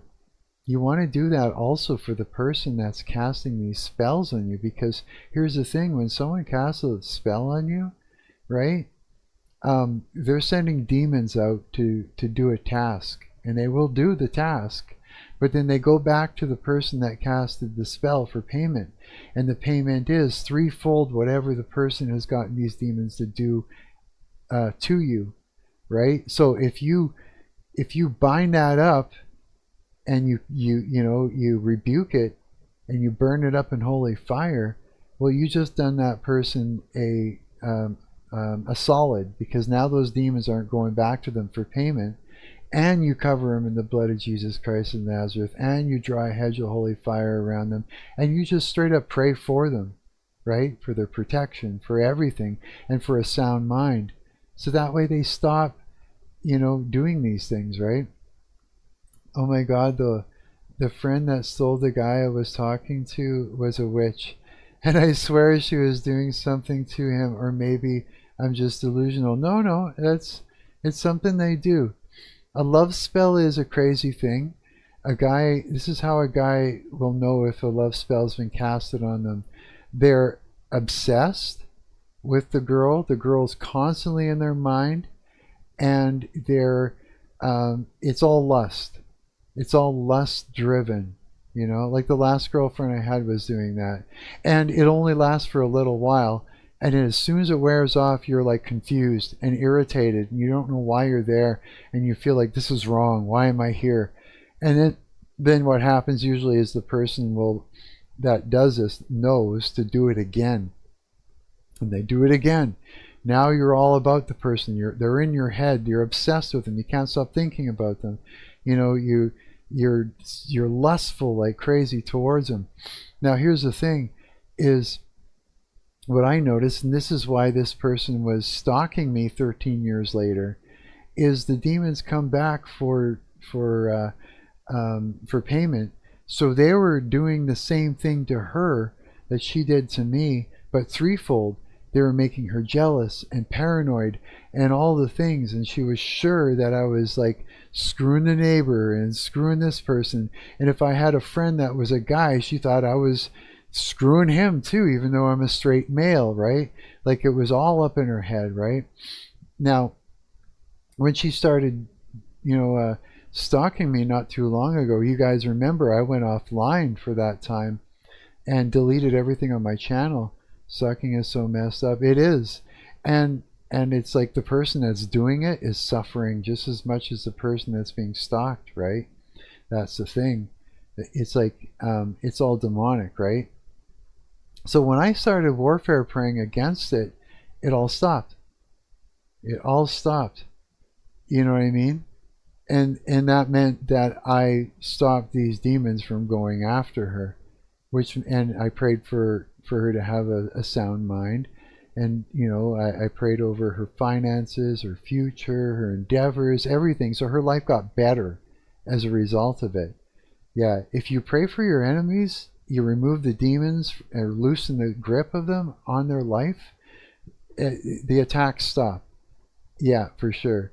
And if someone's doing spells on you, and you bind it up and you rebuke it in the mighty name of Jesus Christ of Nazareth, and you burn it up in holy fire, well then you stop the demons from going back and attacking that person, right? So you've just done that person a solid, and they stop attacking you. If there's no demon whispering into their mind, telling them that they have to do this thing to you, then they stop doing this thing to you. Yeah, for sure. Yeah, witchcraft is very prominent right now. It's the go-to thing. It's because people feel that they don't have control in their lives, and everybody's hurting each other, right? And so they think that if they use witchcraft, they can take control of their lives. But it's like, here's the thing: is like, it's Satan offering power, but it's not real. It's not real power. Where it's like when God is giving you authority over demons, He's literally giving you authority to stomp on the snakes, serpents, and scorpions, right? That's the fallen angels. That's authority over Satan. That's beyond any kind of power that Satan's going to give you. It's false. It's a counterfeit thing, and it's a way of getting a series of yeses out of somebody. So Satan, because there's a whole court system in heaven, right, and in the spirit realm, it's all lawyer talk, right, coward, and it's true. You know what I'm talking about, coward. And so No, I know you don't, but you will. Okay, so there is a court system, and when Satan has gotten you to give a yes, then he gets you into his playground, and when he's got you into his playground in the court system, because he can actually say, look, I have rights to this person to a certain degree because they're now in my playground, right? And so he needs to get a series of yeses out of you to get you into oppression, and then at the very end, possession, right? That's just sort of the way it works. And so he'll come to you with counterfeit offers, and witchcraft and power, in your life, and control over people in your life is like a false power. And so it's to get the first yes out of you. And then as you're working spells, at the very beginning, it's like everything's going well. All the spells start working, but then things get really bad. Then, like, there's car accidents, there's people getting sick, There's people, almost dying, like, because the demons are coming back for payment, and the payment is dire, right? And then it makes the witch paranoid. It makes them angry. They start attacking each other. They start doing spells on each other, and then spells to counteract that spell. They start doing things called return to sender, where if like someone casts a spell on a witch, the witch will do a return to sender, sending it back. But then that witch sends it back to them, and it just grows, and it grows, and it grows. Yeah, it's a very, very bad thing. Return to sender doesn't work. The only thing that works is Jesus Christ of Nazareth. He is the way, you know what I mean? And I learned this information I'm talking about from an ex-witch that is now a devout Christian, you know what I mean? And this witch was it was her profession for like she was a professional witch for 14 years. And she took money for this, and she was deep in it, so she understood the way all this works. She understood the way it works in the, in the court system and stuff like that. So, coming back to Christ, as a Christian now, she has this extra added information that most Christians were not aware of. We had no clue. We're clueless about all this, the way things move. In the demonic realm, in the spirit realm. And so learning all this is an added extra bonus. You know what I mean? It just is. You kind of have to know. Because if otherwise, you're clueless. And here's the thing. Like I talk to my pastor about this all the time. And he knows exactly what I'm talking about. He's like, because I said to him, I feel like gaslit when I talk to other Christians. He goes, I know. He goes, Mark, he says, they downplay it at best because they don't know, or they, they're not educated in that area, or they downplay what it is. You know what I mean? And it's just the way it is. He goes, but no, you're right. You're 100% right. You're not delusional. This is exactly what is going on. There is a huge war going on in the spirit realm, and you have to stay protected. It's 100%. You're right. Yeah. And I was so glad to hear this from a pastor. You know what I mean? And it made sense now why most Christians are unaware of this. And I said to him, a lot of people, when I try to say, look, this is an ex-witch for 14 years. She knows what she's talking about. They always go, oh, right, she's still a witch. She's trying to throw us off. Don't listen. It's a trick, And it's like, no, it's not a trick. You know what I mean? He's going, no, it's not a trick. You're right. He explained it to me. So no one can tell me any different. If they do, it just means they do not know. They're afraid to listen. They're afraid to bring it into their knowing. They want to fight against it for whatever reason. Either it's pride, or it's because they think they know better, or it's because they're afraid that this person is just trying to throw them off. And it's not true. It literally is the way it is. There is a court system in the spirit realm, and yes, it is like that, eh? So, I mean, I honestly, coward, honest. I wouldn't. I mean, I am listening. Yeah. And there's nothing you can tell me that is going to change. I think my another mind. thing is that, people go to and they submit to churches and submit to ministerial authorities. Well, dude, any exorcist will tell you the same, dude. Any priest, if you go and you talk to your priest about these things, he's gonna confirm it, bro. I guarantee. I mean, you think I don't talk to my priest about? I talk to him about pretty much everything. But you haven't spoken to him about the things I'm talking about because you don't even know. Maybe I haven't the direct language. That's what I mean. I mean, I'm not trying. I'm not trying to convert you here. I'm not no. It's not my business. I don't. No. It's just there's no conversion. When you listen. When you say word, I cannot in good conscience say yes, I agree. You know what I mean? It would be I'd be lying to you, Well, and you that would just be don't know. You know what I mean? And that's the thing. Is like this has nothing to do with. This is not another form of following Christ. This is just information that Christians are unaware of. That's all it is. You know what I mean? Moldova and Romania is full of witches, but they're not very qualified. In my village, I do have a witch, and she was so angry with my family, and she did something to them. No way. They got in a car crash, had economic problems, and many more. Why do you call him coward? Oh, coward. Why did you come up with coward? I'm not saying, but yeah. Oh, I remember. I do remember. We did talk about it before. It's his YouTube handle.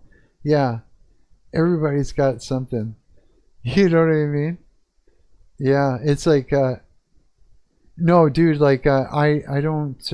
I'm sorry. I don't mean to be pushing it on you or anything like that. But again, it's like this is this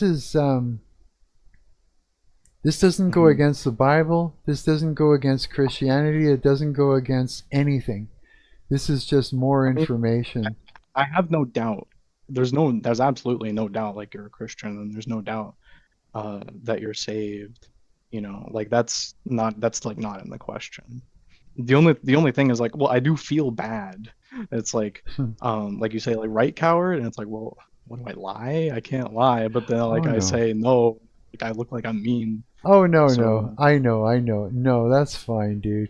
No, I just thought you meant like the reason I said right is because you know how you talk to atheists and you got to talk like lawyer talk, and then I went to mention that there's a court system in the spirit realm, and that there's logistics and there's laws and there's um, all these things that go on in that. I thought for sure you understood that part because you mentioned lawyer talk. I know where I know where people get that from, and it's different interpretations of the Book of Job, and like Elihu, and that's like, do you think Elihu is like with the three guys talking to Job? Like, is he like with them, or is he unique from them? Right. And then it's like, if you think with them, then you think one thing, and if you think he's unique from them, it's one thing, because in the Book of Job, God rebukes Job's three friends, but he doesn't say anything about Elihu. Like Elihu Right. is uniquely not rebuked, and to me, like, okay, that indicates that God is in the Book of Job. He is if he's not affirming the things Elihu says to Job, he is at least not saying Elihu's wrong. Right. Even if he's not saying. I need to read the Book of Job so I can get caught up with you. Yeah, I'm excited. Every time I talk to you about different things and the different stories in the Bible, sometimes it's like it's stuff that I have read, and I'm excited because I remember. It's like, oh, I remember that part of the story, kind of. And then when it's something I haven't gone through fully, I just get super stoked when I hear about it. My name is Esma, by the way. Esmeralda, Esmeralda. Is that how you say it? Esmeralda. You've never heard that? Esmeralda. That's a nice name. Is that how you say it? Esmeralda? She's probably like, no. There's a lot of black people in America that have that name. Really? Esmeralda. Yeah, that's pretty common. I like that. I think it's because the black people in America, they inherit from, like, they got here through the slave trade, right? And she said, yes, we got it right, dude. A lot of culture inherited from like the culture of the slave owners. So it's like a lot of like traditions that black people have, you can trace them back to like a specific area of England where all the slave owners would later go to. Right. So like you have I don't know, you have like a English history even among like American black people. Really? Oh, no way. Yeah, and there's like a ton of examples. like talking about the Bible stuff, like for example, like you would say I'm not very spiritual, I would say I'm not very superstitious. Like I don't know like what the term is to call it, but it's like the snakes and scorpions thing. Yeah. And the like binding and loosing, like the difference is okay, how do you interpret, I forget, it's somewhere in the New Testament, I forget which gospel exactly, but it's when Jesus is saying that, is he talking to just Peter? That's what Catholics think. That's why, you know, they have Pope. It's like, okay, Peter has the keys. So is Jesus talking to Peter? Is Jesus talking to all of the apostles? Which is what, you know, me and my church think. And then, or like, is Jesus talking like to somebody, but he's like talking to like, I guess, like just talking just in general. Right. Like people in general have, you know, this, and then that would be like kind of vaguely like where you are with like how you interpret that. So it's like exciting. all these like theological differences, who would have thought they ultimately stem from, all of our theological differences stem from language, huh? Right? And then like the title of Jesus, like Jesus has a bunch of titles, but his like main title in the book of John, it says, in the beginning there was the Word, and the Word was with Christ, and the Word was Christ. Like Jesus's title is the Word, and then all these like logical differences come from like linguistics is very uniquely important in our religion. You know, the more that I've been learning, the more excited I am getting about it. You know what I mean? It's like the things that are going on in this spiritual war, you know, the things that are going on that, you know, isn't just the mundane regular. The deeper it goes, the cooler it gets. Diljan, how's it going? Say hi to our new friend Esmeralda. What's good, Diljan? She loves cats for eternity. Yeah. And she's really pretty. And she's our new friend. Dude, you have no idea what I built. Here, I'm going to show Diljan really quick what I built. You're Looper. Yes. Facts. Look at this madness now, dude. It's got a looper built into it now. Check it out. Hang on. Let me turn up the volume on it.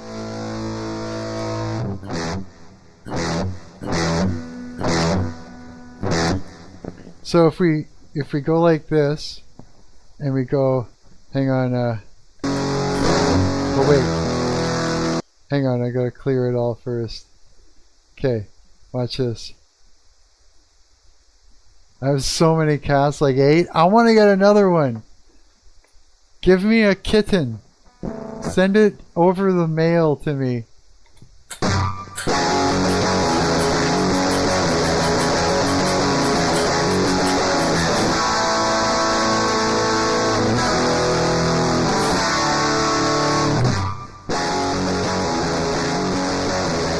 They're mine, she says. Ah.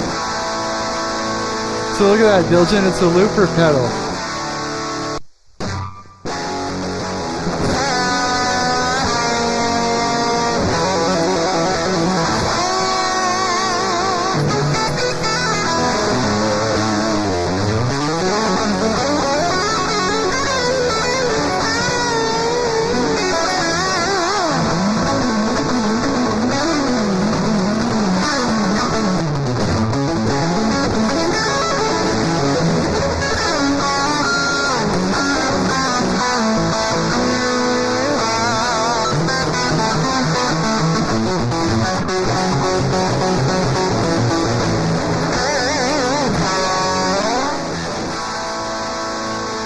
Isn't that cool or what? Tell me that's not cool. It allows me to like lay down a riff. You can even add to it too. Like you can do up to 4 tracks.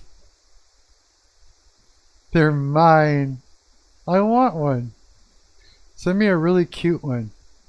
I need a kitten. I've been thinking about it a lot, guys. I just think I need a kitten now. I think so. I think it just has to happen already at this point. Impacts, yes. Hi. How's it going? We have more people.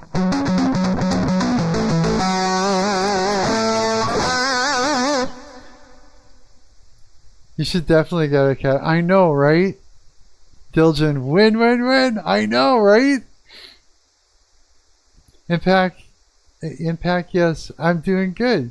That thing is really cool. You like it? Yeah, I did. You have 6 cats? Oh my god. You guys have cats. I want a cat.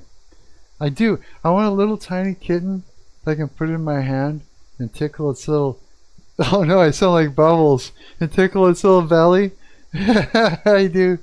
Just a little tiny one that I can like baby and bring into the world and teach and raise to be just a loving little thing. How do you make it? Like code or what?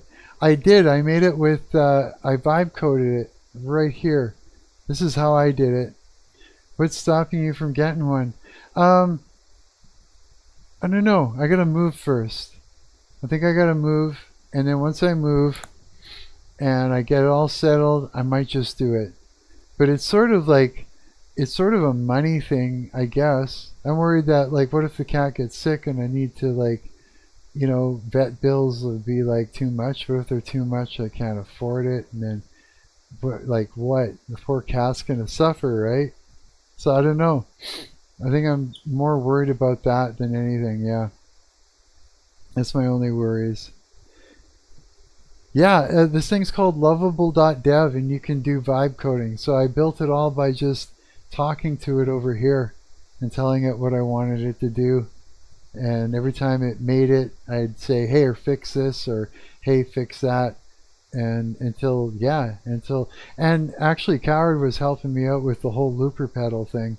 It got me going on it. Only 2 of my cats have insurance. I get what you mean. So it's like insurance? You can get insurance on your cat? I didn't know that. Then maybe that's something I gotta do. You don't have kitty insurance? No, but if I get a cat, I mean, how much is insurance cost? Do you just pay every month? Because if that's the case, then that makes it work, right?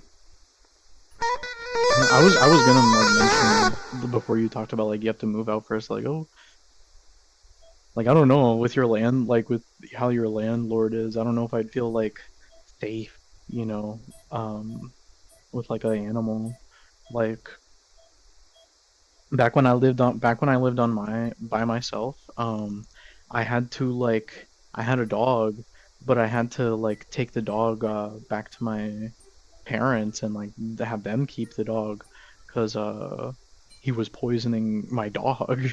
Whoa, you're kidding. Your landlord was doing that? You know, I'm not surprised. I'm not surprised. Like, I see what people do when nobody's looking. They'll do the nastiest shit. Yesterday, like you never know what like little gesture will like get someone to spit in your food. Yeah. It like a evil man. She says, "I know." That's the thing. It's like everybody's waiting for that fuck around and find out card. Everybody wants to play that card, and to the point where if they don't find offense, they'll even just like bait you into doing something or saying something that they can reframe to the court of popular opinion, and then hoping the court will award them their card when they upload what they, you know, the reframe, and then what they do is a response, right? Because that's what it is. It's like bait, reframe, attack, shame online, and then wait for the verdict. And if the verdict works out, if they do it right, then they get their fuck around find out card, and they're in the clear, and they got to hurt somebody, and they feel all that much better about it. Pretty fucked, eh? Yeah. Yeah. But that's what, yeah, it's like very, very prevalent, like very prominent. It's happening. Yeah. Vicious. So yeah, I think you're right. Once I move,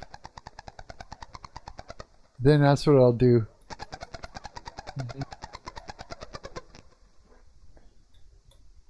Yeah, Dilson, isn't that cool? This is like the funnest thing. What's that?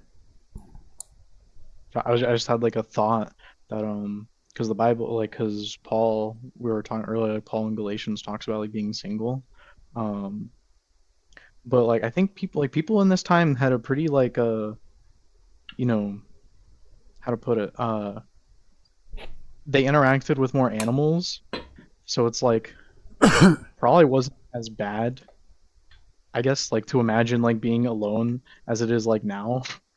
Because like most people now like don't have any interaction with animals, so it's like I'm romantically alone and I'm like just by myself.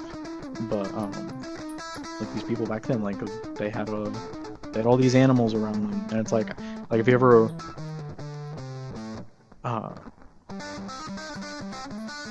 like socially, it's kind of the same purpose, I think. Like, I know you have a daughter. Like, were you around her when she was like a baby? Yeah. Like, I took care of her because her mom was like, I think I'd say she had postpartum depression, but she was like that anyways. Even before that, she was a mess. Yeah.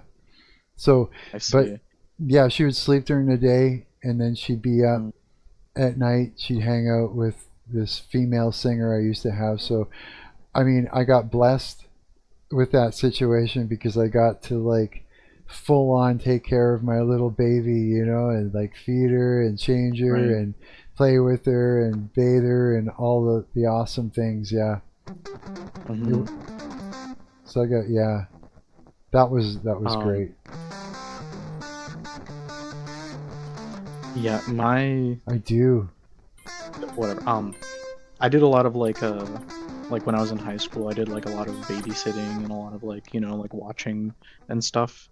And something that I notice is like obviously like okay, like being parents aren't like that easy, but I do think people like overlook like the aspects in which it does, like socializing when you're like holding a baby is like so easy because it's like, yep, I don't have to worry about anything, like, because everyone's just gonna come up to me and they're just gonna talk to me about this baby, and I don't have to like think about anything. I just tell them about this baby.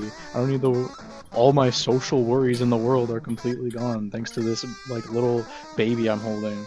And it's like kind of like I feel like when you're holding a cat, like you're holding a cat, it's kind of the same thing. I guess so, in a way. Yeah, it's like a conversational piece in a weird way. You have a kid? I do. I had my little girl when I was 25 years old. Yeah. I mean, of course, things, you know, didn't work out with you know, with that situation with her mom, and then, you know, I kind of got parentally alienated after a while. But yeah, I was able to experience some of it in a good way till her mom wrecked it. Yeah. And so yeah, I got to experience that. I loved my little girl. Yeah, she was just great. She was adorable. Yeah. It's yeah, I hope she's doing good now. I'm sure she is. And I'll just pray for her again today just to make sure. Yeah. Yeah, I should be like hyper focused on praying for like big time.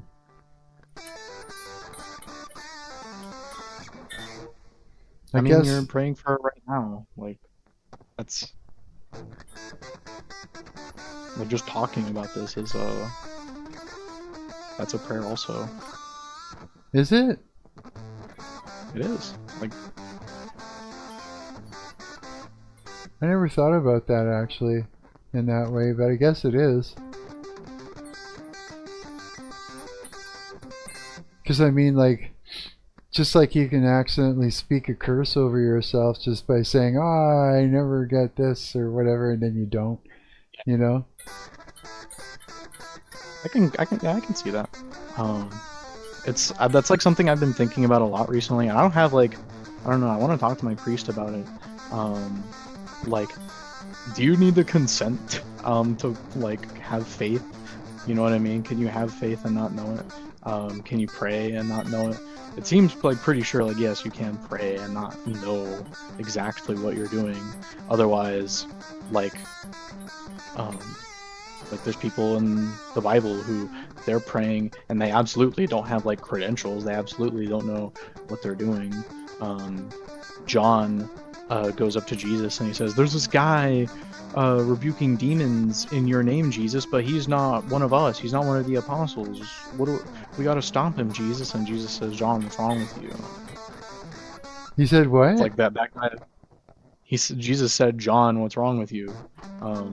Pretty much, just like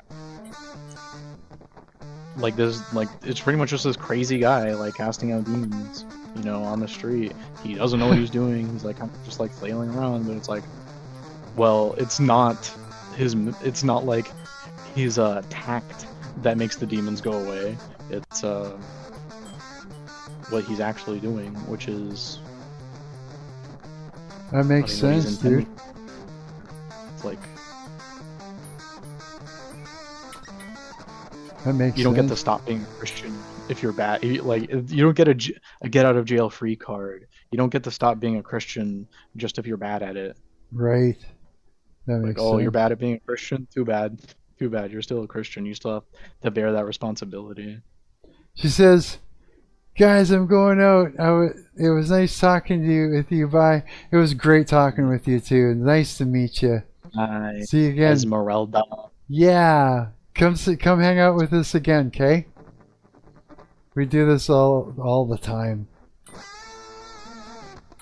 I should probably pull a secret stream about now.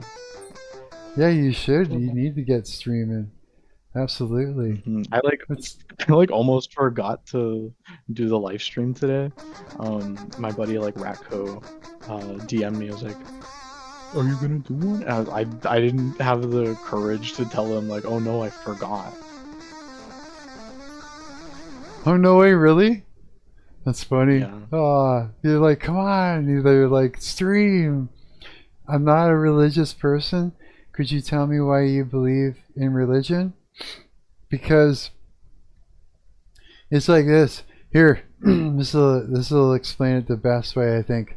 A lot of people will be like saying, why does God allow evil and all that stuff into the world? And I'd say you're not asking yourself the right question. The question you need to ask yourself is, where am I? And the truth is that you were born into a war zone. Yeah, you're in a war zone, and there's a war going on in the spirit realm, and there's dark principalities that are working through people to harm you. And that's why, you know, you have such trouble in life, right? There are people casting spells all over the place that, you know, against you. There's so much going on. And if you don't learn how to protect yourself, then you're open to just your life going to shit over and over again, and you won't understand what's going on, right? Yeah. So it's not, so that's why. Yeah, that is why. You respond into a war zone, bro. I know. May I? Please do. So, I empathize a lot more with like non-religious people So Your turn. I think like the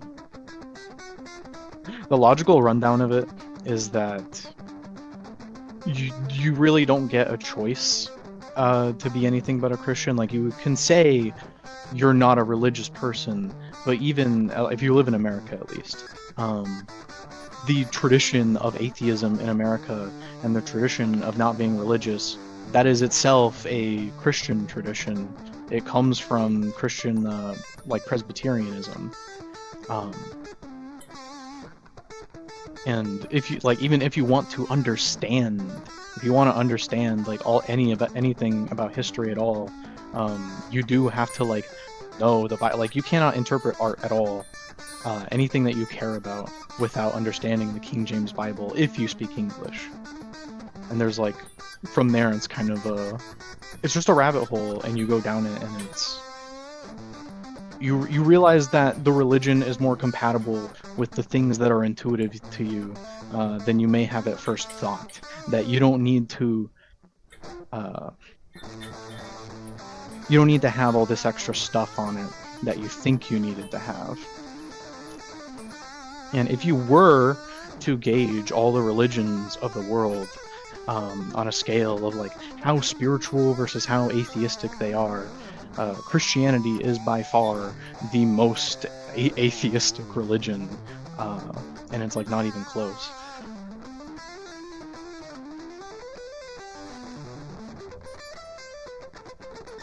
That's good. That was really good, Coward.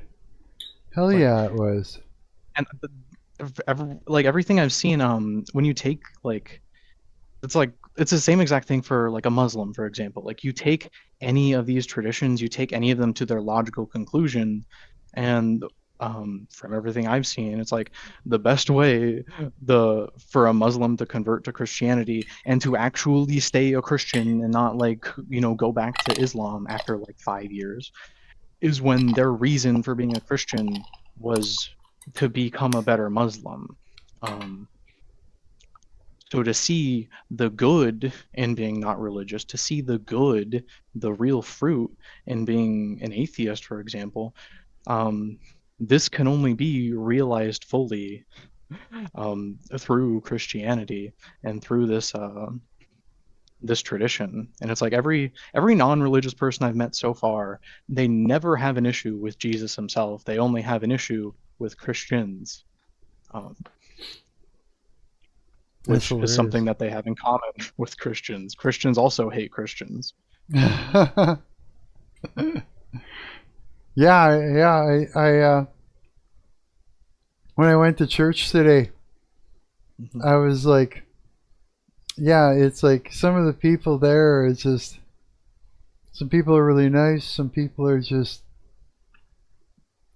it's just people I really don't want to talk to.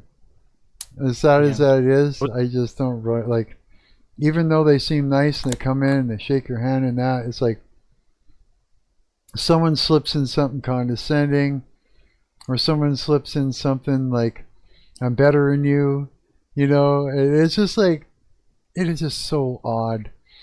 Like my pastor said, he told me, there's a couple other people that, are where you're at too in there, like with the stuff that I talked to him about the spiritual war, right? As I said, it seems like I'm all alone. He goes, no, there's a couple people in the church that are like that too. They know what's going on too. Like, so, but I'd like to talk to them. I think I'm going to be like, point those two people out. I'm going to go make them my friends. Yeah. My issue is I don't know how I could put all my faith into something that can't fully proven. Well, if you become a good enough atheist, then be fully proven. He says. Well, if you become a good enough atheist, then you'll see that there is nothing that can be fully proven. Yeah. Like, you don't need to have a complete, like, you want I understand what you want. You want like some kind of finality. You need to be sure before you make like any kind of commitment. Yeah. But this finality does not exist anywhere. There, the finality doesn't exist because we are not at a final yet. There is no final. You're only going to get a finality when the end of time happens, if you do believe that there will be an end. Right. Like ultimately, you do have faith in something. It's just typically for most like atheist people, that faith is it's not like recognized, and usually that faith is in just like general cultural consensus, kind of like I trust the hive mind. Yeah, it's a weird thing because faith is exactly that. It's like sort of like having faith that something is a certain way without seeing actual proof. But the thing is, though, is you do get confirmation when you start seeing, like God will start to reveal Himself to you, and you will start to see the result of the way He moves in the spirit realm, right? You'll start to see it. It's like when you pray, like God's slow and precise, and you know what I mean? If you're praying for something to be a certain way in your life, and it is something that should be that way, you know, God will slowly set it up for you. And sometimes He'll work on you from the inside first to prepare you for that. You know, like you can get Him to slam the door into things that aren't good for you, and you know that aren't from Him, that are counterfeit offers from Satan, right, to destroy you, and open the doors for the door that God has, you know, the thing that He's got planned for you, because He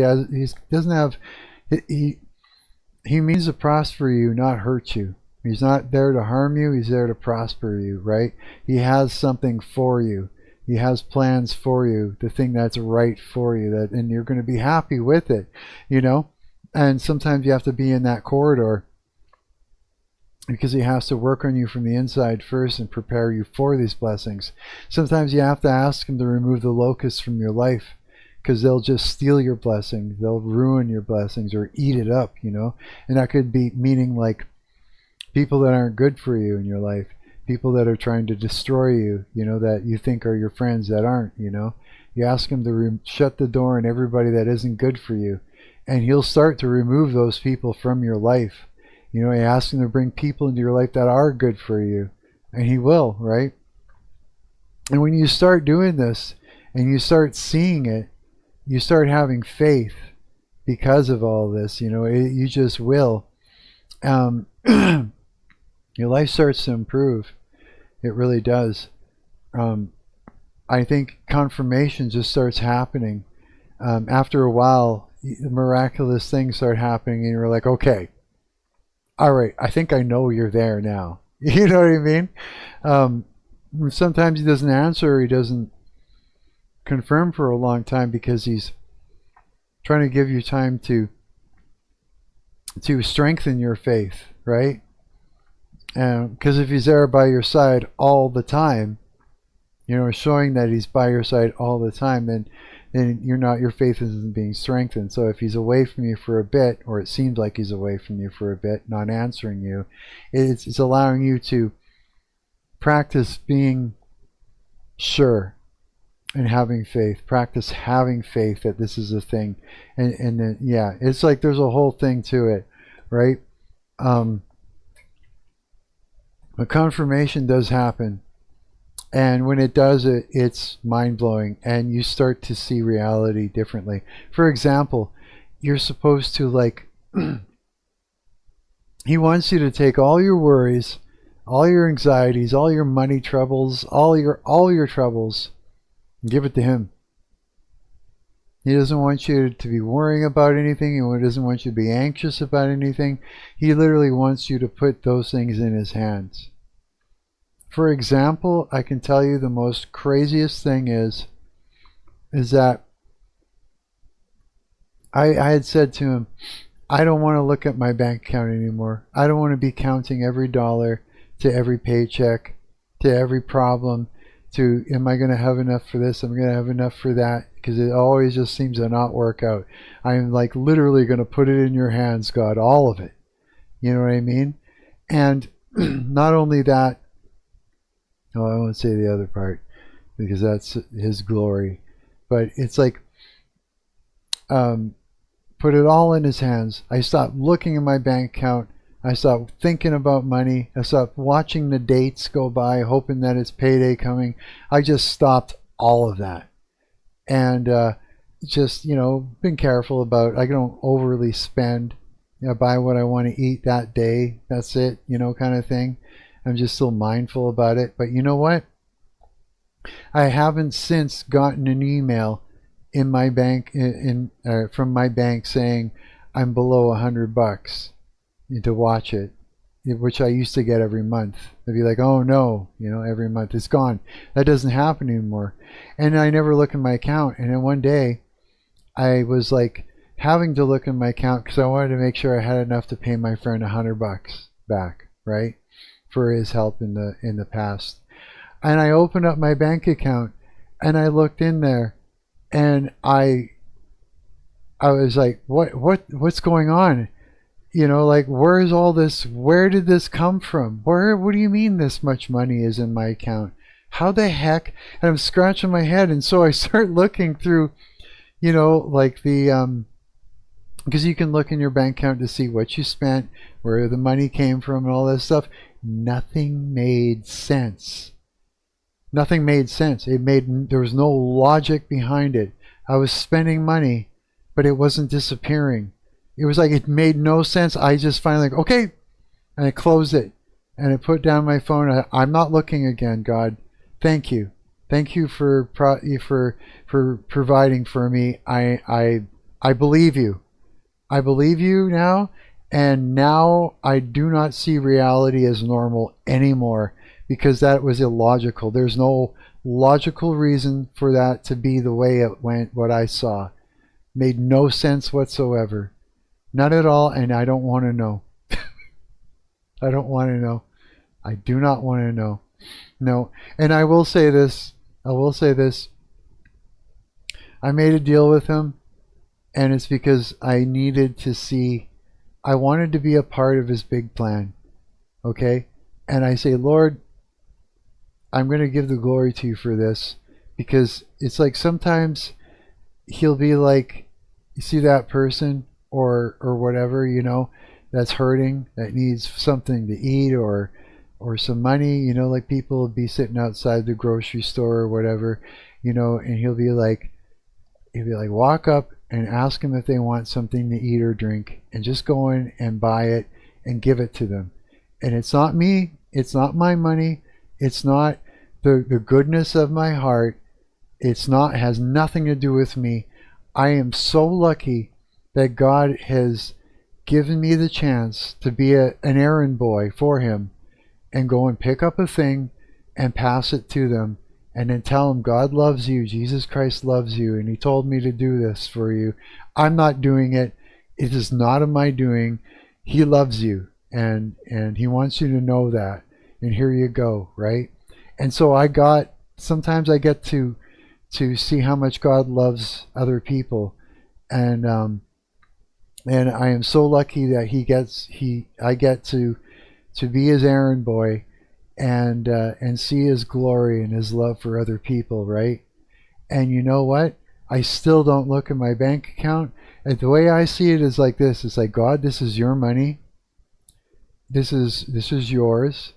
If you would please once in a while just give me the opportunity to see your love and let me pass this through my hands so I can be part of this, because it uplifts me to see that you're there and to see that you're literally working through, you're working through my hands at that moment. You know what I mean?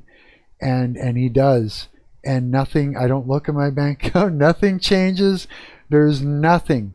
There's no problems. I've had nothing, no issues. It's just his glory, and I get to be a part of it sometimes and experience it. and it's, I need this. I need it more than I think than the person that he's handing this food or drink or whatever over to needs it. I need to be part of it, and I'm so lucky that he allows me to be part of it, and it's miraculous. And still, I went to look at my account the other day again to make sure I could pay my friend back this $100 again this month, and I was like, I don't get it. That's okay. Thank you. And I put down my, I sent him the money, and I closed my bank up, and I put down my phone, and I said, I'm not looking again. Thank you, God, you know? And it's just like, no, reality isn't what you think it is. It's not. And where is it in the Bible, coward, that God says, test me, put me to the test? If you... So, he says, don't put me to the test. About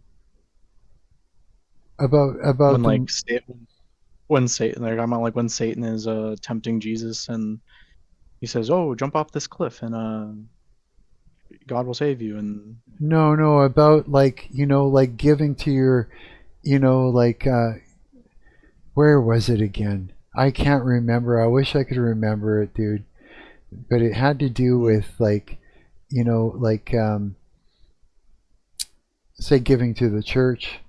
You know, giving to somebody that actually needs it. He says, test me. He says, if you do that, I will reward you with you know, multitudes more. Where is that? It's like, I'm just loosely saying it, but there's an actual place in the Bible, because I remember someone explaining it, and it's true. Whatever it is, maybe you can find it and tell me tomorrow or something. I hope you can, or if not, maybe I can find it later. But it's true. I'm thinking that does sound like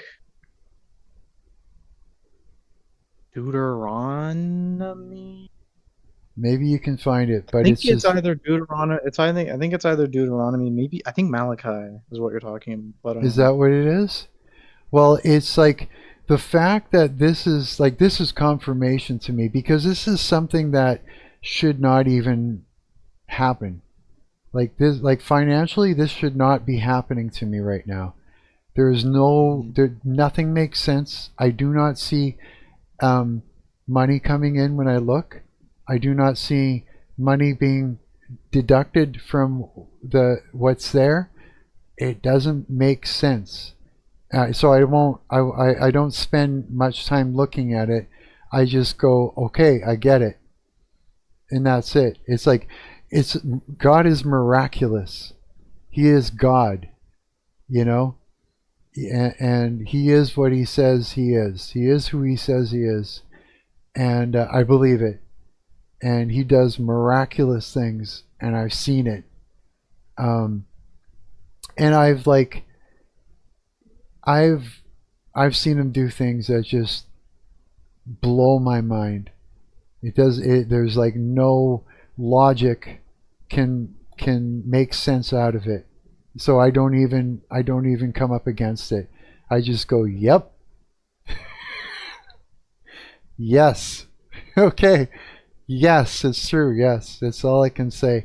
When you start seeing it, your mind is going to be blown, and then you'll start thinking about the spirit realm a little bit more, and then you'll start questioning that reality is, you'll start to see that reality is more than what you think it is. It's not as yeah. And to me, that's just, yeah. So I guess the answer is, like, I see confirmation all over the place. The deeper I go, the more I see it, and the more miraculous it is, and the more loving he is. Oh my God. When I get to be a part of him being being helpful and reaching out to somebody, you know, and I get to deliver that message and I get to see it. It's just like, no, he set that up. He told that person to come up to me because I made a deal with him. And it's like, as soon as I do, and I go and I do the thing, and I talk to that person about it, it's like confirmation all over the place. It's like unbelievable. I love God.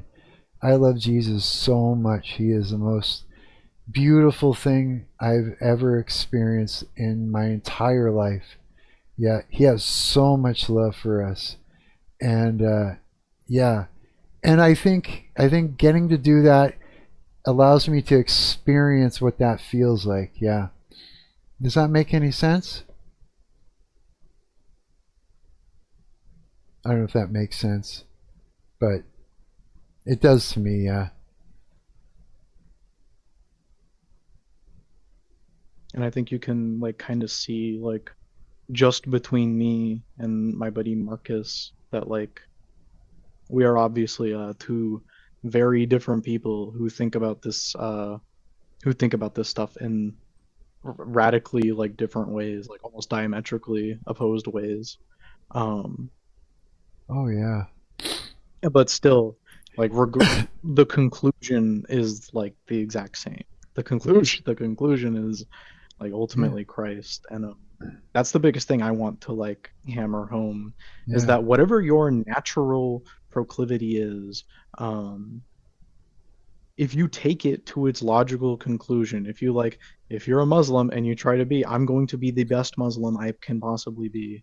If you're an atheist and you really, really try to be the best atheist you possibly can, like I've personally seen zero examples where it's like even the best Satanist. If you want to be the best Satanist, that will also make you a Christian. Like, Yeah. um, Because you're entering that spirit realm basically either way it's like you're looking at it. all roads like lead to Rome, and it's like Yeah. um these things do not exit like the sovereignty of an omnipotent and omniscient God, just because they like claim just because they claim to be like opposed to him. Yeah. Like he's the one that decides that. Yeah. If there is like for just even in the most radical example, whatever truth a Satanist has, that's not that's a truth that is to God. That's still God's truth. It doesn't matter like what brand they put on it. Yeah. And if they recognize what that truth is and they really analyze it, then you get led there. Um, Yeah. a lot of Just atheist people I know, they care a lot. They'll be atheists, but they'll still care a lot in a kind of like spiritual way about the concept of free will. yeah. And my experience with the concept of free will is that if you want to believe in this or have any opinion on it at all, um, you either end up at believing, okay, so God is real because somebody has to be giving me free will, or you think God is real because, well, somebody has to be preordaining everything. Um, Right. That's true. It's like you're gonna come. Yeah, it's true. You're right. and I say somebody, but it's like, um, it's not exactly like correct, but in the latter case where like you believe in a strict determinism, you believe that everything, like a materialistic determinism, uh, but you believe in like quantum physics and stuff, where like, oh, there is some randomness in the world, uh, or if you believe in any kind of like form of luck, like there's no way to believe in these things without ultimately thinking, okay, so the random number generator of the universe, that is God, right? Yeah. And then from there, it's like just from there, it's a slippery slope. You have to like you honestly, if you care about the things that you care about, and you really care about them, you might say if you have faith in them. Uh, we're not told like we're told to have faith, and that faith is the thing that will lead us to our redemption. Um, the faith in these things, you might not even realize that you already have faith in Christ, even if it's small, even if it's just of a tiny portion of him. Yeah. Yeah.